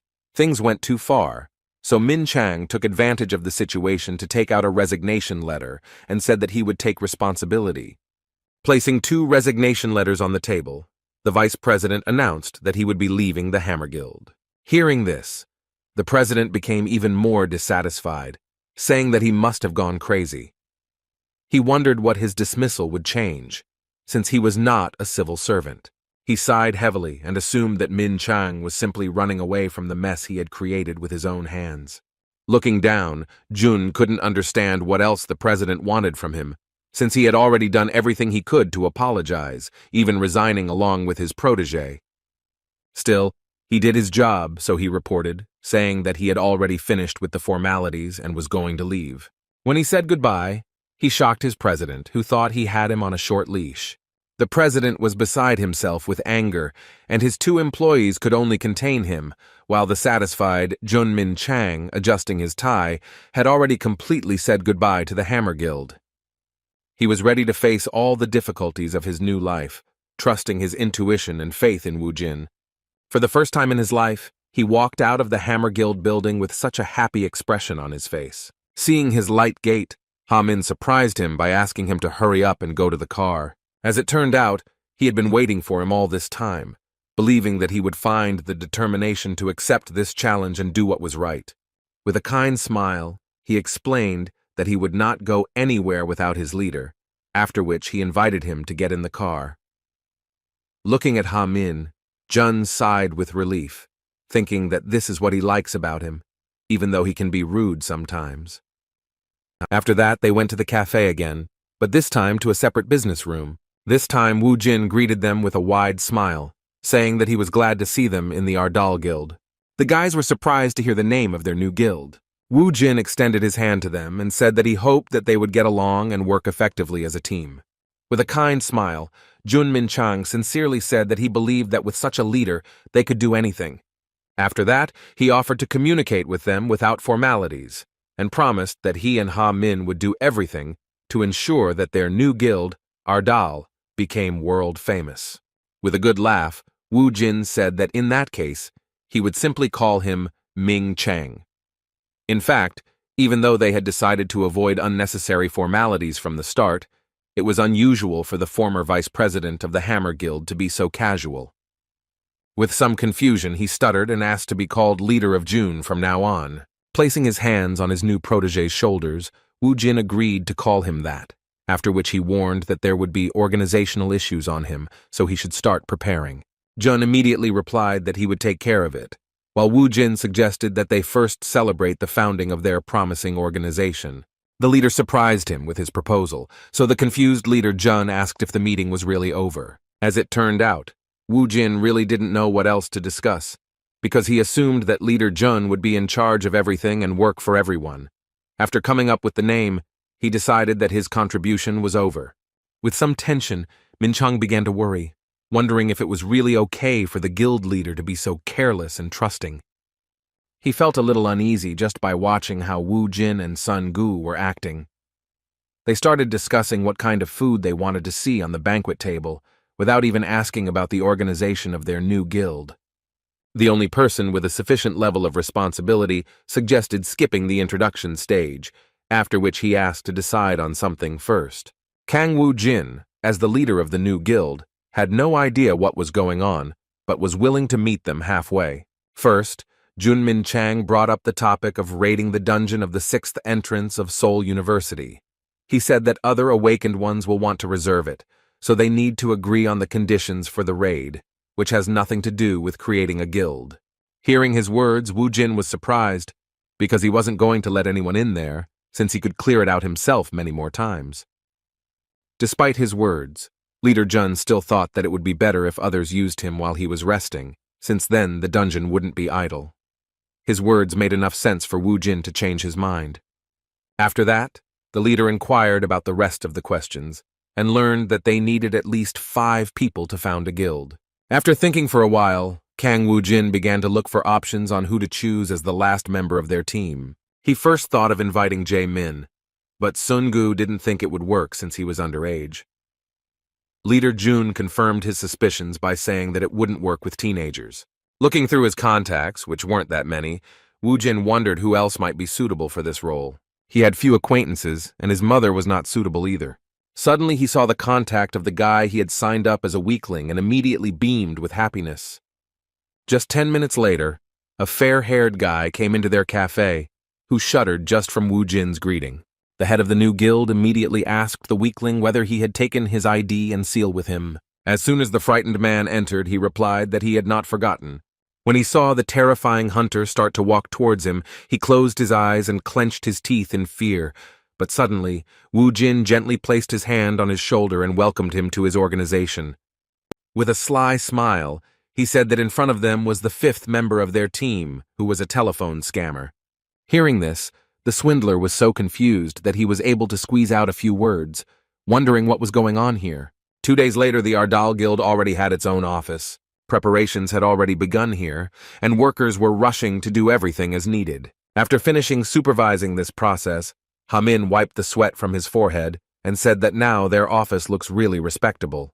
After accepting this delightful job, Leader Jun thanked the guys for their good work and noted that even Mr. Seong-hoon did an excellent job. Seong-hoon, better known as a phone scammer, was surprised by what he started doing, because 2 days ago, he thought that this was some kind of scam related to his punishment for what he did earlier. However, now he realized that the crazy guy who had beaten him half to death and stolen his phone was not who he had taken him for during their first meeting. He couldn't even imagine that Kang Woo Jin, who is now on everyone's lips as one of the most promising hunters in all of Korea. Looking at the TV that was still showing the news, Ha Min was still surprised that everyone was only talking about their leader. Woo Jin explained with a sincere smile that it was not surprising because he was the 11th A rank awakened of Korea, although it was still unofficial. It was logical to assume that he was one of the strongest hunters in history, so it was no surprise that everyone treated him like that. Looking at these guys, Seong-hoon thought about how that madman managed to attract even the guys from the Hammer Guild. With a sly smile on his face, he decided that this situation was quite advantageous because it meant that the leader was offering very good conditions. In fact, Seong-hoon had been suffering from boredom for a long time now, since the business wasn't bringing in enough money like before, so he didn't mind just working in the guild. Suddenly, his thoughts about his sudden success were interrupted by the question of how he was connected with the head of the newly formed Guild Ardal. Hamin remembered that when they met, the CEO and that guy seemed close, since Seong-hoon came running so quickly after his call. One of the founders assumed that he was a relative or close friend of Woo Jin, but he couldn't even think about what caused that guy's behavior. He couldn't admit that he had only rushed to that cafe so quickly because he didn't want to get beat up. He honestly didn't understand why Woo Jin had called him of all people, so he assumed that he simply regretted beating him up that day. Suddenly, their conversation was interrupted by the appearance of the head of the newly formed guild Ardal himself. Looking around, he said that it was quite good, and that he was glad that everyone had done a great job. After thanking him for his part in the job, Leader Jun asked if he had finished describing his dungeon raid. Looking back at the barely alive and exhausted Sungu, he said that this guy was the only one who had to really sweat. Seeing him in such a state, Ha Min and Jun Min Chun were simply shocked, realizing how much their leader had driven him to. Sungu decided to pass by, while the caring leader Jun reached out to him and asked if he was feeling okay. His appearance answered the question itself, and Ha Min clarified that they had a lot to write down, even if it was a successful raid on a 5-star dungeon. As soon as the chieftain's ward, who was responsible for the trophies, sat down at the table, it seemed to everyone that his soul was leaving his body. Seeing this, the worried founders decided that he should be given some kind of allowance for such hard work, and preferably that this allowance be for life. After resting a bit, Kong Woo Jin, as the head of the Ardal Guild, gathered the guys in the meeting room for the first time in order to decide what, in his words, was the most important thing at the moment. First of all, he turned to the most trusted person, the leader Jun. He was wondering what position he would take in order to do as many useful things for the guild as possible. Hearing this question, Leader Jun was a little confused because he didn't think that he would be given such freedom of choice. At first, he thought it was just irresponsibility and lack of experience of their leader. He was partly right, and Wu Jin himself explained that they had few people, so it was worth distributing responsibilities so that the work would go better. He suggested that everyone say their desired place in the guild hierarchy. Upon hearing this, everyone was shocked to realize that they had freedom of choice in what position to take. The one who was most shocked was the phone scammer Seung-hoon, because he couldn't even imagine that his life would turn upside down after being beaten by some madman whom he tried to deceive, considering him a simpleton. Everyone became silent, so Wu Jin took the initiative again and started with Leader Jun, asking what positions were usually needed first in guilds. Leader Jun immediately replied that there were two categories, awakened and ordinary workers. Leadership positions were usually given to awakened workers, but he said that was not so important. What he thought was really important were the details of the contract, such as the rate and percentage of dungeon raids and such. After listening to his words, Wu Jin moved on to Sungu, asking him again what he wanted. The confused guy awkwardly replied that he had been working as his manager recently and had no idea what to do next. Seeing that he was extremely indecisive, Wu Jin gave him the position of guild director without discussion. Hearing this, Songgu shuddered in shock, but seeing his boss's kind smile, he immediately realized that this was no joke. With an incredible sparkle in his eyes and a blush on his cheeks, he felt enormous pride in the fact that at 21 years old he had already become a director. As it turned out, he began to rejoice too early, because in fact the boss appointed him as the director of collecting loot in the dungeons. The difficult life that seemed to be ending after being appointed to the director's position was in fact only made worse by even greater workload and responsibility. The guys from the Hammer Guild weren't thrilled either, as they had never heard of such a position. Turning again to the experienced former representative of one of the largest hunter guilds, Wu Jin asked what departments the guild had. Leader Jun replied that it was the accounting department, the administrative department, the sales and support department, and the management department. After thinking for a while, Wu Jin noticed a discrepancy between the number of founders and the number of departments, and decided that it would be worth splitting it all into three. First of all, he decided to give a place in the hierarchy to the leader Jun. Considering his knowledge in organizing the guild's work, he pleased him by appointing him as the general manager of the entire Ardal Guild. A joyful Jun replied that he would give his all to achieve common goals. Next up was Ha Min, and he knew exactly what he wanted as the head of the support department. Without further ado, Wu Jin agreed with his wish, and he got the position he wanted. With a good laugh, he said that he promised to do his best. The last one left was a telephone scammer, frightened but touched by the leader's sudden generosity. Looking at Seung-hoon, Wu Jin turned to Leader Jun with confusion and asked what this guy was doing among them. Leader Jun was at a loss, stuttering as he asked if the leader had told them that he would be one of the founders of the Ardal Guild. It was true that this fair-haired trickster was the fifth member of their team. In response, Wu Jin said that he just wanted to use his name. Now he couldn't do anything about it, because that guy really did become the fifth member of their guild. Seeing how Seung-hoon began to panic, the guys thought about what they should do with the last participant in the meeting. With a sly smile, Wu Jin came up with a pretty good plan. He folded his hands in front of him and said that since this bastard was here, then he should be given a proper job. What his decision turned out to be is still unknown, but there is no doubt that it was quite insidious. Returning to more pressing matters, Leader Jun, who became the guild's general manager, inquired about hiring new employees. The boss didn't understand why he needed new employees, which greatly puzzled his protege. Jun was forced to explain that as the guild grew, the number of awakened would increase, so they would need more workers. In response to his words, the chief handed him a summons to the army, and with a sly smile explained that in fact, he only went on raids to dodge the army. He believed that they no longer needed employees for such a task. With a shudder running through his body, Jun Minchang realized that he had been used for such a petty purpose. The reason why a madman like Wu Jin would decide to found his own guild was in his hands. It was hard for him to realize that it was because of his pride that he had never decided to join the Hammer Guild. He also felt heavy with the knowledge that if Wu Jin had chosen the easier path for him and joined the Hammer Guild, then he would have become the head of the department and would have lived happily ever after, without bothering himself with as many worries as in the newly formed Ardal Guild.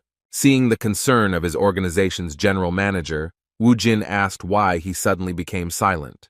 In response, he hesitantly said that he thought they would still need a couple more workers to make all the work processes easier. Wu Jin was not against it and suggested that he take care of it without bothering the others. He shocked his protege even more by saying that now the work of the support department would be entirely in the hands of the general manager. Wu Jin's kind smile seemed like a mystery, because Junmin Chang couldn't figure out whether he really trusted him or was just dumping troublesome work on him. Meanwhile, news about Kang Wu Jin became so widespread that all smartphone users knew that he had become the 11th awakened person in South Korea. He became very popular, and Ji-woon, who was reading this news, couldn't believe that she had been drinking with such a person. Moreover, the one who was just her classmate at school turned out to be a completely different person after 5 years of his absence from the city. During their last meeting, something happened that she couldn't even imagine. The moment the Panama hat that was hiding her scar, which she found disgusting, fell off her head, Wu Jin put the Panama hat back on her head, saying that even like this, she was still cute. Just remembering that moment made her feel butterflies in her stomach, and she couldn't sit still. A blush appeared on her face, and she began to distract herself from such thoughts, telling herself that she should not think about such things. Suddenly she heard the creak of the front door. After that, she was shouted at by an angry woman who said that she was scaring people. 2 friends with not very attractive appearance started yelling at her that even though she was indoors, she should still wear a hat because she was not alone. They asked her to behave appropriately, once again demonstrating the disgusting character traits of those people who did not treat her scar with understanding. By apologizing, Ji-woon once again demonstrated her patience. Even though the girls from her dorm had started to leave the room, she still heard part of their conversations about saving up some money to move out of this place because Ji-woon was constantly scaring them with his appearance. At that moment, the sweet girl felt sad again and lost hope that she could be loved, especially by such a popular person like Wu Jin. Her younger brother, Jae-min, didn't know what to do, so he decided to come visit her. He hoped that she would be surprised if he was right outside her company. The timing was just right since he had finished his exams and Wu Jin had returned to his home. He was going to have dinner and have a good time with her. His sister was a little late, but he still waited next to her at the entrance to her dorm. At that moment, he noticed 2 girls with an extraordinary appearance who were leaving the entrance, discussing some girl, talking about rumors that she had flirted with many guys until she got a burn on half her face. It became obvious that they were talking about Ji-woon. The last thing Jae-min heard from their conversations was that his sister used to be such a quiet person, and now guys run away as soon as they see her without a hat. Rumors like these made Jae-min feel a little sad because he couldn't do anything about it. Meanwhile, in the deserted underground of the 6th station of Seoul University, another raid was completed. Wu Jin cleared the area alone once again, and the director of treasure collection finally finished collecting valuables. After collecting everything, he turned to his Hyungnim, saying that they could finish now. Unfortunately, this time they were only able to obtain common items. Useful artifacts were no longer encountered due to the fact that they had already conducted more than 3 raids on this dungeon. The quality of the loot undoubtedly decreased as the number of successful raids increased. After looking at his inventory, Wu Jin said with a smile that this was enough and that they had already obtained everything useful. After that, he collected all the loot in his inventory and used the return stone. As expected, a whole crowd of journalists was waiting for them outside. Seeing Wu Jin leave the newly cleared dungeon, they started running towards him asking how his latest successful raid went. Less than 4 hours had passed since the start of the passage, which was an absolute record even among strong teams of hunters. Suddenly, Seung-hoon broke through this crowd and congratulated the leader on his excellent work with a smile on his face. When Wu Jin asked him what he was doing there, he replied that Director Jun had asked him to take them to the office after they finished the raid. When asked where Director Jun himself was, he replied that since their guild had been approved, he had gone to the General Affairs Bureau, which is why he would return to the office a little later. Suddenly, their conversation was interrupted by some impudent journalist who, due to his rude behavior, even pushed Seung-hoon aside. After that, he began desperately asking for the opportunity to ask a couple of questions, the first of which concerned the secret of such a speed of clearing high-level dungeons. A moment later, a whole crowd of journalists ran past Seung-hoon, who were also interested in getting at least a few words from the most popular hunter at that time. Wu Jin was in a difficult situation He was back in the crowd, with all the microphones pointed at his face. The reporters were asking about the truth of the rumor that he was not accepting applications for this dungeon and when he was going to start renting it out to other hunters. Seeing all this impudence in the work of the media, Seung-hoon could not contain his anger. Suddenly, he shouted for everyone to step aside. The crowd of journalists suddenly dispersed and began to look with interest in the direction of the sales director. At this point, Seung-hoon showed his character by shouting that Mr. Kang was tired of clearing dungeons, and that giving an interview at their guild happens after the application to their address is approved. The final argument that discouraged the journalists was the threat that if they continued to pester the head of the Ardal Guild, then their organizations would be held accountable before the law. The words that he remembered all their faces and would keep this in mind when he received a request for an interview made the journalists understand the seriousness of the situation. There was no doubt that one of the founders of the Ardal Guild was definitely unhappy with this situation, which meant that it could jeopardize the possibility of interaction with one of the most unpredictable and scandalous hunter organizations in all of Korea. Seeing how effective a phone scammer could be, Woo-jin was genuinely surprised.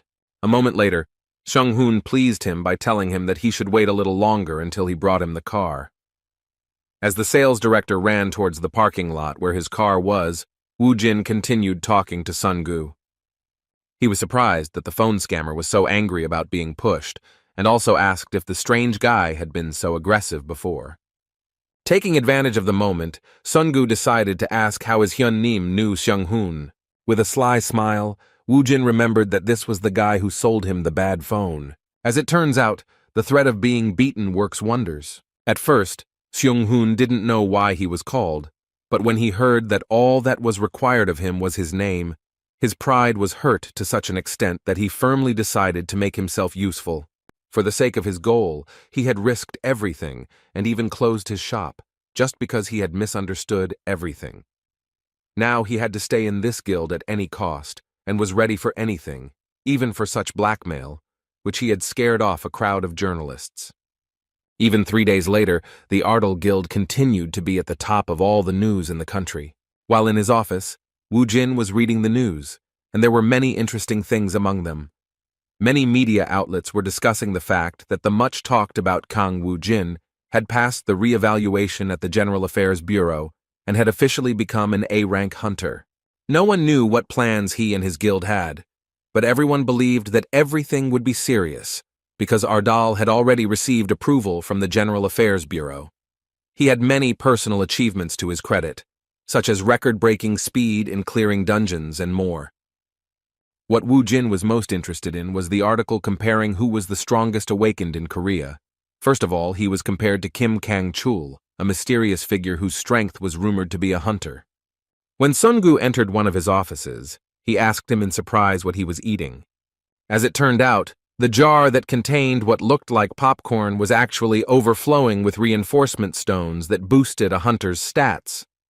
Song-gu was shocked by this suggestion, saying that reinforcement stones were terribly valuable, costing around 1 billion won. He was embarrassed to ask for something like that, so Woo-jin decided to offer him a few himself to make his work easier. Sun-gu's hands, which were stretched out towards the benefactor, trembled at the mere thought of receiving such valuable stones. Hyun-nim told him that these 3 stones would increase his strength, agility, and endurance. Continuing to eat the jewels as if they were popcorn and generally petty expenses, Woo-jin asked his protege not to worry about it, and to do everything in order to improve his own characteristics. He himself looked at it from the practical point of view, because Sun-gu needed to become stronger to carry more things, and become faster to collect them faster.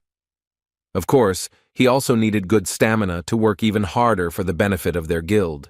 At that moment, Jae-min suddenly came to visit them, and from the very beginning it was noticeable that he was not in a very good mood. Seeing his sad comrade in front of him, Woo-jin wondered what was wrong with him. A moment later, Jae-min said that he wanted to talk to him about something important and personal. He asked to give him a few minutes, and Woo-jin didn't mind. Half an hour later, Sun-gu visited his boss again, who was in his office. The first thing he asked was why Jae-min left so quickly. Upon learning that he had indeed returned home, Song-gu asked what had happened to make him look so serious and depressed at the same time. While choosing a suitable shirt, Woo Jin replied that it was a long story, something like a brother's love for a sister. These words seemed like a riddle. The boss continued that he needed to go out for a short walk. When Sungu asked him where he was going, he replied that he wanted to meet Ji-won. He also suggested that his protege take advantage of the moment of calm and leave work a little early. Hearing that the boss was going out with a girl, Sungu shouted in surprise that it was a real date. At that moment, Seung-hoon walked down the hallway and managed to hear such a mention. While doing all sorts of petty office work, like watering flowers, he decided that he finally had a serious task, a chance to show himself from his best side. He decided to act openly, so he immediately entered his boss's office. With a sly smile, he said that hiring him was an excellent decision. Hearing such a sudden speech, Woo Jin tried to find out what he was talking about and what had suddenly interested him in the conversation. Without mentioning that he heard about his boss's date, Seung-hoon said that they should trust him because he was a real expert in this. As a result, the guys went shopping in one of the rather premium stores, despite the fact that the clothes in this place looked rather primitive. Looking around, Sungu, who was in such a place for the first time, was surprised to ask if this was really the same Korea in which he lived. They were in the VIP room of this store. The guys couldn't even imagine that there was such a place in the shopping center where the customer is given special attention. 3 consultants worked with Woo Jin at the same time, taking his body measurements to select the perfect clothes. Sun Hong seemed like the 4th consultant, as he tried his best to get to the guild leader by offering him various options for formal suits. Woo Jin, who was the center of attention, still didn't understand what all the fuss was about. An hour earlier, he learned that Seung-hoon was interested in helping him with the walk. Then he said that there are many ways to win a girl over, but among them it is worth paying attention to the most effective ones.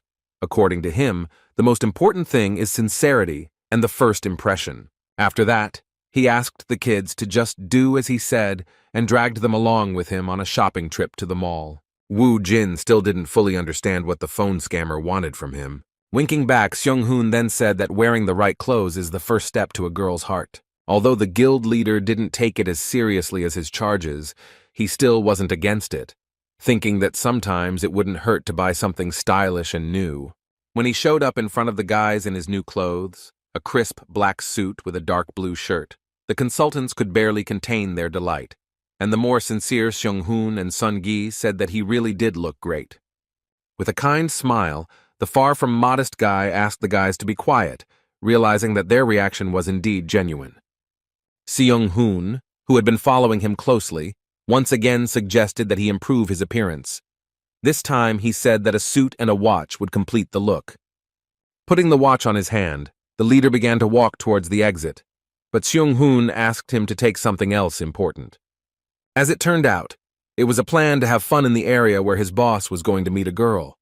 When his subordinate asked him to just follow his plan, Woo Jin realized that he had been misunderstood. Still, he wanted to have a good time relaxing, so he decided to listen and thanked Seung-hoon for his efforts, saying that they could leave work early in honor of the upcoming weekend. Sun Hong was very happy with the result of his efforts, so he finally wished the leader good luck, shouting that he would succeed. As soon as he left, Song-gu fell onto the sofa in relief and said that now they could finally rest. As it turned out, this was not the end, because according to Seung-hoon, he still had one more tricky business left to do for the good of his leader. After that, he said a phrase about how every time he tries to bring people together, they inevitably become couples for life. Sun Hong was determined from start to finish, and even openly admitted that he was going to help the leader with his love. Hearing this, Sungu was at a loss, because he had just heard from his boss that he just wanted to go for a walk. He couldn't believe that Hyun Nim was actually going to meet her, and Seung-hoon only confirmed these words, although he himself was only relying on guesses related to part of the conversation he overheard. The sales director glanced at his watch and said that time was short and he had a lot to prepare. He then headed towards the exit, wishing the director good luck with collecting trophies and a good weekend. In just an instant, Seung-hoon disappeared, and Sungu was left alone, without receiving answers to all his sudden questions. Despite how desperately his colleague tried to help the leader, he doubted that Hyun Nim was going to confess his love since he was telling him about some kind of medicine or something like that. Meanwhile, Ji-woon finished another workday and returned to the dormitory of Daesan Company. She was sad as usual, thinking that another day was torture, which she successfully overcame again. As she emerged from the shower, she noticed that she had a new message on her phone. As soon as she picked up the phone, she found out that Woo Jin had suddenly invited her out for a walk. Seeing this, a sparkle of happiness appeared in her eyes. She couldn't believe that he was actually inviting her for a walk, which could most likely be considered a date. Within a moment, she remembered her low self-esteem and inferiority complex due to the scar on her face, so she stopped even thinking about the possibility of someone asking her out. She decided that he must have some other reason for meeting. At that moment, Woo Jin called her on her mobile phone and shocked her by telling her that he was already right under her dorm. Coming to the window, she made sure that he had really come. She was simply shocked when she saw how he prepared for their walk. For the first time in her life, she saw him like this, in a smart formal suit that was perfect for a date, not an ordinary walk. After a few minutes of walking, Ji-woon finally decided to ask him why he wanted to meet. She was wondering why he was in such a hurry and why he had suddenly asked her to go downtown with him. Woo Jin surprised her with his answer, saying that he didn't have anything special in mind, because he just wanted to give her something and go on a date with her. Hearing about the date, Ji-woon was very confused, but after a moment she felt warmth and a blush appeared on her face again. Looking at Woo Jin, who had become incredibly famous, she wondered if he really liked her. She found the situation extremely unusual, due to the fact that she was worried about her appearance. Moreover, she was surprised that he had prepared so well by choosing a suit. She didn't know how to act in this situation, because she hadn't even prepared herself by choosing the right clothes. Woo Jin was trying his best not to make her worry, so he took full responsibility for the date and suggested going to a movie while it was still too early for dinner. Suddenly, a man bumped into her shoulder and immediately apologized. At that moment, Woo Jin noticed that she was very worried about whether her cap had fallen off her head. Seeing her excitement, he immediately remembered what the problem was. He couldn't forget how she felt about her burn and how insecure she became because of the scar on her face. She was afraid of people's judgment, so Woo Jin asked her if it was true that she cared so much about what others thought. Her silence spoke for itself. She could not behave differently, realizing that people were uncomfortable seeing her open face. At that moment, Woo Jin once again demonstrated that he was a real man who could solve problems. He grabbed her hand and hurriedly led her into an alley with small market stalls. The products that interested him made Ji-woon feel at a loss just by looking at them. Taking one of the masks from the counter, Woo Jin held it out to the confused and unsure girl. With a kind smile, he made it clear that this masquerade did not concern only her. Having bought these masks and put them on their faces, the boys caused a lot of joy among those around them. They walked around in them in broad daylight, and it looked quite funny. Some thought it was crazy, but no one could argue that they looked good. At first, people assumed that it was some kind of holiday, but later there were even thoughts that they were celebrities. Ji-woon still felt a little awkward, and didn't know if they would really be walking around wearing these masks. It was the first time in 5 years that she had received so much attention because of her appearance, but people's reactions were quite pleasant. In response to her question, Woo Jin asked what she was talking about. He thought that she wanted to exchange masks with him. He caught her off guard, and Ji-woon answered a little confused that this was not the problem at all. Hearing her words, Woo Jin decided that in that case there were no problems, and then suggested that they go on further, since they were already late for the movie. His care and ease became what awakened feelings in the girl who had long since lost love for herself. The movie they came to see was a romantic film about the love between 2 high school students. While in the cinema, they sat without masks, and Ji-woon felt quite comfortable. As it turned out, the 2 of them were the only ones in the room. Looking around and looking at the calm Woo Jin, Ji-woon didn't understand what was going on, because it was said earlier that all the tickets were already sold out. Woo Jin didn't show it, but she knew that he was probably involved in the fact that they were the only 2 here. As it turned out, half an hour ago, when they came to the cinema, they were told that all the tickets had already been sold out. Woo Jin felt a little awkward. Ji-woon tried to calm him down, saying that they didn't have to watch the movie, they could have a good time without it. Guildmaster Ardal agreed with her words, saying that they really didn't have much of a choice. Suddenly, a man wearing a cap and a mask on his face approached them, saying that he had urgent business, because of which he was ready to give them his tickets. After handing over the tickets, the stranger ran away, wishing them a good time.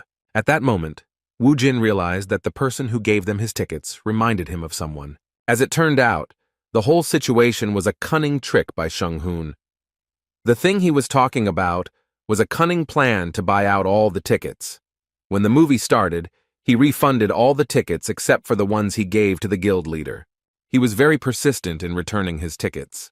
As it turned out, he managed to cheat by saying that he was buying them for a large group of people. To get his money back, he started shouting that he had bought them only 10 minutes ago. To the saleswoman, he seemed crazy, but his plan worked. When they left the cinema, Ji-woon shared her impressions. She really enjoyed it, and the last time she went to the cinema was about 5 years ago.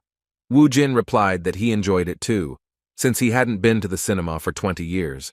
The girl took his words as a good joke, although he wasn't joking. Suddenly they heard a man shout, calling them a couple of Beauty and the Beast. A stranger in a clown costume invited them to come over and play roulette, which was free. This roulette had as many as 8 prizes and only one chance to lose. According to the stranger, such an opportunity will not present itself again because the chance of winning is as much as 90%. Looking at Ji-woon, Wu Jin asked if they should try it with some distrust towards the proposal. She was not ready to take responsibility for the decision, saying that she was very bad at such things. With nothing to lose, Ji-woon tried her luck, but the roulette wheel stopped at a loss. In response, the stranger suggested not to be upset and asked the monster to try his luck, because it would be nice to give a gift to his girlfriend during a date. Wu Jin didn't refuse, even though he didn't really believe that this was a good idea. He started spinning the roulette wheel with the thought that unless he was cursed or something, then he was unlikely to lose either. It seemed that he had also lost, but at the last moment, the stranger quietly caught the roulette wheel with his hand and moved it to prize number 8. Ji-woon was delighted that Wu Jin managed to win the prize. She never noticed the trick and happily said that it was the first time she saw someone win something like that.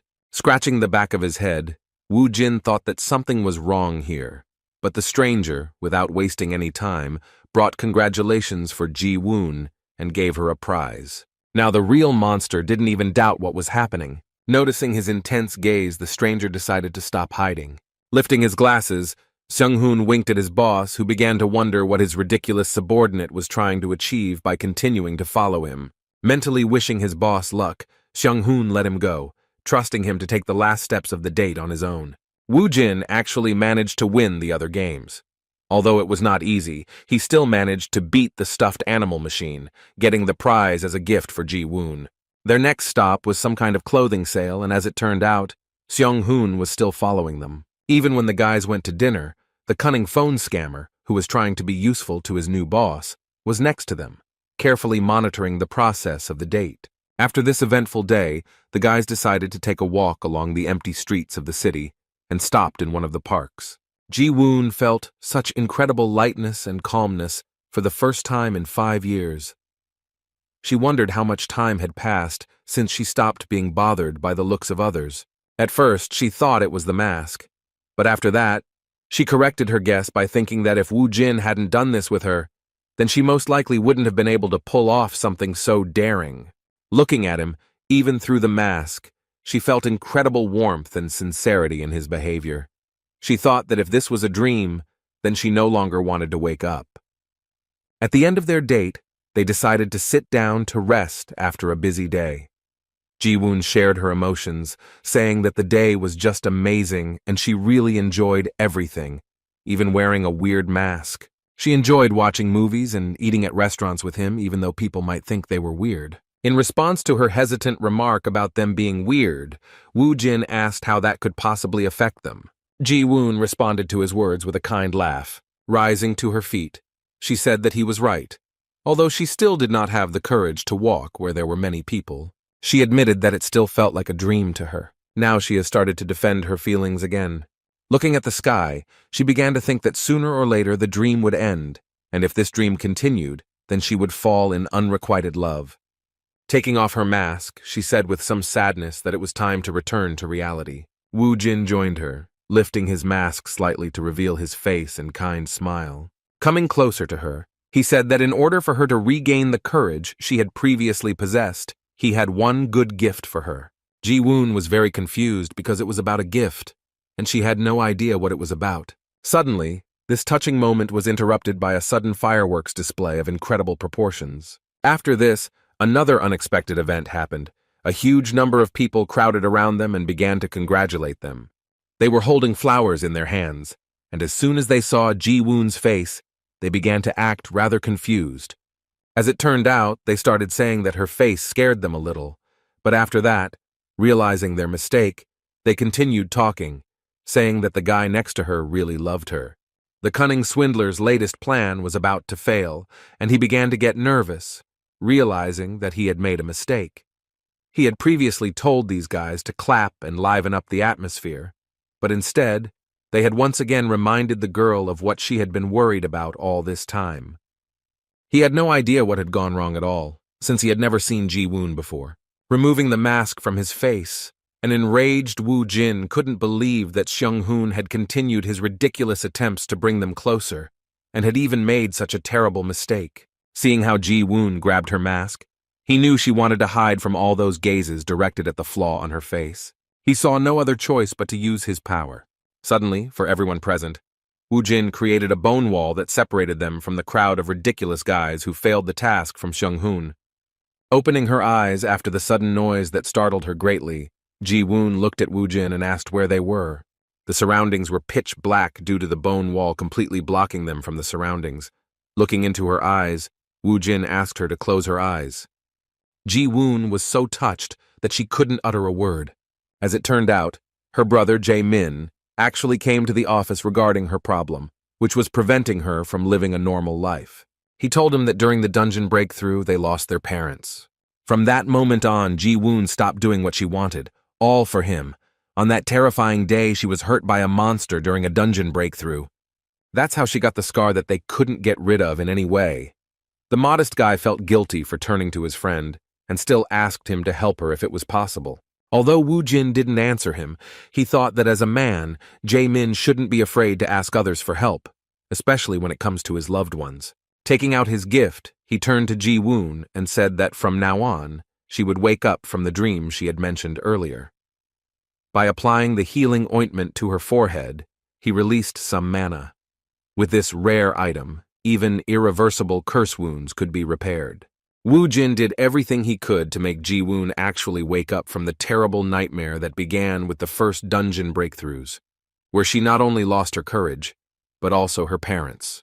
When Ji-woon returned home, she received a caring message from Woo Jin. He asked her not to wet her face and hair so as not to wash off the medicine. Instead, he suggested that she just go to bed. She even laughed at this, because it seemed like he worked in some kind of beauty salon. Thanking him for his concern, she asked him to go to bed early and rest after such a busy day, during which she had a good time. She was pleased to even imagine that it could happen that her scar would disappear with just one application of some cream. After finishing the correspondence, she remembered that she still hadn't opened the gift they had won at roulette. What she saw surprised her greatly. It turned out to be a beautiful ring. At that moment, the big picture began to form in her head, because she understood that a simple street vendor would not give out such prizes. Remembering the events of that day, she also couldn't forget that they watched a movie in an empty cinema, which couldn't be a coincidence. Dinner at an expensive restaurant is also not a common thing for a simple walk. He really got the impression that it was a real date. The sudden fireworks completed the overall picture, as it was a real creation of a romantic atmosphere. Of course, this also included the fact that ordinary passers-by suddenly gathered around them and gave her many roses. Gathering all her memories together, Ji-woon began to blush even more than before, thinking that Kang Woo-jin was going to confess his love to her. The many things that happened that day had consequences that affected not only Ji-woon, but also the one who was behind all these pleasant surprises for her. On Monday, when the guys gathered in the office again for work, Seung-hoon was doing exercises from the very morning.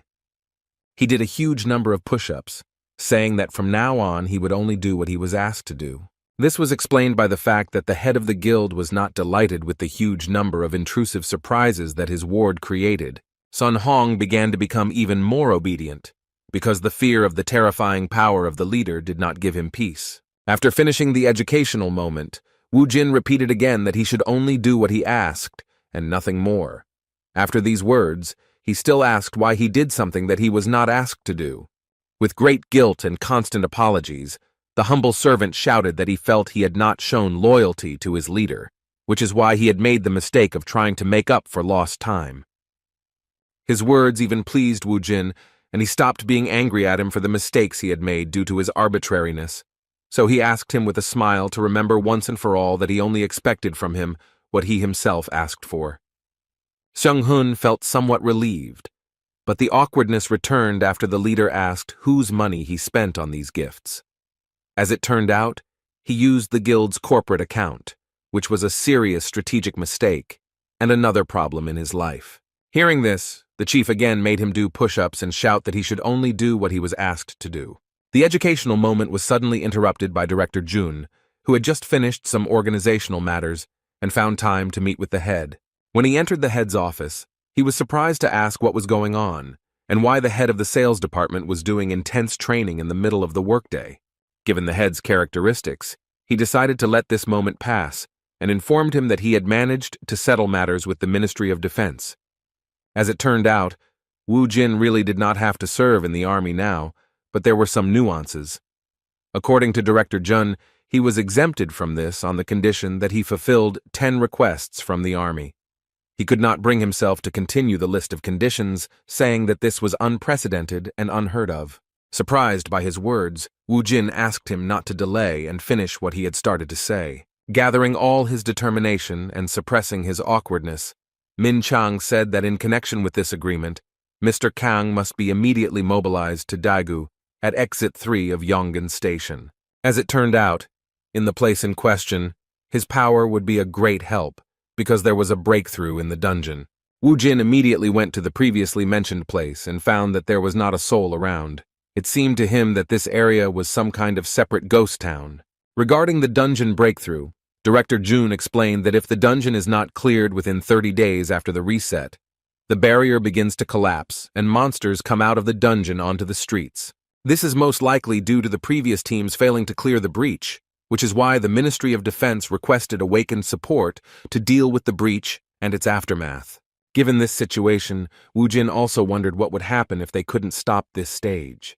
In response, Jun told the bitter truth that, unfortunately for the mobilized forces, if this happened, the entire Daegu region would have to be destroyed with aerial bombs. While in the Daegu area, he began to understand that the reason why there were so many open areas and parks around the station was because such places made it possible for a tunnel to break through, a very dangerous situation for the residents. Suddenly, the silence and solitude of the guild leader Ardal was interrupted by some military woman who said that the evacuation was completed 2 days ago. According to her, the dungeon breakthrough will be the next day at 2 o'clock in the afternoon. Approaching one of the most famous awakened in recent memory, First Lieutenant Choi Ha-sol introduced herself as the person in charge of the area from the Korean Army's Special Defense Force. Kang Woo-jin introduced himself in return, and strangely enough, heard that their entire squad had heard of his strength. It was truly an honor for her to meet him in person, especially in a situation where his strength was so necessary. Sighing with a kind smile, the hunter who had recently become the head of his own guild suggested skipping the formalities. Continuing the conversation, he asked why they weren't going to try to clear the dungeon before the breakthrough. As it turned out, the return portal had already been used 3 times, so they couldn't take that risk and chose the easier way, fighting outside. Hearing about the return portal, Wu Jin was a little surprised, and Ha-sol explained to him that it was possible to escape from the dungeon in the middle of clearing using the return item. Wu Jin was surprised, because he didn't even know that this was possible, despite the fact that he had already cleared more than a dozen dungeons. The lieutenant also clarified the detail that this portal can only be used 3 times in one dungeon. As for this dungeon, the main squad of the Hwarang Guild tried to clear it first, but they failed. The second time, the Hwarang Guild and the Hammer joined forces, but even that didn't work. The squad of Awakened from all over the world also failed, having used up the last portal. The lieutenant agreed that they could try to clear the dungeon in the remaining time, but that would mean putting their lives on the line, and no one wanted to take that risk. When Wu Jin suggested that breaking through would be more dangerous in that case, she shook her head in disagreement. Referring to his experience, she said that he probably already knew that the terrain of the dungeon played a significant role. Although the monsters in this dungeon were not very strong, it was the terrain that made this raid difficult. Despite this, she was sure that fighting outside would be fine, because even though modern weapons could not be brought into the dungeon, on their territory there was the possibility of fighting with them, and this gave them an incredible advantage. Using the full might of the Korean army, they had saved the city from underground breakthroughs more than once, so they had no doubt that it would work next time. Hearing so much praise for the army, Wu Jin asked a very logical question about the reason for his presence at this event, if the problem with guns and missiles could be solved. There was a weighty logic in his words, and the lieutenant even managed to get confused, but she also quickly figured out the answer, saying that the awakened also play an important role. Although the army is the main force, the awakened are always on standby in case the monsters break through the first line of defense. In addition, they initially had no information about the dungeon boss, so there was a need to prepare to fight with all the forces of the awakened. Trying to change the subject so as not to be asked such questions again, the lieutenant awkwardly suggested going to the waiting room, where other awakened ones were already waiting for them. All the guys gathered in a local cafe, which became a temporary waiting room for the awakened ones participating in this whole event. When Kang Wu Jin entered, everyone present recognized him. Just like him, the guys were dressed in regular clothes and hadn't even thought about changing into combat gear yet. In fact, they were happy to see such a strong reinforcement, knowing that Kang Wu Jin had become the 11th A-rank hunter. Looking around, Wu Jin couldn't find anyone interesting until he came across a lady, with whom ironically their paths crossed once again. Standing against the wall was Yun Hee, the troubled captain of one of the Hwarang teams. He looked at her and said with some mockery that they had met again. With a sly smile, he said that this was certainly his destiny. Yun Hee didn't know what to answer and just said his name angrily. She didn't end up in this place by chance. Her older brother had planned everything from the very beginning and entrusted her with a special task that, in his opinion, only she was capable of. Having made an appointment shortly before this incident, he explained to her the whole essence of his plan. What was discussed shocked her in some ways, but it is not known what they talked about that evening. Lee Sang-ho had high hopes that she would play her role correctly in this matter. Remembering that request, Yun Hee, despite her anger, was forced to follow the plan, not making any mistakes even when communicating with that guy. She still had some freedom, because it was the final result that was important, not the way it was achieved. As the conversation continued, Wu Jin continued to tease her and even apologized for cutting in line at Seoul Station, noting that 5-star dungeons weren't that important. With a sly smile, he hurt her pride by saying that in such places a whole squad was not needed because it was a waste of time. However, these words were not enough to undermine Miss Yun Hee's self-confidence. She withstood his pressure and even came up with an answer, saying that she was surprised that she remembered how just yesterday she had trampled his face into the asphalt, and now he had become stronger. Hearing her words, which were the real truth, the guys inside the temporary awakening room began to discuss her words, being surprised that Lee Yun Hee and Kang Wu Jin had fought before. They were delighted at the news that she beat him and even thought that the rumors about him were exaggerated. Her counter-provocation seemed to have an effect on Kang Wu Jin, but he most likely reacted this way on purpose to start a fight. After shouting whether she really wanted to try fighting him again, he released an overwhelming aura of a necromancer. Lee Yun Hee also had no intention of standing aside and showed off her powerful warrior-class hunter aura. Lieutenant Choi Ha-sol, who was standing next to them, was very confused, because even though she was awakened, her strength was not even close to these monsters. She began to frantically beg them to stop, addressing the participants of the conflict one by one. The words that they were allies, that tomorrow they would fight shoulder to shoulder, brought the parties to the conflict to their senses a little. Having stopped pressuring him with her impressive strength, Yun Hee admitted that he had indeed become stronger, but noted that his behavior was still that of a child. Demonstrating her dominance in the conversation and the situation, she warned him that he shouldn't worry about it, because people could die because of his one mistake. Kong Woo Jin continued to be angry at her words, replying that he didn't understand why she was so stuck up and who she was to speak to him in such a tone. In an attempt to stop him, Ha-Sol informed him that Yoon-hee would be the leader of the awakened support team, and therefore such conflicts could not be carried out with her. Feeling victorious in the verbal altercation, the red-haired girl turned around with a smug laugh. At this point, the conflict ended. Everything went without a fight and no casualties. Once the two calmed down, the lieutenant who was in charge of the Awakened's participation in the operation to clear the breach let out a sigh of relief. After that, she was surprised by Kang Woo-jin's words that he couldn't do anything about it, so he wasn't going to disturb the peace of this group.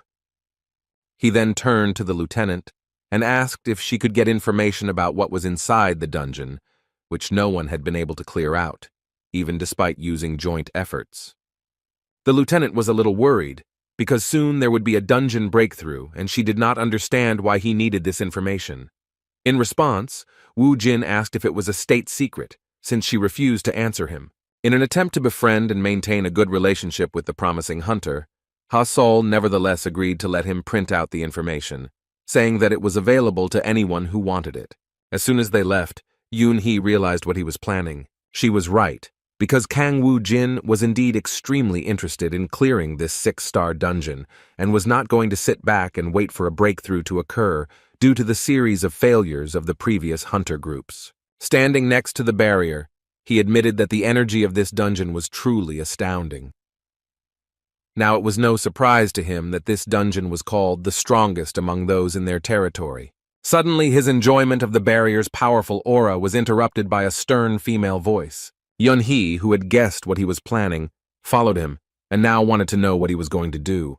With a sly smile, he replied that she herself knew that he was going to clear this dungeon, like all the previous ones.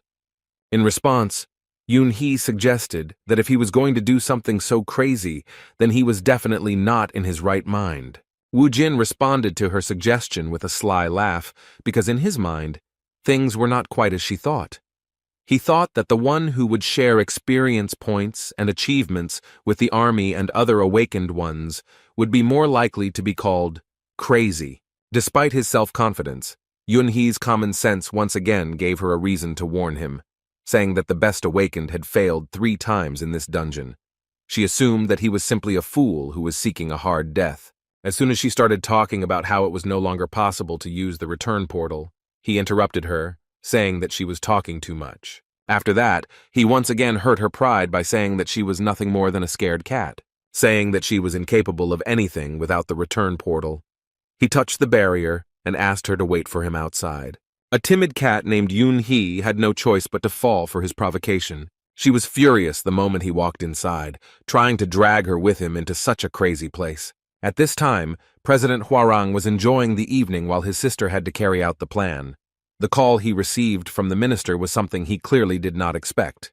They agreed with him that a breakthrough would occur, and the unfavorable area of the city would be erased from the earth in order to sell this territory to large corporations. But everything did not go according to plan, and the minister reported that Lee Yun-hee had begun clearing the dungeon in question. Hearing this, Mr. Lee could hardly contain his anger and apologized to the minister, asking him to contact him a little later after he found out what was really going on.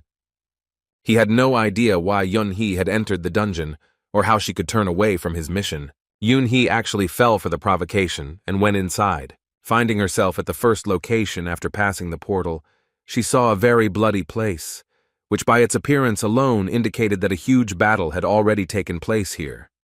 The entire place was in traces of mana and battles, which told her that this was the work of soldiers summoned by the hands of a necromancer. Thinking about the scale of the battle, she guessed that Woo Jin wasn't alone. There were at least 20 soldiers with him. At first, she really thought he was crazy to clear the dungeon alone, but now she understood where his confidence came from. Just one look at the battlefield told her that he had no difficulties here. However, even so, she was not sure that he could cope. Considering his level, she believed that with such skills and such an army, he had no place in such a dungeon. She had already tried to clear this portal with strong awakened ones several times, so she had no doubt that he would not only not get the return stone, but also clear the dungeon. In a sense, she was right, and Wu Jin first experienced difficulties during his encounter with a level 60 ogre that could destroy an entire squad of his skeletons with one blow. However, after several minutes of fighting without any result, Wu Jin said with a smile that he had finally achieved his goal. He needed experience points in order to make a worthy counterattack. Taking advantage of the moment, he once again summoned his demonic familiar, which this time became a stone golem, befitting the environment he was in. After that, he pointed at the enemy and gave the order to his familiar to attack. Both monsters with unimaginable brute force clashed in a duel, and it became clear that they were matched in size. The sudden attack from the rock gave them a chance and an advantage, as the ogre was caught off guard and lost his balance. Taking advantage of the moment, Wu Jin used his familiar as a springboard and quickly closed the distance with his opponent. The ogre didn't have time to do anything because he was still falling and couldn't regain his balance. In the end, Wu Jin ended the fight with his warrior weapon, a hammer with unimaginable destructive power. After finishing the battle and defeating another powerful monster, Wu Jin was cheered up by the news that he had finally reached level 40, which gave him additional achievement points. He celebrated his small victory not alone, but to a stormy ovation from Bibi, who called the work done magnificent. In response, Wu Jin asked in surprise where she got so much emotion from and where she learned to communicate like that. Most likely, life in the body of a cat gave her some feelings, because even when she met Rocky after a long time inside the seal, she hugged him and called him a good man. Upon hearing that the golem had a name, the necromancer came to the conclusion that Bibi was watching too much TV, which is why she had similar feelings and desires to communicate even with the golem, calling it by a fictitious name. He was not going to delay, so he went further and asked to hurry up and not waste time on such things. However, taking a few more steps towards the supposed center of the dungeon, he discovered something very unexpected. He encountered a peculiarity of the landscape that was the reason why this dungeon could not be cleared by other awakened. Right under his nose was a huge cliff, due to which the path to the next part of the dungeon was blocked for most awakened. In his case, the situation was a little different, because he came to this place with an experience that no one else among the awakened of Earth could boast of. He had already heard of such a place, which is sacred from the legends of Alphen. At that moment, they were on the so-called Tart Plateau. After looking around this location, Wu Jin remembered a lesser-known name for this place. It was also known as the Temple of the Giants. This ravine was the reason for the previous raids to fail, so he had to prepare thoroughly. This was the right time to unlock special level bonuses. This time, he gained the skills of the Necromancer class, which included armor and a phantom spear, which were necessary for using subordinate souls in physical form, which could either defend or carry out attacks. He had previously learned the soul extraction skill, right when he was rescuing Songgu during their first joint raid. Now he has gained the ability. He has the opportunity to use an advanced skill related to soul extraction. After raising the phantom armor skill to level 10, he summoned the wandering spirits to himself. In this way, he was able to collect the spirits of most of the defeated opponents, replenishing the scent of 100 subordinates to the full. After finishing this, he gathered his strength and unlocked a new skill of the warrior class, namely the weapon of the altered form, the Great Sword, which he could not use before. Once he had access to this weapon, the system automatically gave him access to the Great Sword techniques and the cleavage skill. The final stage of preparation for the final battle was the summoning of the crystal with the seal. Bibi happily recognized the object, as it contained one of the familiars she had previously fought with on Alphen under her master's command. Wu Jin waited with a smile for his new assistant to gradually reunite with his previous warriors. As it turned out, he knew in advance that Shinshin was inside the demonic stone. A moment later, the seal opened, and a powerful demonic beast appeared before them. Shinshin is a horse that once obediently served its master, the most powerful necromancer of Alphen. It is a phantom warhorse with blood boiling in its veins that not only moves its master, but also attacks without fear of death. Bibi immediately rushed to her old comrade and happily asked him if he missed her or not.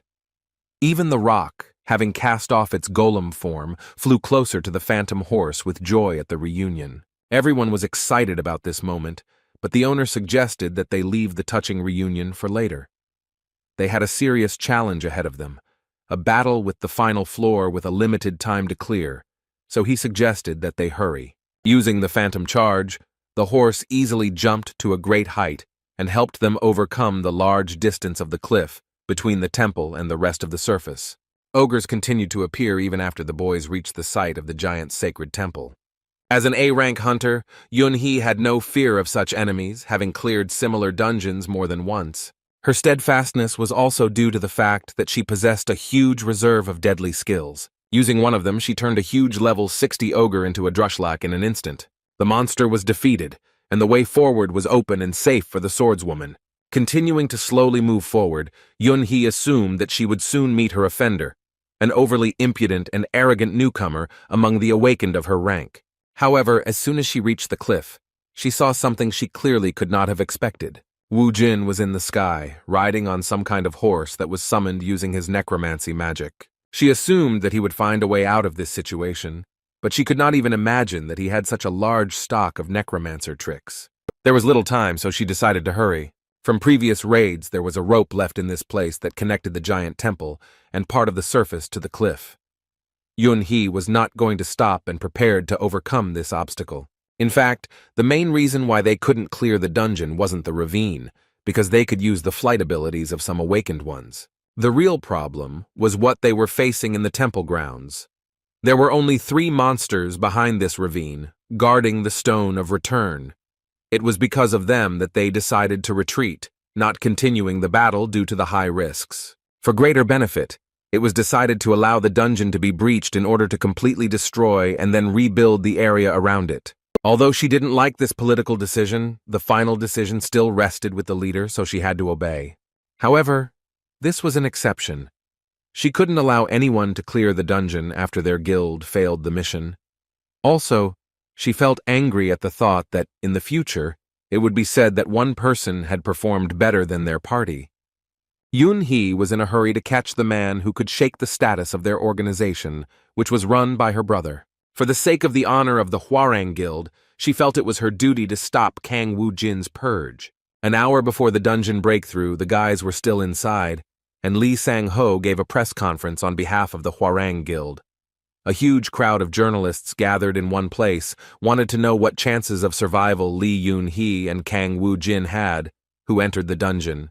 With complete seriousness, the president of the organization replied that such a probability was extremely low and that he expected that most likely even his sister would meet a sad end in such a difficult place. One of the reporters mentioned that there was about an hour left until the dungeon breakthrough. Mentioning that Lee Yun-hee was his sister, he wanted to ask the Hwarang Guild president what he thought about it. The question was personal, so Mr. Lee asked if they were really interested in what he thought. Showing feigned trembling throughout his body and anxiety about the situation, he said that one of his family members was about to die and he was unable to do anything. He began to act like an incredibly weak person, overwhelmed by the weight of imminent loss. After this answer, the Hwarang Guild president jumped up and said that the press conference was over. As expected, this behavior was just an excuse to avoid talking to reporters. When he left the room, one of his charges met him and said that it was a great performance by the head of their guild. Looking at his watch, he asked if there was any change. Upon learning that everything was heading towards a dungeon breakthrough and the death of his sister, the hypocritical Hwarang Guild president responded that it sounded like a real relief, after which he suggested returning to headquarters. The subordinate was shocked by such an answer, but tried not to show it. He did not know about the political plans for this region, and therefore could not even imagine that cooperation with the minister was more valuable to the head than the life of his own sister. Thinking about the leader's words of relief, he felt a certain fear due to his superior's cold-bloodedness, as it made him think that even his own sister was just a common card in his guild's deck. Leaving this place due to the danger of the imminent breakthrough of the dungeon, they began to walk towards the parking lot where their car was parked, but suddenly stopped, seeing people shouting about some boss of their guild. Mr. Lee asked what was going on, and his protege replied that the guys who were organizing this commotion were employees of the Ardal Guild, which belonged to Kang Woo-jin.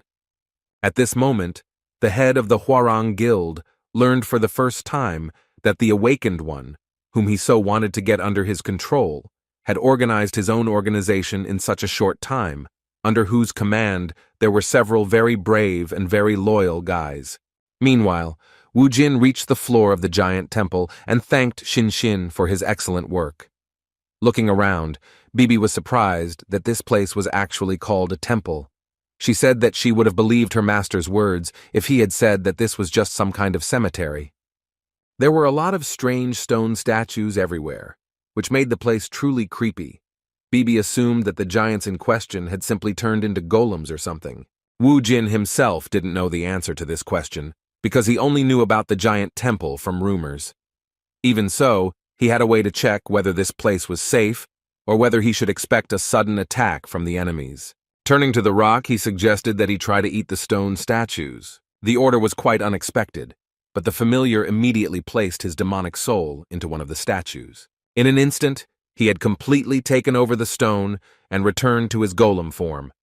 The fact that this strategy worked meant that it was just a normal stone without any soul sealed inside. Otherwise, Rocky wouldn't have been able to obtain such a body. As it turned out, it wasn't that simple. In just a moment, Rocky lost control of the stone, and all the other statues actually turned into golems. In an instant, they were surrounded by giant level 65 monsters. This situation was more difficult than any previous one that Wu Jin had been in. Even so, he did not lose his grip, and continued to look for a way out. Thanks to his observation skills, he noticed that out of all the statues, only 5 golems were activated, which meant that there was a trap in front of them that worked in a certain area. Golems left no corpse or soul behind, which was somewhat useless for using his necromancer skills. Here he could only rely on his familiars and his own skills as a warrior, so he immediately summoned a weapon in the form of a hammer. With a smile that was in anticipation of battle, Wu Jin prepared to level up his warrior skills. Meanwhile, Yun-hee was already very close and managed to see the beginning of his battle. She was amazed by his agility and strength.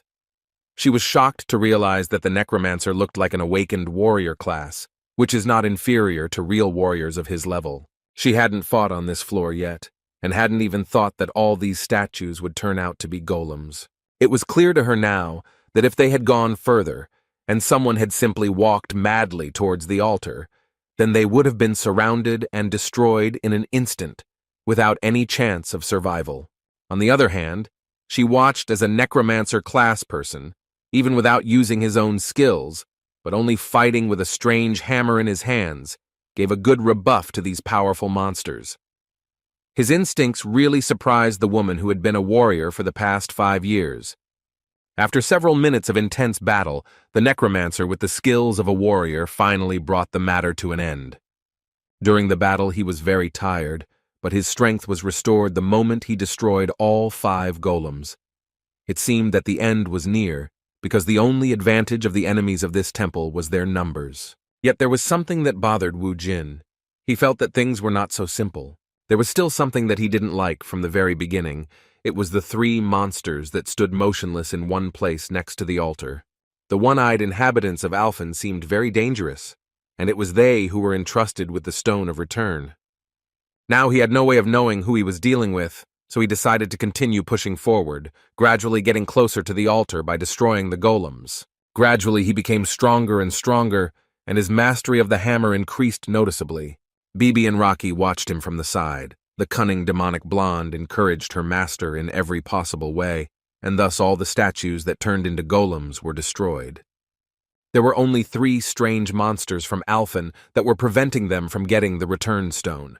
Judging by how brightly the return stone was shining, they could guess that the dungeon was about to break through. They were short on time, and Wu Jin knew that this was the first time he had been in a situation like this where he actually needed to hurry. Despite the rush, he could not make a single mistake because his enemies were Cyclops.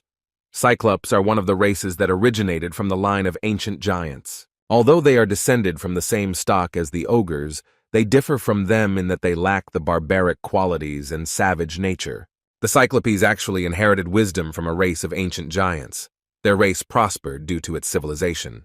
They are strong and truly worthy of being the final boss guarding this temple. One of the 3 Cyclops, seeing Wu Jin in front of him, said in the language of Alphen that it was surprising for him to meet such a person in such a place. Wu Jin didn't know him personally, so he was surprised that his name was known to this Cyclops. As it turned out, these guys were also familiar with his demonic familiars, because they called Ricky a giant god of destruction who could charge up. Bibi received a cute nickname that she hadn't heard since Alphen, where she was called the Witch of Hallucinations. Wu Jin himself was called a ruthless necromancer, which made him smile from the pleasant memories.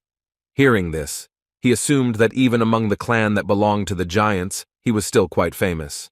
The Cyclops responded to his words about fame with some anger, saying that he could not help but remember such a person. Within a moment, their bodies began to suddenly increase in size, proving the fact that they were the heirs of the giants. Clutching his weapon angrily in his hands, he said that the ruthless necromancer was remembered by them as the King of Death, the immortal Ardal. There was no surprise that his name from the time of Alphen was spoken out loud, but Wu Jin was extremely concerned about the gigantification ability that the Cyclopes had demonstrated. In just a moment, the huge Cyclops aimed his shining, deadly mace at his opponent. Wu Jin reacted skillfully and ordered his familiar to take a defensive position. Rocky, using his entire body, successfully blocked the blow of a large mace. It was not possible to destroy a person in an instant using surprise. Having escaped this deadly attack, Wu Jin began to prepare for the fight, but first decided to check if Tranit had sent them, like his previous opponents. The Cyclops, who was expected to be a proud being representing the race of wise giants, responded quite shamefully, as he said that Tranit was the new order of their universe, which would fix everything. He was sure that Wu Jin would not be able to cope and stop his army. When he continued his shameful speech, saying that the immortal Ardal had already lost when he escaped from Alphen, Wu Jin became seriously angry. Continuing to irritate the legendary necromancer from Alphen, the Cyclops said that his anger confirmed his words. Wu Jin lowered his eyes and said with an evil smile that he shouldn't cross the line because he would pay a very painful price for it. Having transformed his warrior's weapon into a spear, he rushed into the attack, and only at the last moment did the Cyclops realize that this attack could no longer be dodged. The giant monster's only eye was pierced by a spear.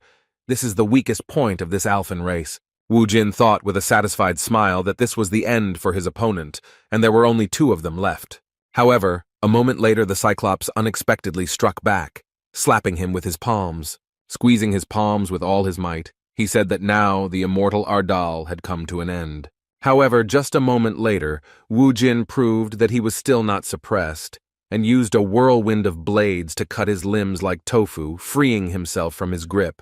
Returning to the surface, he ignored Bibi's concerns, and uttered words of incomprehension regarding the Cyclops being normal, even after he pierced his eye with a spear.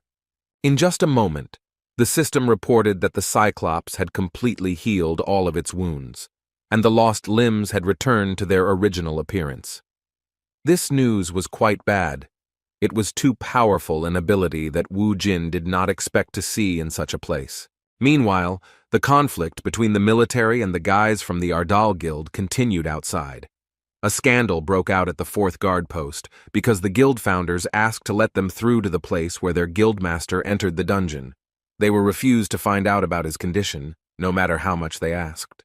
According to army representatives, they have already reported all the necessary information to the media, and being in such close proximity is too dangerous due to the threat of a dungeon breakthrough.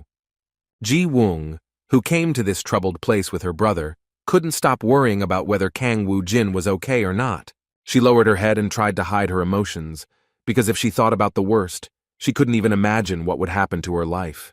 Gritting her teeth, she began to pray, strengthening her faith that he would return alive and well.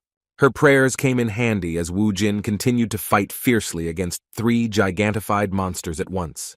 As the experienced warrior Yoon Hee watched him fight, she was amazed at how he continued to resist despite the enormous pressure. She acknowledged that the Cyclopes had monstrous strength due to their gigantic bodies. Equally exciting was their almost instantaneous ability to regenerate.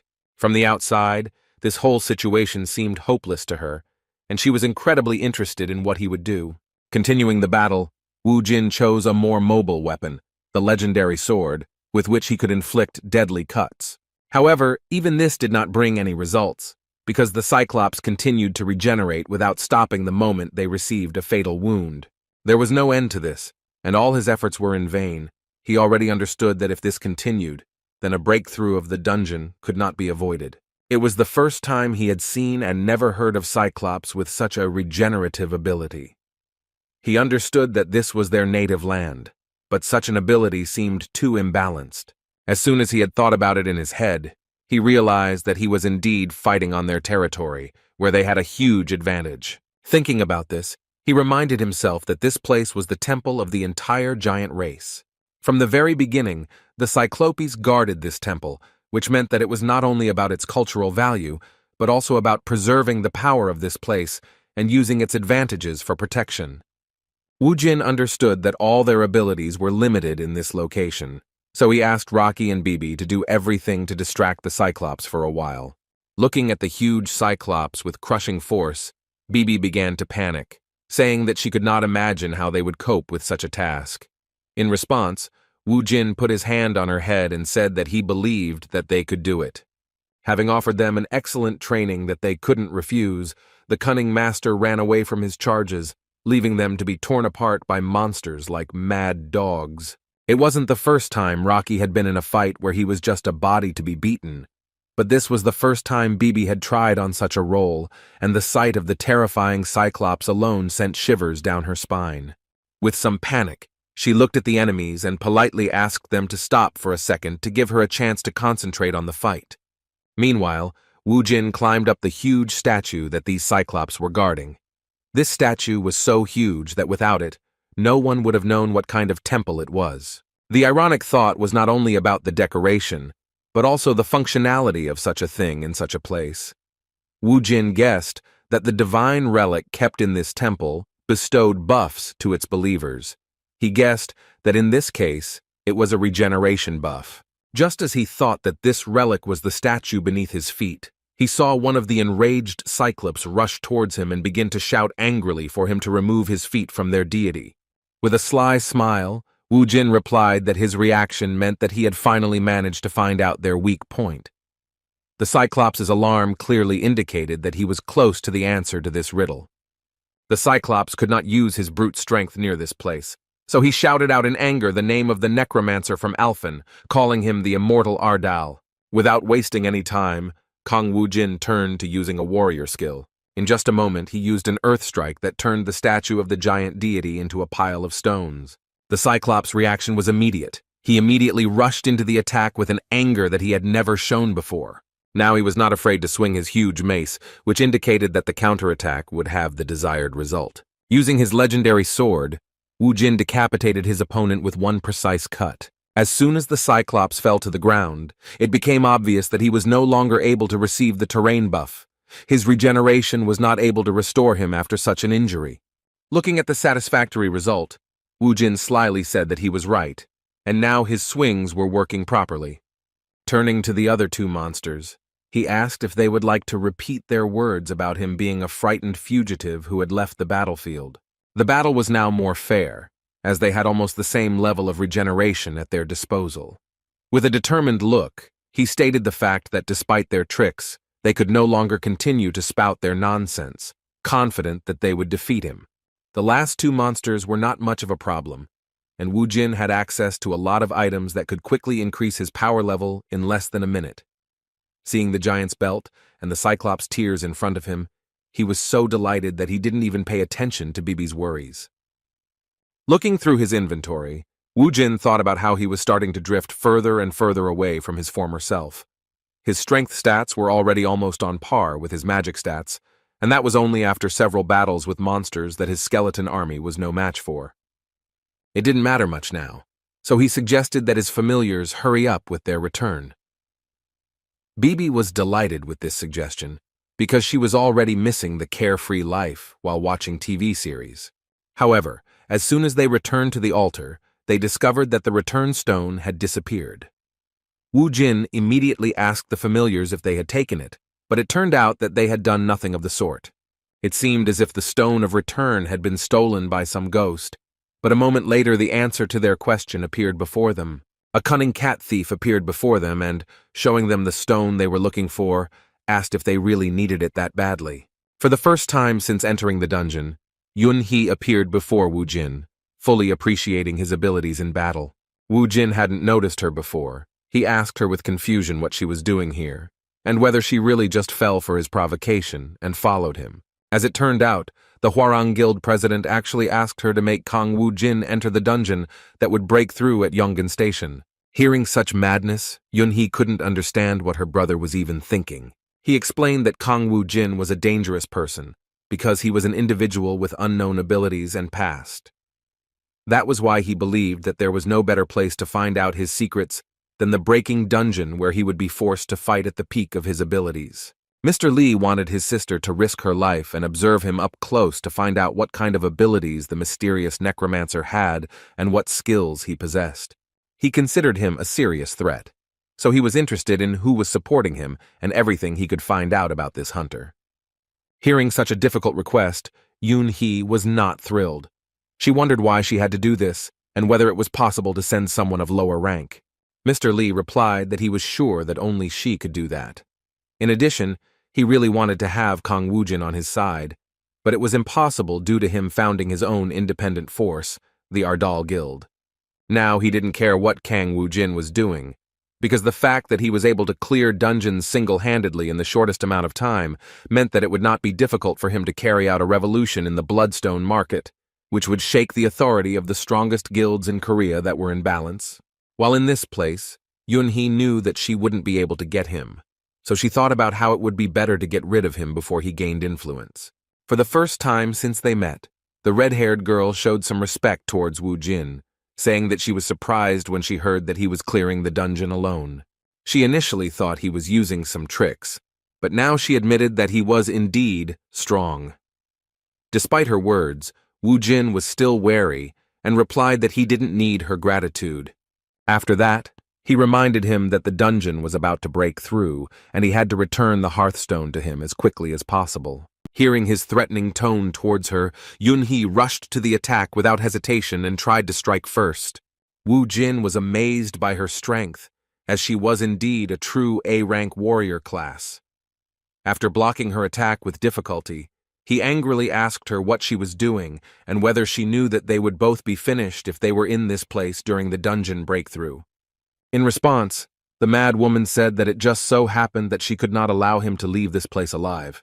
Meanwhile, the guys from the Ardal Guild continued to try to get to the entrance of the dungeon, saying that they had a direct relationship with the person involved in this incident. They were not going to find out the details through the media because we are talking about the leader of their organization. Their conversation with the army representative was suddenly interrupted by Mr. Lee, the president of the Hwarang Guild, whose interests also affected this situation. Upon seeing him, Min Chung introduced this red-haired scoundrel to his colleagues, the founders of Ardal. When he approached Mr. Lee, he was counting on his help, so he introduced himself as Director Ardal and explained that they were there because they heard that their guild master had entered that dungeon. Analyzing the situation, Lee Sang-ho came to the conclusion that both the boss and his subordinates simply did not understand the hints from their side. He decided that Woo-jin really fell for Yoon-hee's provocations and followed her lead, signing his own death sentence. Adjusting his glasses, he warned them that a dungeon breakthrough was coming soon, so they had better stay away from that place. He immediately began to lead them to think of a tragic outcome, saying that responsibility and compensation for the losses would happen after they dealt with the breakthrough. Director Jun couldn't believe that President Hwarang was willing to just accept the loss of his own sister. Sungu was always convinced that his incredible boss would return. He asked in bewilderment, with a cry of confusion, why the dungeon had to break through, and then spoke words of faith that his Hyun Nim would definitely break the barrier and return soon. As expected, his straightforwardness really offended the one who thinks that everything in this life is under his control. Mr. Lee's self-confidence and arrogance were hurt by how some boy sincerely believed in his comrade's success. Suddenly, their tension was interrupted by a commotion among the military. Those near the entrance to the station where the dungeon was were shocked by what they saw, as the barrier suddenly stopped responding. This was unlike any dungeon breach they had encountered before. Their cries of someone leaving the station left Mr. Lee in shock, as he now realized that his plan had been ruined and the consequences of breaking the agreement with the Prime Minister were inevitable. It was still unknown who the steps that were heard at the exit belonged to. An hour before this event, The battle inside the dungeon against the inhabitants of another dimension had been completely completed. But even despite this, the sounds of battle continued to fill the area. The cruel Li Yunhee tried with all her might to destroy her opponent, Wu Jin, who threatened his guild and could upset the balance of power among all the guilds with his incredible power. The sheer brute strength of this crazy red-haired girl was enough to drive the necromancer into a corner. However, she had no intention of playing with him and even resorted to using the skill before he even began to resist. Her Shadow Dash skill made it clear from the start that this was a movement speed on a whole other level.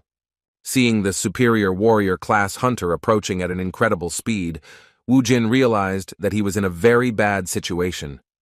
Just as he prepared himself and took a stance with his sword to try and stop her attack, Yunhee suddenly appeared behind him and prepared to attack. Even though the necromancer managed to notice her moving so quickly behind him, he still didn't have time to dodge.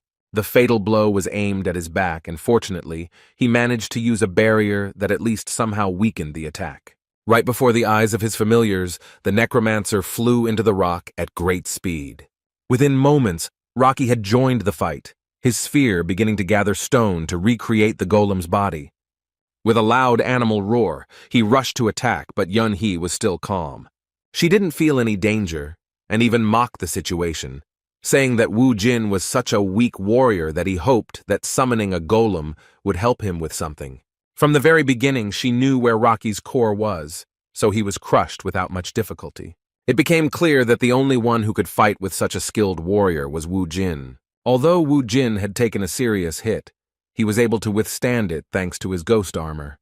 The last attack had used up 2 of his 100 souls, but he knew that he was being pushed back, and if he didn't change anything, it would only be a matter of time before his armor lost its power reserves. Analyzing the situation, he came to the conclusion that it was not a question of strength at all, since their attack power was roughly equal, but Yunhee had a significant advantage in terms of speed. As he thought, it was not without reason that she was ranked A, since it was clear that she had a huge reserve of experience, which made her so strong. As soon as Wu Jin started to approach the warrior from the Hwarang Guild, she said with particular interest that the barrier would not help him, because he was weak. She wondered what he was trying to achieve by just blocking her attacks, because if he waited too long, the dungeon breakthrough would be inevitable. In response, Wu Jin mockingly called her funny, noting that she was talking as if a breakthrough would affect her. She had no answer to his words about their battle, looking like she really wanted a breakthrough to actually happen. Understanding the Hwarang Guild's presumed motives, Wu Jin concluded that those who had a grain of power were actually very dark souls. It was quite difficult for him to understand what they were really thinking, since the people were very different from the people of Alphen. Still, he didn't particularly like this dialogue, so he again assumed a fighting stance and said with a fighting spirit that he didn't care what they were planning, because he would still destroy everything they tried to do. The words of the one who had just been lying on the ground seemed quite funny to Yunhee, so she mockingly said that her opponent was as confident as usual. It seems her interest in the battle has also suddenly increased. Within a moment, she took the initiative and rushed into the attack with lightning speed, closing the distance between them in an instant. Her strike with great force, which was blocked by Wu Jin's huge sword, created a powerful air current that broke the sound barrier. The battle was so fierce that everything around him was gradually collapsing. Yunhee continued to apply incredible pressure with her superior speed, which, coupled with her great strength, made the fight very difficult for Wu Jin. He had no experience fighting such dangerous opponents yet, so his soul barrier gradually weakened due to the blows he took. Taking advantage of the moments, he tried in every possible way to strike back, using various skills of fighting at a distance. The ghost spears were one of those attacks that Yunhee was not familiar with yet. However, this was not a problem for her, as she was not only able to stop all the spears, but also simultaneously close the distance to continue putting pressure on Wu Jin. Another skill, which was also associated with acceleration, made the situation even worse. With the help of her shadow superspeed, she was right in front of the necromancer in an instant, while he was stuck in a corner and unable to maneuver. He knew that this blow would not be blocked, because at this moment, Yunhee was at a speed that he could not cope with. It was only by a miracle that he managed to lean back a little, avoiding a fatal wound from the slashing blow of his dangerous opponent. He clutched his face, feeling incredible anger, because she had actually managed to leave a large scar between his eyes. While he was barely coping with this pressure, Yun-hee became more and more serious. She believed that she was already one step away from victory, since Wu Jin's barrier had reached its limit. Noticing this, she suggested that they finish quickly so that one of them could get out of this dungeon.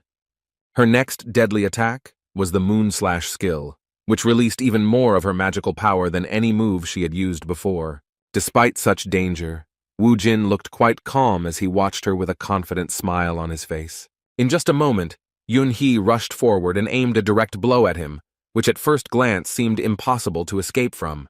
Bibi couldn't help her master in any way and only screamed in panic for him to run away. At that moment, Wu Jin disappeared from their sight due to the dust that rose up after using the deadly Moon Slash. After this attack, Yun-hee said with a sly smile that she had not enjoyed a battle so much in a long time. She already thought that everything was over and her victory was already in the bag, so she disrespectfully said that she was glad that they would not meet again. However, just as the ardor began to fade, she saw that it was not the mortally wounded Wu Jin who stood before him, but one of his skeletons, whose chest she had pierced. After that, she heard the voice of her opponent, who mockingly said that it was not customary to say goodbye at the beginning of the fun. The skeleton continued to hold her sword despite taking damage that should have turned it into dust. Seeing Yun-hee's gaze, Wu Jin wondered why she was so surprised and guessed that she had never met a familiar like that before. As it turned out, Kang Wu Jin had managed to escape from her attack and was only waiting for such a moment when his opponent with superior strength would be immobilized. He finally caught her, and it became clear to everyone on this battlefield. Cold sweat appeared on the face of the fatally mistaken Yun-hee, realizing that her cunning opponent was only pretending to be cornered, luring her to a place where he could summon the undead. Moreover, she could not understand how it happened that, despite using more and more of her skills, she still could not achieve the desired result. From the very beginning, Wu Jin had been trying to avoid her attacks. Her advantage was undeniable, causing her to be unable to comprehend how it had gotten to the point where he was blocking her attacks. The situation she was in did not give her any freedom of action, because now her speed and strength were useless. Taking out his huge, deadly sword, Wu Jin said that it was his turn. Fighting against Li Yun-hee's incredible arrogance, she missed many details and was now furious. Using her immense strength, she tore her blade from the skeleton's grip. Charging forward again, she shouted that even such slow attacks wouldn't work on her. Seeing her rage, Wu Jin began to laugh slyly, saying that he agreed that he couldn't keep up with her speed. As it turned out, he had prepared another trap that Yun-hee couldn't even think of. The moment she tried to lunge towards him, she received her first wound. Her whole body was shaking with pain, and when she looked around, she saw that there were 2 more skeletons that had stabbed her in the back. Yun-hee, who gave in to her emotions, didn't even notice how she herself found herself in a difficult situation. With a sly smile, Wu Jin pointed out her stupidity, saying that it was obvious that cyclopes usually traveled in 3s. After these words, he stood up and said that it was really time to end this boring fight. The immobilized and badly wounded Yun-hee began to shout insults at him, but it was all over for her. In just a moment, Wu Jin delivered the killing blow and said goodbye to her. As soon as he defeated her, his body began to overflow from the huge amount of experience he received for the victory. At the same time, the system informed him that he had reached level 50, and as a reward, he received the skill of resurrection and detonation of the dead. After this fight, Wu Jin immediately used the return stone and found himself outside in his hometown again. He didn't pay attention to the shouts at the entrance to the fenced area, but he heard that the voices belonged to his friends.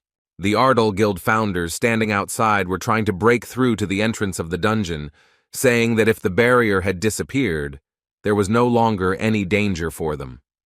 Suddenly, the continuous arguments with the army representatives stopped, because Wu Jin had gone upstairs. He didn't look the same as before, but the guys were incredibly happy that he came back alive. Seeing his friends, Wu Jin asked in surprise when they managed to arrive at this place.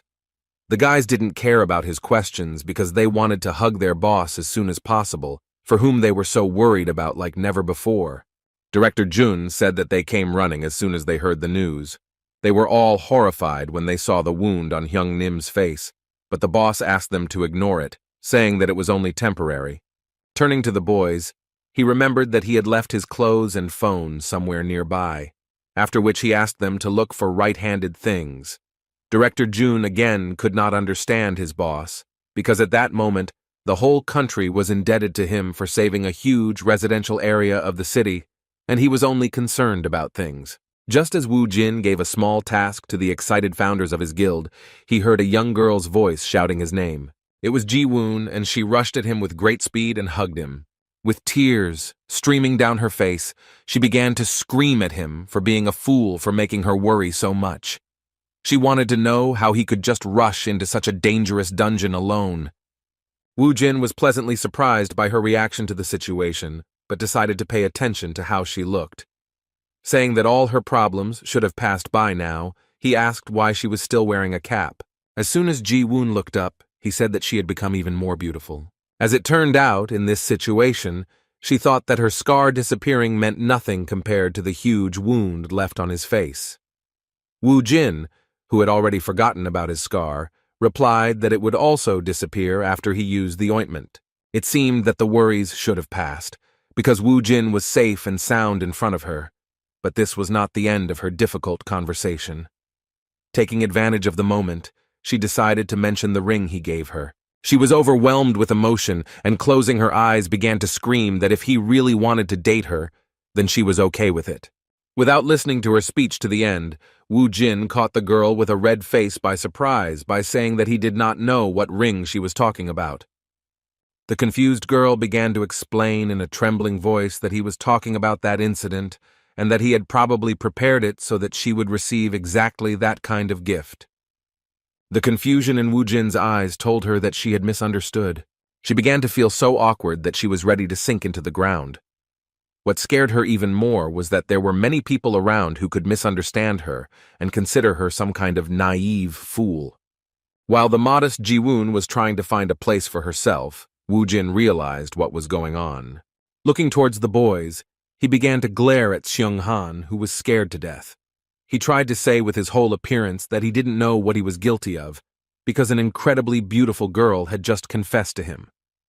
Their conversation was suddenly interrupted by Lee Sang-ho's intervention. He walked up to Woo Jin and said that he was relieved that he was okay. After that, he asked with some feigned excitement in his voice what had happened to the team leader Lee Yoon-hee. Remembering what happened inside the dungeon, Kang Woo Jin thought about how to respond in order to put this disgusting scoundrel in his place. The situation seemed quite suspicious to him. He believed that the president of the Hwarang Guild had a direct connection to what happened. However, even though he was sure that it was his order, Woo Jin could not do anything about it, knowing that he did not have any solid evidence. He was interested to see what would happen next, so he answered briefly and without emotion that Yun-hee had died in battle. He shocked the Hwarang leader with his words, saying that although she was strong, the challenge she faced was much more dangerous than she initially thought. Sang-ho reacted with restraint. He began to analyze the situation. He could not believe that Lee Yoon-hee was killed by some monster, so he did not trust his words that he allegedly had nothing to do with it. Looking at Woo Jin's emotionless expression, he tried to figure out if it was possible that he was simply lying to his face. In response, Sang-ho asked with a serious look who killed her. Woo Jin immediately answered briefly that it was an immortal. Although Sang-ho did not understand anything from his answer, Woo Jin wanted to say with some hidden mockery in this phrase that the killer of Yun-hee was the immortal Ardal, who he himself is, although no one from Earth knows about it. The tension between the leaders of the two powerful organizations was broken when Song-gu appeared, bringing his boss his phone and clothes. As it turned out, the military had noticed them near the entrance to the dungeon and decided to save them just in case. Without even saying goodbye to Lee Sang-ho, Woo Jin started walking towards the car with his subordinate. Sun-gu asked why he suddenly stopped the important conversation with the head of Hwarang, but the boss replied that he didn't care. At the same time, Sang-ho was going crazy from the realization that he was told that Lee Yoon-hee had died at the hands of some unknown monster, which was later defeated by Woo Jin.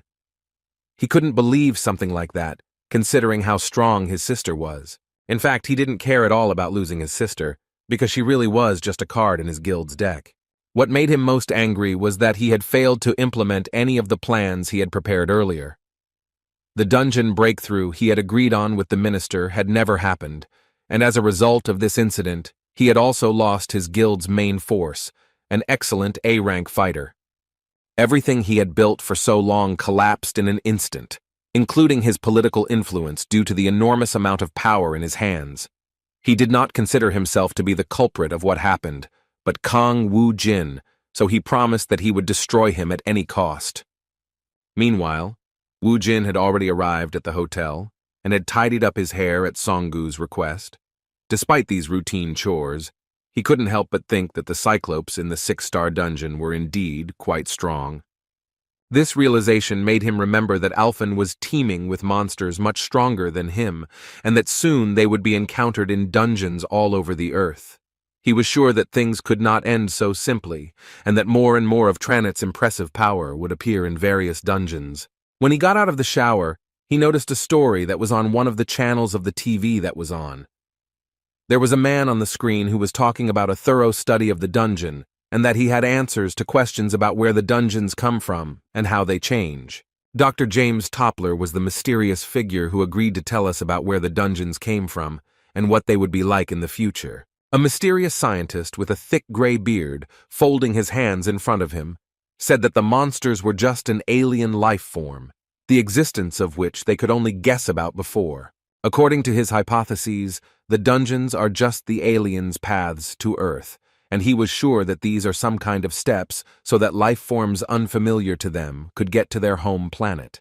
Wu Jin, who heard his words, could not understand where he got such assumptions from and how he was able to figure out so well what was really going on. For the first time, he was so interested in a scientific broadcast that he sat down in front of the TV to listen to the old man's ideas until the end.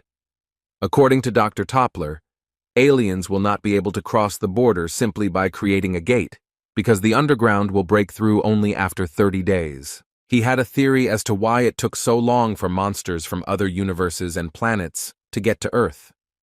This theory concerned the return stones, and he judged them by the fact that they were found underground in the form of mines, and also served as a key to the exit. Looking at it from the monster's perspective, he believed that these stones could be used as a key to open the gates to Earth. To activate this peculiar key, it would logically take exactly 30 days, which corresponds to the time needed to break through the dungeon. As an argument, the doctor mentioned that previously, rather weak monsters came out of the dungeons, and these places were not so dangerous. The reason why humanity suffered so many losses was that they had nothing to oppose to the monsters. Wu Jin, who continued to listen to this theory, thought it was plausible. After seeing footage of the monsters from Alphen on TV that had landed on Earth, he noticed that they were small, and their movements were different from those in the dungeon. Based on this, he assumed that they could not show strength. This information was already enough to understand that the materialization of monster powers on Earth is limited, as in the case of Bibi. The doctor continued to share his assumptions, saying that after the shaking of the dungeons, stronger variations began to appear more often and aggravation is inevitable. Wu Jin also noticed that after a short period of time, more dangerous dungeons began to appear. There were many more of them, and it became a problem for ordinary hunters. He also thought about it, but it was more important for him to find out what this phenomenon was connected with. The scientist continued to share his theory, saying that in fact, the dungeons are not only mines, because the bloodstones are just bait that the monsters installed there for some benefit. At that moment, Wu Jin realized what was going on. The more bloodstones there were on Earth, the more comfortable the monsters would be on their planet. The weak dungeons were just preparation for Earth to become a comfortable place for monsters to exist. The scientist's words made sense, and they opened up new perspectives for the necromancer who was pondering how to stop Tranit's invasion of his home planet. When it came to the theory of blood crystals, he remembered that on Alphen, the energy that was in these stones was called mana. Crystals increase the concentration of mana on Earth due to people who extract and use them. This method creates an environment for the materialization of monsters' powers. After listening to the scientific television program until the end, Wu Jin made unexpected conclusions and promised that he would remember Professor James Toppler because his speech was full of meaning. After that, he received a call from Director Jun. He immediately apologized for disturbing his boss's rest and then said that he should come and take a look at it himself. Wu Jin was clearly not happy with what he heard on the phone. As it turned out, he was forced to appear at a sudden press conference dedicated to the situation that had occurred in the dungeon. Most likely, the initiator of this press conference was the president of the Hwarang Guild, who thus materialized his anger due to the fact that both of his plans were destroyed by the hands of the head of the Ardal Guild. A large number of journalists and Director Jun were present in the small hall. Wu Jin's appearance was exactly what everyone was waiting for to start this sudden conference. As Wu Jin sat down between the Hwarang Guild leader and his director, Jun Min-chang apologized once again, saying that he couldn't stop the interview. He also advised his boss, who was new to this experience, not to answer difficult questions, so as not to make the situation worse. In fact, Wu Jin wasn't worried about this at all, as he was more interested in what the Hwarang Guild president had planned. He understood from the very beginning that this was his version of revenge for the loss of some opportunity connected with the dungeon, which could only be guessed at. Looking at Lee Sang-ho's bold expression, he knew that he had prepared something to undermine his authority. The press conference began, and the first journalist who dared to ask a question first addressed President Lee Sang-ho. Speaking about the endless cleanup before the dungeon breakthrough, he wanted to know whether it was an order from Hwarang or Ardal, or whether it was agreed upon between them.